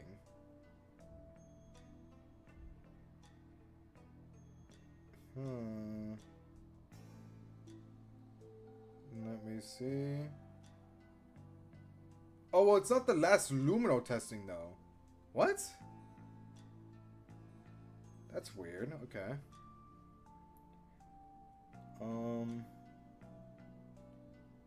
By the way, how long is a special episode of Spirit of Justice? How long is that? Kind of curious. Such a patriot would never say the High Priest. I guess it's only natural for Princess Rafa to see it that way, but I can't let it go at that. Besides, why would such a vigilante want to stop the purification rite in the first place? I haven't figured that one out yet. I rest my case. What? Still, if this rebel hunter had a compelling enough reason, they might have killed the High Priest after he ignored their warning.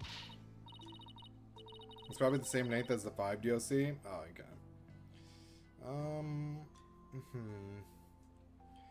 Yeah, we're definitely not finishing it this week, though. We'll finish... I feel like we'll be at the beginning. No, actually, will I continue streaming Spirit of Justice all week? I doubt it. I do want to include Metaphor in there. Because, like, I feel like we're almost done with the Metaphor, low-key. Like, I think Metaphor would take, what, 4, maybe 5 more streams? Of, like, the 6 to 7 hour length? We'll see.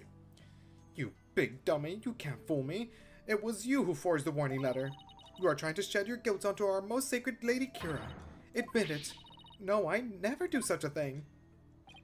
Now, your benevolence. Let's try to remain rational about this. My, did you show that letter to the police? No. I was afraid that it would anger everybody needlessly. So I was waiting to show it to you, Nick. And judging by her benevolence's reaction, I'd say Maya was right to be worried. Wait, what are... Oh... There are a number of places on this letter where there are 3 holes in a row. Oh, okay. I thought it was like a consistent 3. That is not the case. Are these supposed to be some sort of message too? Not that we'll be finding out anytime soon, I suspect. Cool. Alright, accused, wrap it up. I guess they have more questions for me. Yeah, at least I have a better idea of what we're up against now. Nick, there's something I've been meaning to say. I don't need a lawyer this time. Yeah, well, too bad. I'm your lawyer. What are you talking about? It's just, you know, they have that Defense Culpability Act here in Karine, right? Well, if I'm found guilty, you'll be charged with abetting a criminal. Maya, thanks for thinking of me, but don't worry, Maya. We'll pull through this together somehow. We always have, haven't we? Yeah, but we're not in Kansas anymore, you know? Oh, that's a reference. That's a reference. True, but I've been through one trial here already. So I know what I'm getting myself into. We're going to win this one, no matter what. Because I believe in your innocence. Yeah, I know. We've always won because of your faith in me.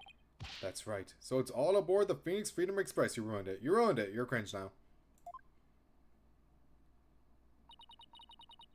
Thank you, Nick. Well, I'll see you later. According to no commentary LPs, it's 1 hour shorter, 4 to 5 compared to 5 to 6. Alright. Probably take me like 6.5 hours then. I'll see you later.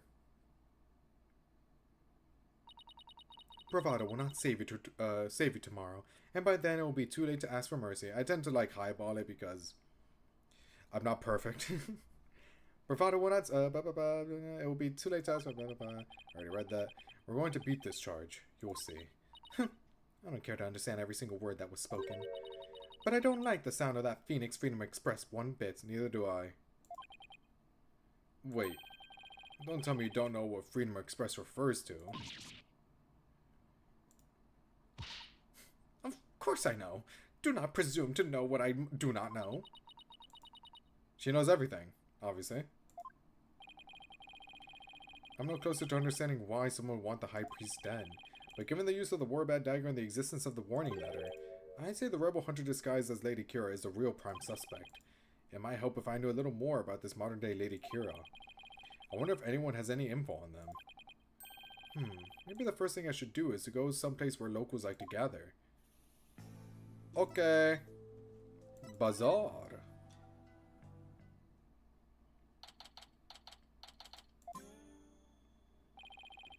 I guess the bazaar is as good a place to start as any. Now, who should I... I see. So that is what a freedom...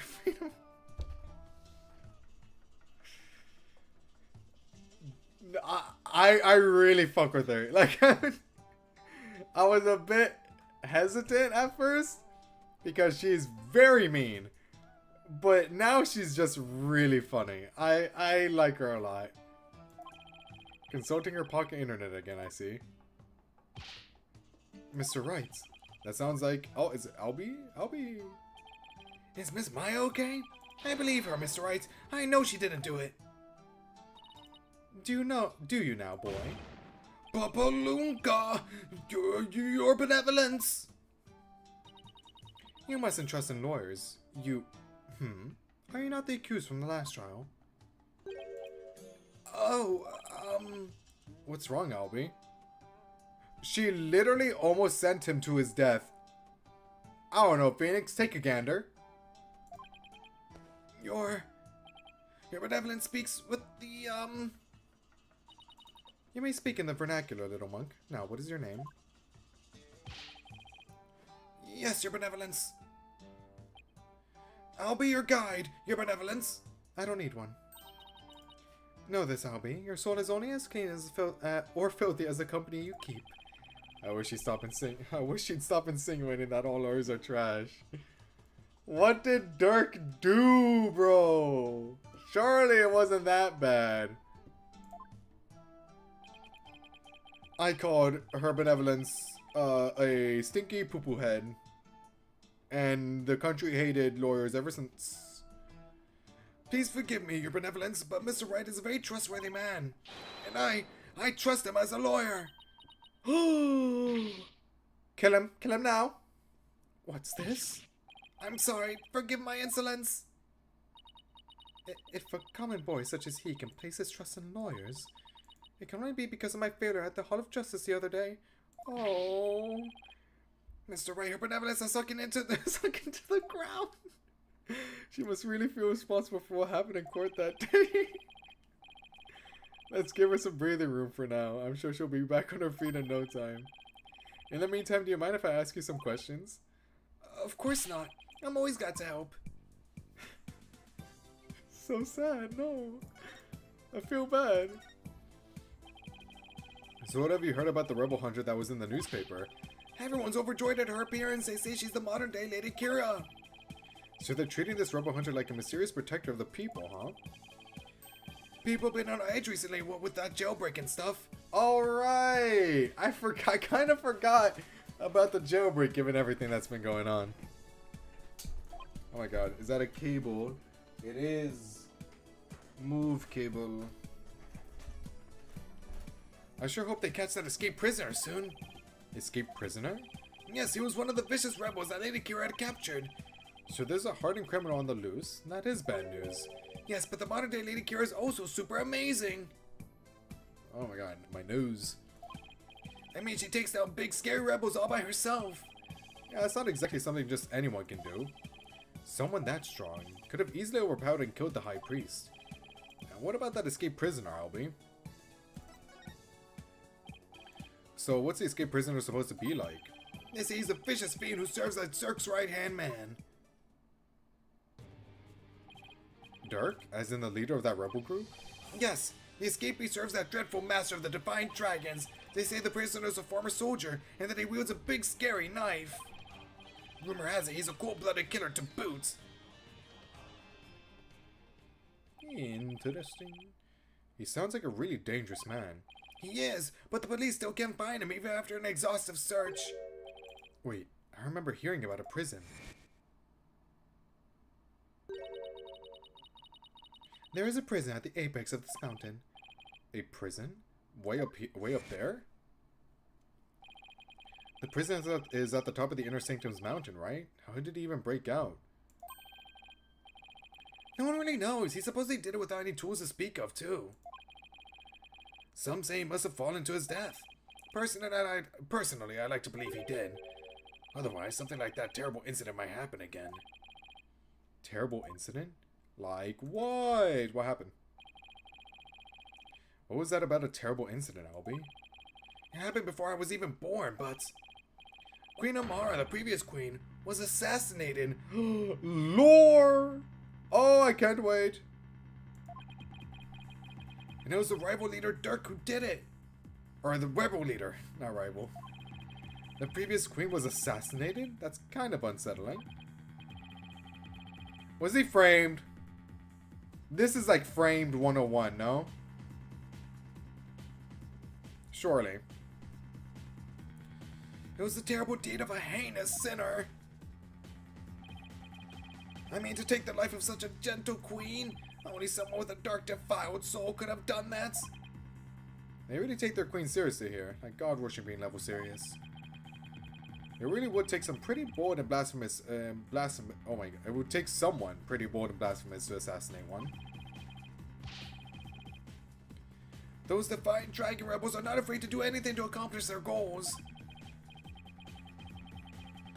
That's why with that escaped prisoner on the loose, who knows who might be killed next? So that's why the people of Quran are so afraid of that escapee. And why they want the rebel hunter to take him out along with the other rebels. This case is one of my 3 favorites, along with 5 DLC, but with a big asterisk. The first day of trial is very much infamous and hard to love. Well, I'll learn about it next Spirit of Justice stream. Which is probably tomorrow, but it really depends on when I wake up, because if I don't wake up on time, then it'll be Undertale Yellow, but if it's not Undertale Yellow, the chances are it'll be this. Chances are it's this tomorrow. So is there anything that you can tell me about the Rebel Hunter Lady Kira, Obi? I was just thinking there was something else, but what was it? Oh yeah, here. Oh my god, dude, I was spitting with the arrow. Did I not mention an arrow? He stood atop the other mountain, shot an arrow all the way over to the other mountain. Pew! Landed on me. Landed on him. Boom. And it looked like a stab wound. What did I say? Ignore the 3 prongs there that were definitely used for the note. I was on to something. What is it? Shadow found it. Why, that's the Warbat arrow. How many Warbat shit is there?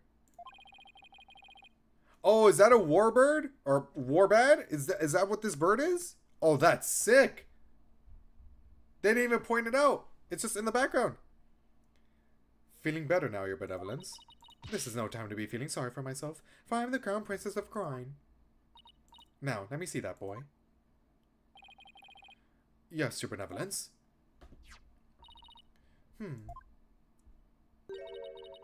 It looks very much like one of the legendary weapons that Akira once used in battle. A 3-pronged arrow? I could swear I've seen something resembling that arrowhead recently. Where did Shadow find it, Albie? Near Abbot Amy's house. Near the victim's house, huh? Something tells me I better look into this.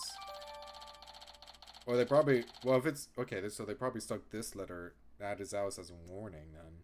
That makes sense. Is that what it said, at least? Yeah, this would probably... it was probably stuck to the house.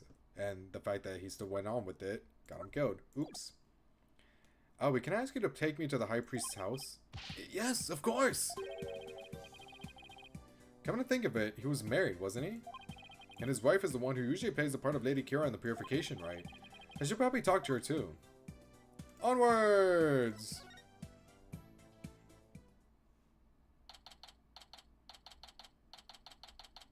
Wow, there's actually no achievements for episode 4. So I have nothing to worry about in episode 4. I wonder why there's nothing there then. Wow. So this is where the High Priest lived.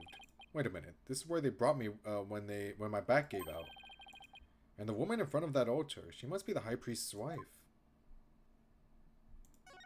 Hello. Oh, still samurai merch. Excuse me. Hey, so I heard you're single now. Sorry. How many war bad things are there? The whole propaganda, but isn't everything. This country's so rotten. This is Biden's America. We need the whites to make things good again. The goddamn LGBTs and your woke propaganda and your rainbows and whatnot. I am terrified of the color green. Believe. Oh, Believe? Is it Believe? What's your first name? I was hoping to speak with the High Priest's wife. Are you here? Or are you her? Obviously you're here. Please forgive the intrusion, Lady Believe. Oh my, your benevolence. Please, be at ease. What a terrible time this must be for you. I owe much to your husband. You have my deepest sympathies for your tragic loss. You honor me with your kind words. Look, dear, the royal priestess has come to visit us. Yes, What's that? Oh, of course. Oh, she's crazy. She's going through a lot of grief at the moment. I feel really bad. Wow, this is very depressing. She's talking with this funeral picture. She literally just lost her husband. Kind of understandable now. Oh. That's so... Dude, that is so sad. My husband, too, is delighted that the royal priestess has graced us with her presence. We can speak with Abbot in me. No, I don't possess the power to speak with the dead, but I can feel his presence. What's that? No, that can wait till later, dear.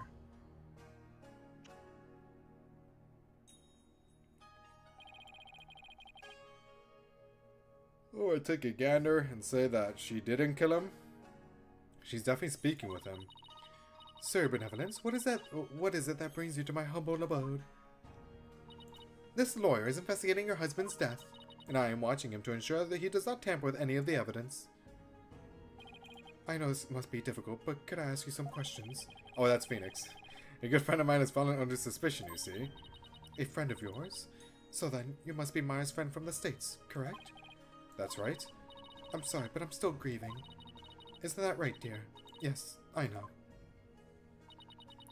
About Inmei and his wife, or Abbot Inmei, and his wife were one of the closest and most loving couples in Khura'in. If she is not ready to talk, I will not allow you to press her any further. She did just lose the love of her life. Well, I don't have to question her to investigate, so... What's that in the trash? What's that picture over there? What's the steel samurai bag? Like, what's going on here, buddy? It would be incredibly insensitive of me to force answers out of her right now.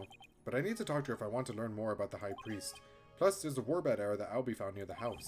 There's too much I need to find out for me to leave just yet. Would it be okay if I stayed here for a little while? Barbhead, have you not been listening to a word I said? Look, your benevolence, I'm sorry for her loss, but I'm running out of time. So what I will do is promise to leave if she doesn't change her mind. Please, let me talk to my husband about this. Yes, I know. No, don't. Not in front of the royal priestess. Now, if you would excuse me. What the heck were they even talking about? Yeah, she's gone. Okay. You have but poured salt on her wounds. This is precisely why you lawyers are so despised. Wait, she might be doing something. She might be doing something, who knows? I was just trying to help Maya's case. I didn't mean to hurt Miss Inmei. Could it be that you actually possess a conscience? Of course I do. But I'm also desperate for information.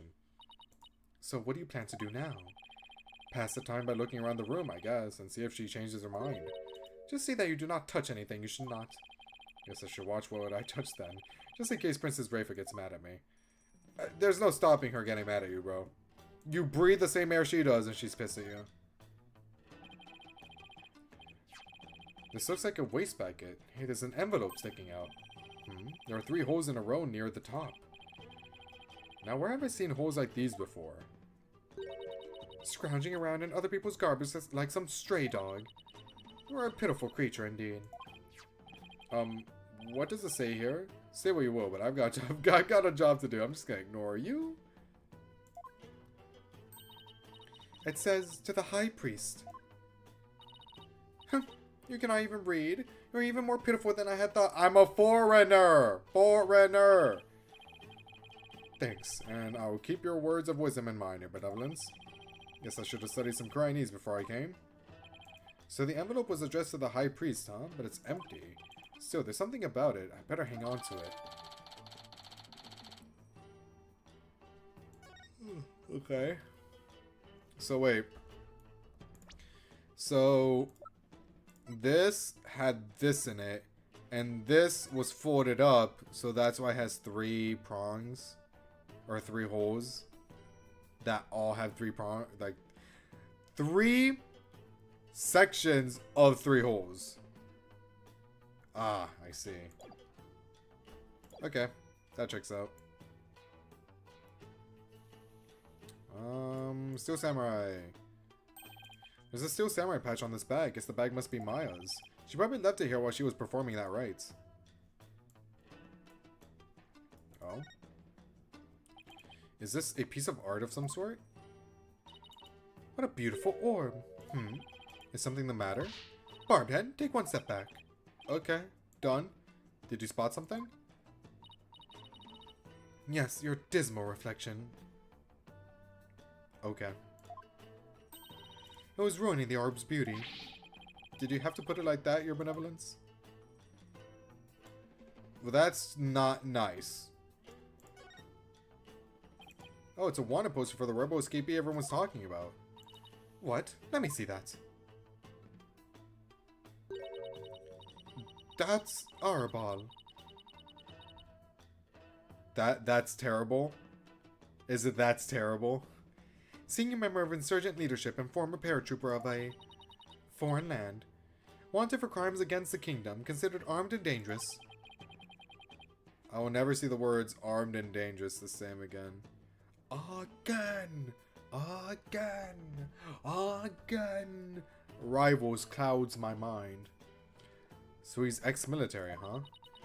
His appearance alone exudes menace. He must be captured at once. Okay. Is something wrong?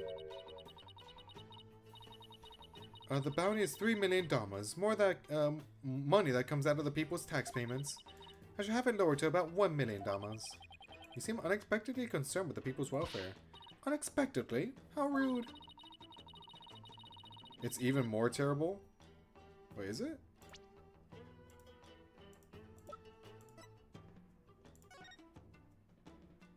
That's arable. Oh. It was a joke. That flew over my head. Nana has always taught me that kingdoms that... Nana has always taught me that kingdoms that do not value their people come to ruin. That is true. It is very true. As Crown Princess, it was only natural that I care for my people. How about sending some of that kindness this way? Huh. Well, I suppose I could. If you quit being a lawyer and pay taxes to our kingdom, that is. You are not one of her people. That is true. She's got a point. Oh well, it was worth a shot. Okay. Anything else that's like important over here, I guess? What a magnificent altar. Of course it is magnificent. It is for the Holy Mother, after all. The Holy Mother, is she that faceless figure there? Such insolence. How do you not know who Her Holiness is on sight? Do you seek to cross over into the Twilight Realm right this instant? Sorry, it won't happen again. The fact that she's faceless is pretty worrisome. Do you think anyone could take up her mantle? Ooh, what if Maya accidentally like channels the spirits and then it's like it's the Holy Mother, but we don't know it's the Holy Mother because we don't even know her face. What if it's like the wrong spirit? Ooh.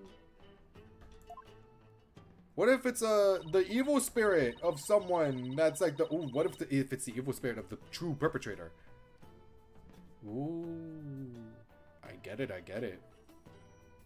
And they're just posing as the Holy Mother. Now listen well. Depicting Her Holiness's face is the greatest taboo in all of Koreanism. There are none alive today who know what her face really looks like. And that includes the members of the royal family. Wow, now there's an unusual custom. It's gotta be one heck of a secret if even the royal family can't know what she looks like. Okay. Isn't this that justice minister I met? But who's the woman in the picture next to him? She looks really important. Could she be the Queen of Crime? Okay. What is this scary looking spiky thing? It is a floor cushion for heightening a practitioner's mental focus. No thanks. Your ignorance astounds me. There's not a soul in Khura'in who would not recognize this. Foreigner! Christ! A floor cushion? You mean you're supposed to sit on this? Huh. How would you suggest it be used? It looks like a torture device to me. Oh! Right here. This game looks kind of like checkers or chess. You mean to say you have never heard of Kachu Damal? I've heard people describe it as Chinese chess. So two players take turns to move their pieces in a bid to capture the other's king? Not quite. And Kachu Damal, I hope I'm not butchering that. The object is the utter annihilation of your opponents. Furthermore, each piece has a special move that can only be used once per game. Special moves? It sounds like a game right up my alley. Also, since the 100 Line Zero demo launches on the 18th, it's also a pun. What's the pun? I didn't catch it. What's the 18th? That's a Tuesday. I might stream 100 Line Zero on Wednesday then. Next Wednesday. I don't know how long the demo is though. 5 hours should be enough. And then Tribe 9 releases that week too. Fuck. Damn, dude.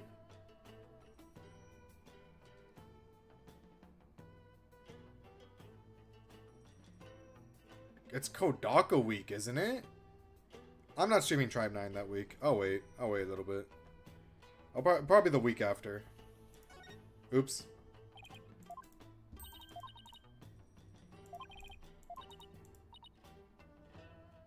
Oh, I didn't catch it. Well, you can't catch them all.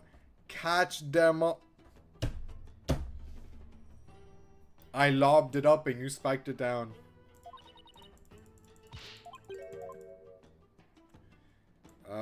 Anything else? Oh! A poster of the mountains? Oh, this is gonna be important! Oh! This is important! Oh, unfortunately, this is important. The Inner Sanctum Mountain is featured against those other towering peaks. Those beautiful mountains are known as the Roof of Khura'in. And I see they have even included Mount Pony Pony in that poster. Mount Pony Pony? Is that the smaller peak to the left? Known as the Little Sanctum, it is just west of the Inner Sanctum. Is it not oh so beautiful? But I suppose a lawyer with a defiled soul such as you could not perceive such beauty. No, that's not true. I think it's absolutely stunning. Pretty sure that's it. That should be the last thing. Never mind.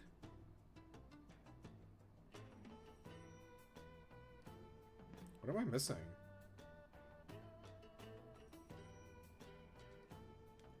Technically, Tribe 9. Yeah, technically, it's been out. But yes, for us Westerners, actually for literally anyone else that isn't in Japan, I guess. Does China have like a server? I don't know. It's hype as fuck. Where? Or do I have to talk to Raya? I don't see anything else. Just checking one more time. What?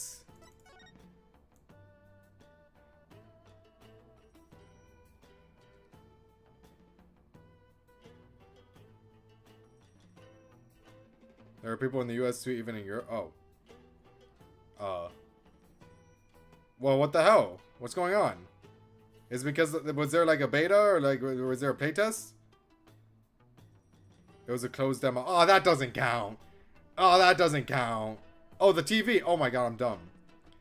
Closed beta does, or closed demo doesn't count. That's not a release. What show is this? It is the Plum Punisher, or the Plumed, not Plumed, a warrior of Neo Twilight Realm. It is based on Lady Kira and is the #1 action hero show in Karine. The Plumed Punisher, warrior of Neo Twilight Realm?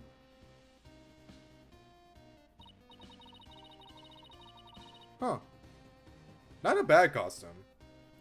Yes, it is an entirely original show created right here in our kingdom.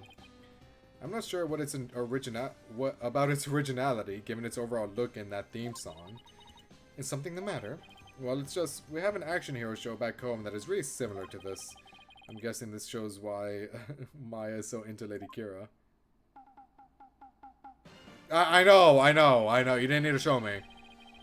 Honestly, the theme song is exactly the same as the one from Maya's favorite show. The Steel Samurai, Warrior of Neo Tokyo.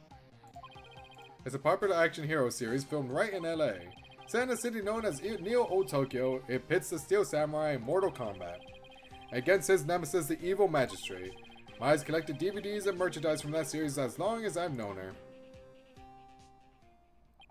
It was the full game. Still doesn't count. Hasn't officially been released. I count the official release as the official release. Screw the 20 to 100 people that were able to play it. They don't count.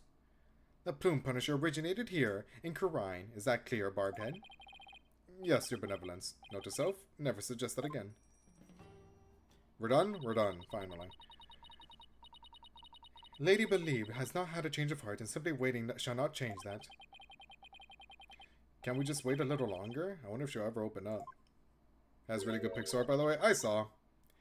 It's pretty much what I expected. I don't really have an opinion towards it. It's fine. I haven't seen a lot of it, though. You're still here? Oh, hi. Hello, Believe. Mrs. Emmy, do you think you're ready to talk? Is it okay with you, dear? Yes. Yes, I will let him know. Lady Believe, you don't have to speak to this lawyer if it is not your wish. Stop influencing her! Stop it! No, it's quite alright. If my husband here if my husband were still with us, he would say, trust in me or whatever the hell. As much as it pains me to have my lovely wife speak on such matters, it will help to find the truth, then as whatever you may. Like that, for example. I'll take you up on your generous offer. Wait, did Mrs. Emmy call herself lovely just now? Well, whatever are you waiting for? Ask questions quickly, so your departure may be just as swift. I'm kind of going into Tribe 9 with, like, a lot of hesitancy. Because it's a gacha game. And I don't know if it'll have typical game standards, because gacha games usually don't. They usually don't. I mean, developers have been going around and being like, hey, we're making a game first and then gacha second approach. Wuthering Waves is like one of them. But I don't know. I don't think this game is going to be like Wuthering Waves, is all I'm saying.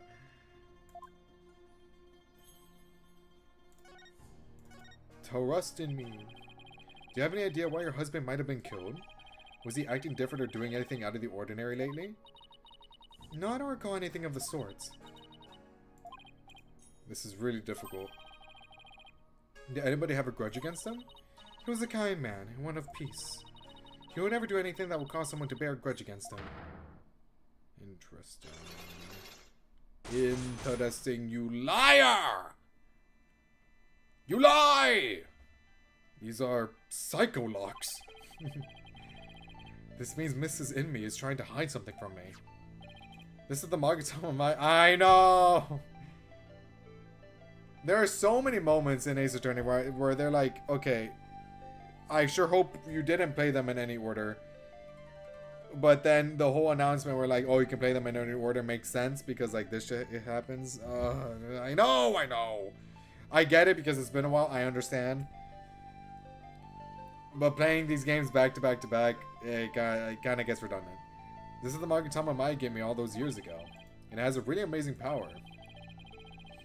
It reacts when someone is hiding something. And allows me to see the psycho locks that are holding that person's mind shut. Whenever I see any, I only have to present my Magatama R to try and unlock them. Unlocking them all usually allows me to coax the truth out of someone. Boop. Yeah, I know. It came out years later. I get why they did it. Tad redundant, though. From my experience. But I won't hold it against the game. Psyche locks. They appeared when I asked her whether anyone held a grudge against her husband. That must mean that Mrs. Emmy thought of someone who just might have such a grudge. Let's just stir the pot a little and see what happens. Mrs. Emmy, I have an idea who your husband's real killer might be. That would be Maya, would it not? No, it's not. I'm pretty sure it's not. No, of course not. It has to be someone with a motive to kill him. This is who I believe had a reason to kill your husband. Boop, boop, boop, boop, boop, boop, boop, boop. It was a rebel hunter disguised as Lady Kira. Everyone's talking about her. I know not of what you speak. Really? Because she even made the front page recently. I am but a humble servant of Lady Kira. What reason would she have to kill someone as insignificant as I? Actually, I have something that just might show why Lady Kira would kill Abbott in me.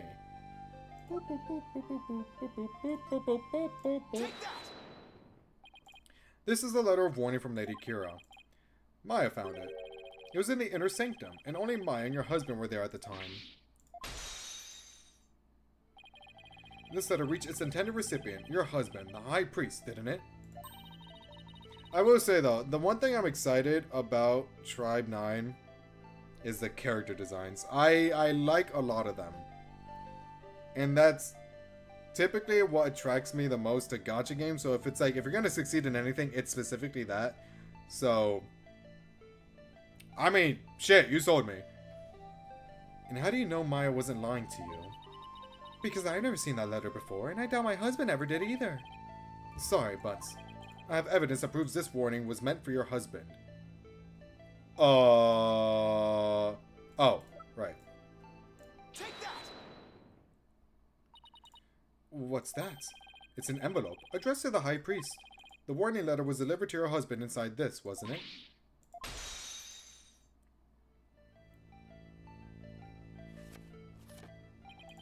What nonsense is this? How can you prove the warning was delivered in this envelope? There's gotta be some way to prove it. Wait a second. Don't the envelope and the warning letter have something in common? I think there just might be something that links the envelope to the warning letter. There is? And that proof is right here on the warning letter. This spot on the warning letter proves that it was delivered in that envelope. Take that! The 3 holes in the envelope are in the same shape and arrangement as the holes in the warning letter, and if you fold the letter in thirds and place it in the envelope, the holes line up. As for what made the holes, I believe it was this. They were made by the Warbad Arrow, one of the weapons favored by Lady Kira. The warning was folded in thirds, placed in the envelope addressed to the High Priest, and delivered to your husband on the points of this arrow. Sorry, lady. Your husband was targeted. So about the you being single thing now, what's up with that?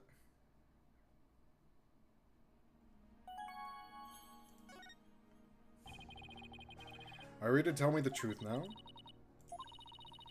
I admit the warning was sent to my husband, but he was not an insurgent. Then why did you keep it a secret? Because the authorities might have suspected him of being one if I hadn't. Fair. I guess that makes sense. If the rebel hunter was after him, I can see how people might at least suspect. We are a Kurainist kingdom, as such rising up against a monarchy is the same as blaspheming Kurainism itself. Your husband was a devout priest of Kurainism, and you feared that his good name would be tarnished if the warning went public. Yes. That makes sense, but is it the honest truth? What if the High Priest really was a rebel? The rebel hunter would have had a motive to kill him. Still... this just doesn't feel like the right time to ask her about it. But his name is Trust in Me. He can't be bad. Can you tell me a little more about the warning? It arrived about 3 days before the purification rites. When we woke that morning, it was already there by the side of our bed. It was by the side of your bed? Bro, they broke in? What? Or did you leave the windows open or something? Yes, we had the whole house locked up tight. Ooh. And yet someone still managed to step in. Oh, it was so frightening, wasn't it? Wait. Didn't they mention a third person? It was you, your husband, and then someone else, right? Unless I forget. Unless I'm wrong. Or maybe they said Inmi's name twice and I just confused it. We'll see. Who cares? But you didn't contact the police because you didn't want them to suspect your husband of being a rebel? That's right. Maya, God. Yeah, but it's not Maya though. It's her. She did it. She did it. Variety of character body types because you don't see that often in gacha games. Reverse 1999. Reverse 1999. If only we had told the police, maybe Taurus would still be alive today.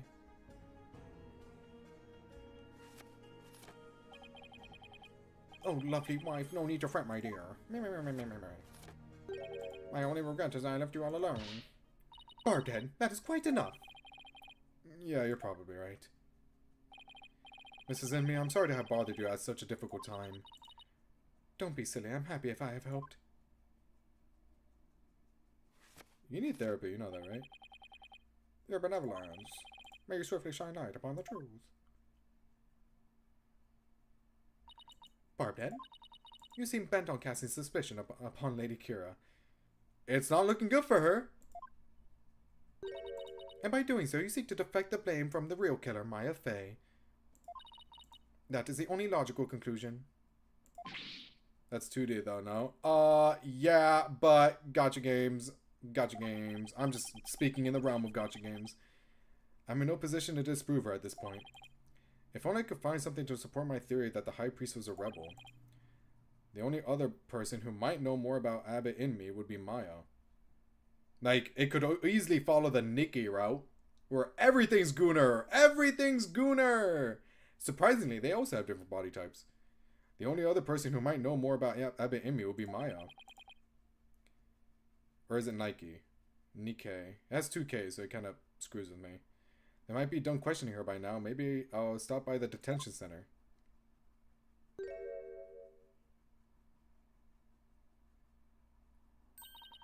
My mother has said what? Oh, can we meet Mama Raifa? It seems I must go. Did something happen? Yes, my mother has decreed that a rite shall be held for the High Priest passing. Oh, okay. Why do they have a mural of Detective Man? Well, I guess it would be called Nike, huh? Because it's called Nike Goddess of Victory. You know? Why are there even 2 Ks? Oh, because the shoe brand, right? And that she shall conduct the prayer, or clothing brand. And that she shall conduct the prayer of lament therein. Her Eminence has so decreed, has she? Oh, but she should not concern herself with a humble priest like my husband. No, it is only natural, considering his meritorious service. The rite will be held at the palace. You are to accompany me there at once, Lady Billy. What's your first name? Thank you, Your Benevolence. Oh, actually, I can just check. Boop. Believe. Oh. You know what? I should probably... Oh, that is her first name. I should probably have guessed her last name was in me, huh? Trust in me, believe in me. My fault. Kind of forgot people changed their names. How wonderful for you, Mrs. Inme. A direct decree from the Queen. That must be quite an honor. Barbed Head, you are coming as well. Huh? But I don't have much time left to investigate. You investigated enough. Probably a part 2 or something. As the one charged with monitoring one, you must remain within my sight at all times. Besides, it will take but a moment. Now, come along. Arguing the point will probably just make things worse for me. I better let her have her way this time. What other game, gacha game, has different body types? The only ones, those are the only 2 that come to mind. Not Blue Archive. Not Girls Frontier. Not Punishing Grey Raven.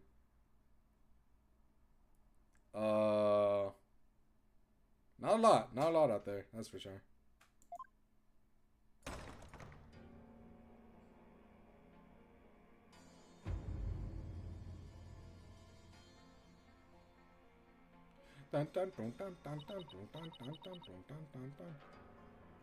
Hello.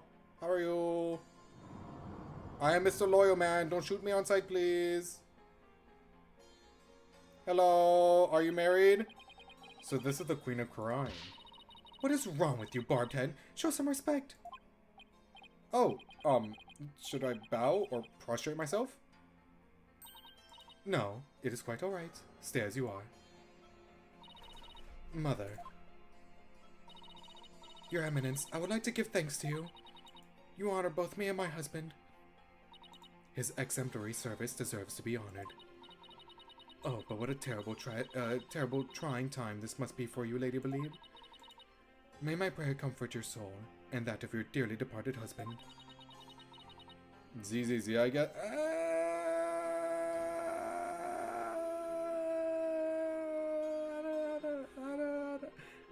I wouldn't really say all that, personally. It's either thick girls or buff men. And even the buff furry, or even the wolf furry, is buff. Like, not really. I mean, they differ sometimes, I guess, but like they share. We don't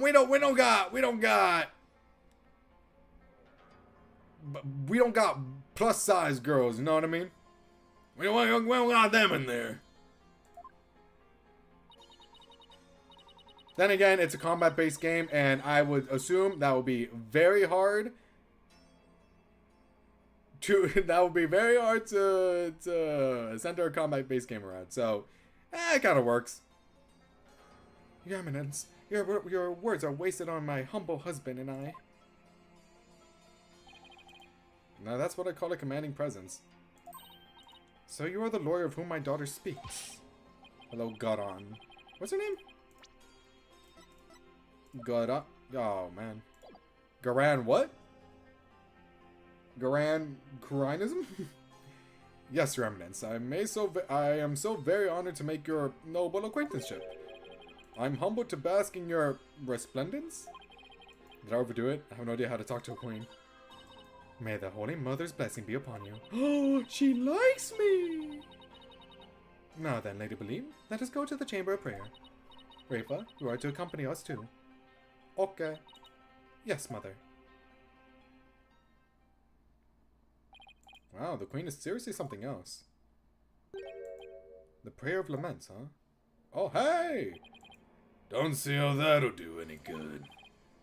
God, you're so cool. It's Justice Minister Inga. Who are you, buddy? Nice to see you again, Minister Inga. Again? Have we met? I'm Phoenix Wright. We met in the accused lobby the other day. Oh, right. Blue suit, jagged hair.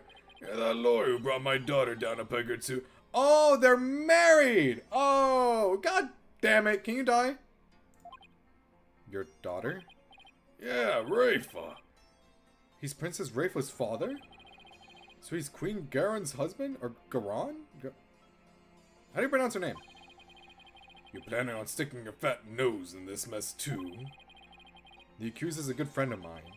Like I said last time, you better watch yourself, see? Do you mind if I ask a few questions? You want to question me? That'll be great. You got balls for a lawyer. Guess I can play along a bit. But I got things to do, see? So we'll have to talk while I work. Technically, the most correct answer is the Battle Cats. Do we really... The most body-positive game of all time. The most body-positive gacha ever. The one with the most representative for all your body type needs. Battle Cats. Is that the hill we want to die on? But I got things to do, see, so we'll have to talk while I work. Okay. I want to let you know that I'll be the defense lawyer on this case too. Oh. Oh, it's a stamp! But I don't say I didn't warn ya. You only won last time because that idiotic prosecutor filed false charges. You're gonna do, is this gonna stop? Oh, okay, cool.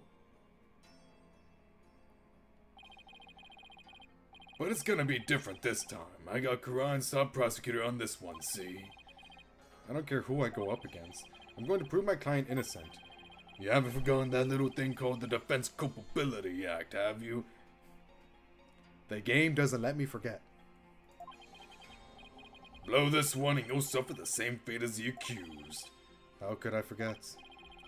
You lawyers are all the same. You strut your stuff till the DC Act comes down hard. Then you start begging and pleading for your lives. It's really hard to watch, I tell you. Well, I don't plan on letting it come to that. Were you the one who wrote the Defense Culpability Act? Maybe I did, maybe I didn't. What's it to ya? Either way, as Justice Minister, I'm gonna enforce the thing. It started as a way to counter the dirty tricks of your trade like falsified evidence. But it turned out to be quite handy, efficient even. Handy? Efficient? Made my job real easy. Any goons Yep. who cost me or the Garan administration, or I was gonna say administrator. are gonna get just what they deserve, especially those rebel scum. You can get away with that here? Better watch your mouth, lawyer. I enforce the law in Quran, see? And being that I'm the queen's husband, that makes me king. No, I'm pretty sure the queen is the boss around here.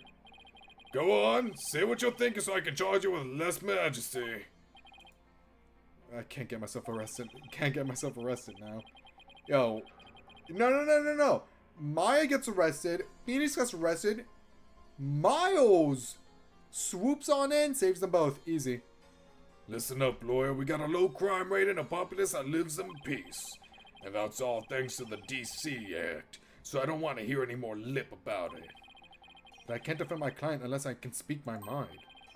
Even without the DC Act, Dirk and his insurgent scum buddies' days are numbered. What's that supposed to mean? Let's just say, I got a little trick up my... I have a nuke. I have a nuke. So I'd watch it if I were you.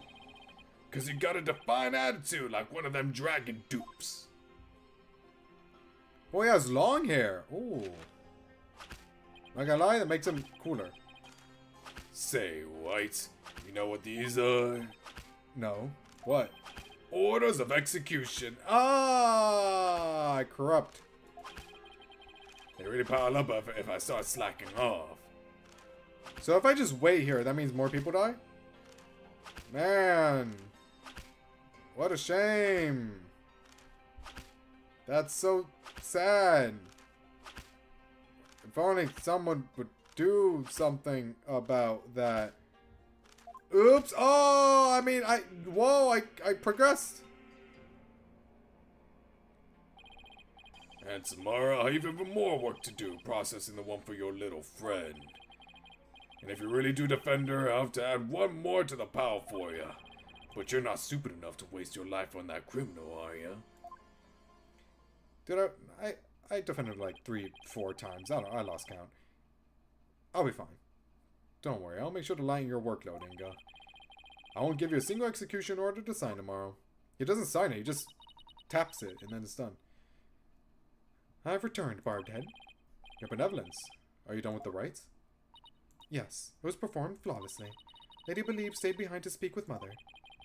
I hope this will help ease her sorrow, even if just a little. So, you have been speaking with my father. He's a very nice man. Yes, you could say that. My father is a great man.